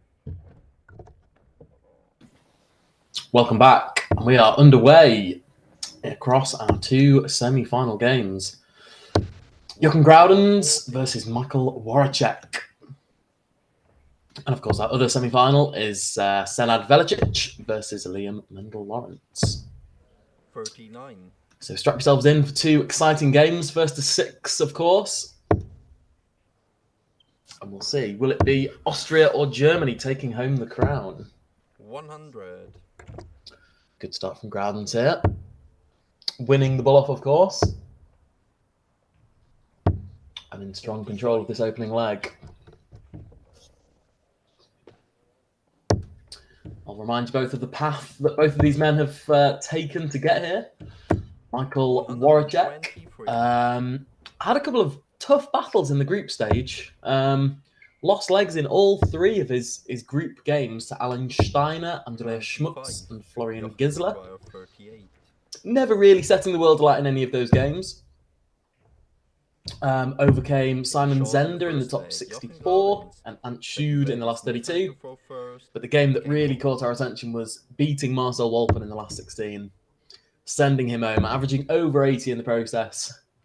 And obviously in the last game on our stream board, we saw him overcome Rocco Fulciniti. So that's his path to this stage. Jochen Groudens, of course, we've seen before already today. He was in our group stage coverage, beating Matija Klipic, Yuri Bath, and Svenja Lehrer. 83. In the top 64, he had too much for Luigi Gaspolina, Christian Arnold, and Ferenc Krench. And then in the quarterfinals, 64. brushed off Christoph Schumann, averaging 86 in the process there. So both players having a couple of 81. really strong performances along the way today. But who will it be in this semi-final who gets the job done? 140. Good scoring from Groudens. He's come out really sharply here, averaging over 100 after a leg and a bit. 97. Feel an early break might be telling. But Waracek holds on to his advantage with a ton there. 59. Michael, you require 104. Groudens comes up there without a treble.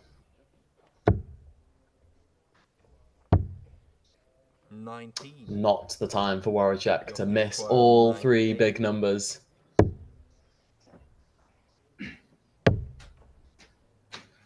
The missed big numbers are catching. Groudon's in the 7 and in the 1. Everywhere but the 20s at the moment. Good last start, treble 16. Require 120. Rescues a slightly tricky situation there.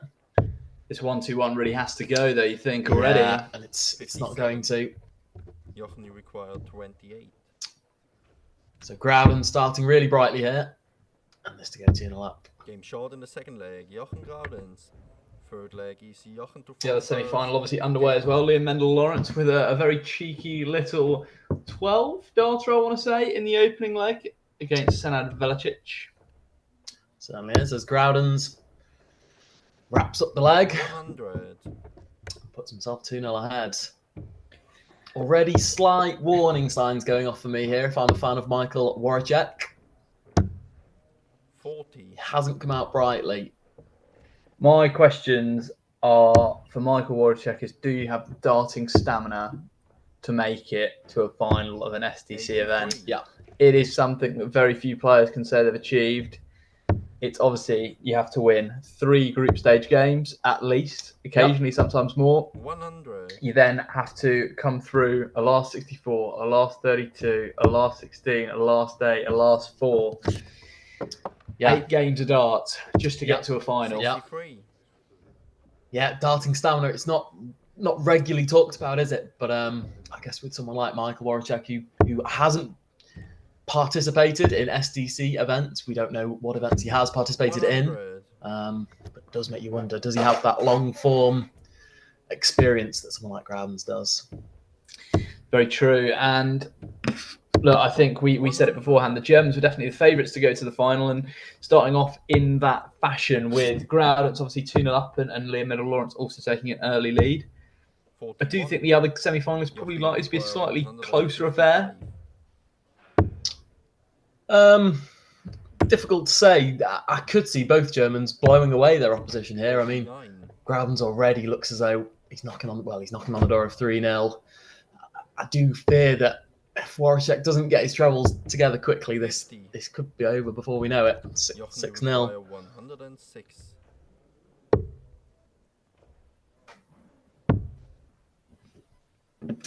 We will see. He's going for the ball 16 tops route, which we know he is infamous for. Just goes low of tops. Mika Flugiger doing a bit of a booyah in the background there. I thought he thought that tops might have crept in. It didn't. 92. Obviously, in this game, you would think that both players do tend to prefer their darts to be just below the treble 20. Say they're more stackers than understackers. I think you'd say that that's the case of all 4 players left in the competition, really. Yeah, I think you probably would. 68. Yeah. Jochen, you require Lucky there from Waracek. 102 live viewers watching this game at home. Let us know if you want us to mention anything on stream. Patrick Gans there in the comments. Good to see that he's watching along.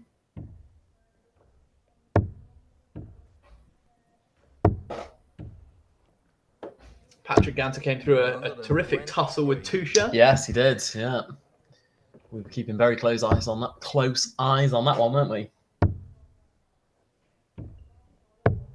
59. Better start here from Michael. Looking to get his first leg on the board and going about it the right way there. Can he just slip on top of that first one to get a ton?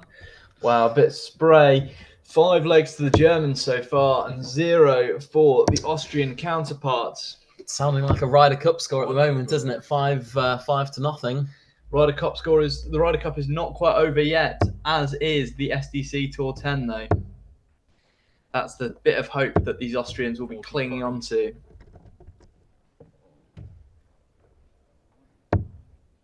Michael Waracek and Senad Velicic. Neither player obviously making a semi-final, let alone a final of an SDC event. Groudon and Liam Mendel-Lawrence obviously both winning events. Liam Mendel-Lawrence in the current season. Groudon's not a tournament title since last season, and not even a final made since last season. Oh, really? I guess when the fields have the quality of players that they do now, Sven Geiger's regularly being occupying those final spots, hasn't he? And Stefan Belmont, of course, has played regularly in the first 10 events this season. Good 1-2-5 there from Groudon's. Think you'll get a poke at the ball on a 1-2-1? You'd like to think so, wouldn't you? I think most players at this level would hope they're getting at least one dart. He definitely will go 11 ball. We know that for sure. 79. Bullseye for Groudons. Body language suggests no. Couldn't quite see it go in. No, just slips into single 8. Slight delay on our screen. Apologies for the slight lag. Jochen Groudons on 42. Would be surprised if he didn't go for 2 for his favourite tops. I'm surprised sometimes when Groudons' favourite dart to double his tops because he doesn't tend to use his darts on tops. Tend to go left and right, not underneath. I think a darts player of any ability, whether you're Jochen Groudons' ability or Roger Tusch's ability, on 42 should be going 10 or 6. And I think you'll agree with me here.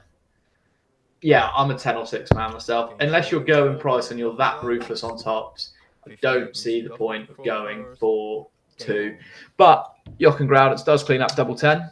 I'd never give darts advice to go in price or to, Michael Van Goen, but players at this level, a non-professional level, I think 6 and 10 is the 83. The sensible, is the advisable route to go. Yeah, I mean, look, I think giving advice to Jochen Groudons is he hit the big number at the end of the day, and I back him to hit any big number on the board. So if his preference is tops, I think it's fine. But my only opinion with Jochen Groudons is his tops, for me, he's not that ruthless on double top. I do see him miss it relatively regularly. I know when I played him, he missed it 3 or 4 times. Whereas I think I don't think he's that much worse on double 18 or double 16. I agree. I agree with what you said. But if Michael Waracek was going to win this game, you'd think that one of those darts at double 16 was going to have to go. Yeah. He had a couple of chances, didn't he? Obviously, on that 78 checkout, he sprayed first dart, recovered it well, got a dart at 10s, but hasn't been carving himself enough opportunities, has he, through the scoring phase of the game? Good time 40 there from Michael Waracek. We're now 4 legs to 0 for Jochen Groudons and 3 legs to 0 for Liam Mendel-Lawrence. Very one-sided semi-finals. 7 legs to 0 from the Germans to the Austrians. What is the highest out today? That is something that we can let you know. We did see a 1-4-4 in the group stage, was the highest, 46. but I'm sure that may have been beaten. I'll let you know now.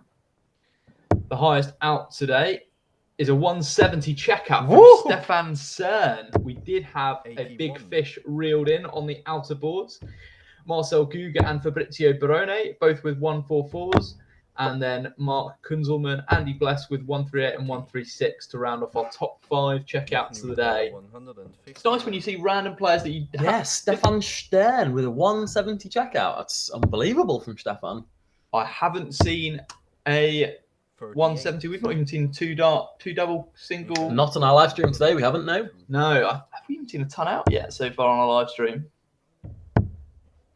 160. Possibly, James. Yeah, I think we saw a 120 or a 104, I want to say. In the group stages. Not 100% sure. Can't remember. Yeah, 180 is the highest out so far. 170, sorry. 170 is the highest out and will be the highest out of the day.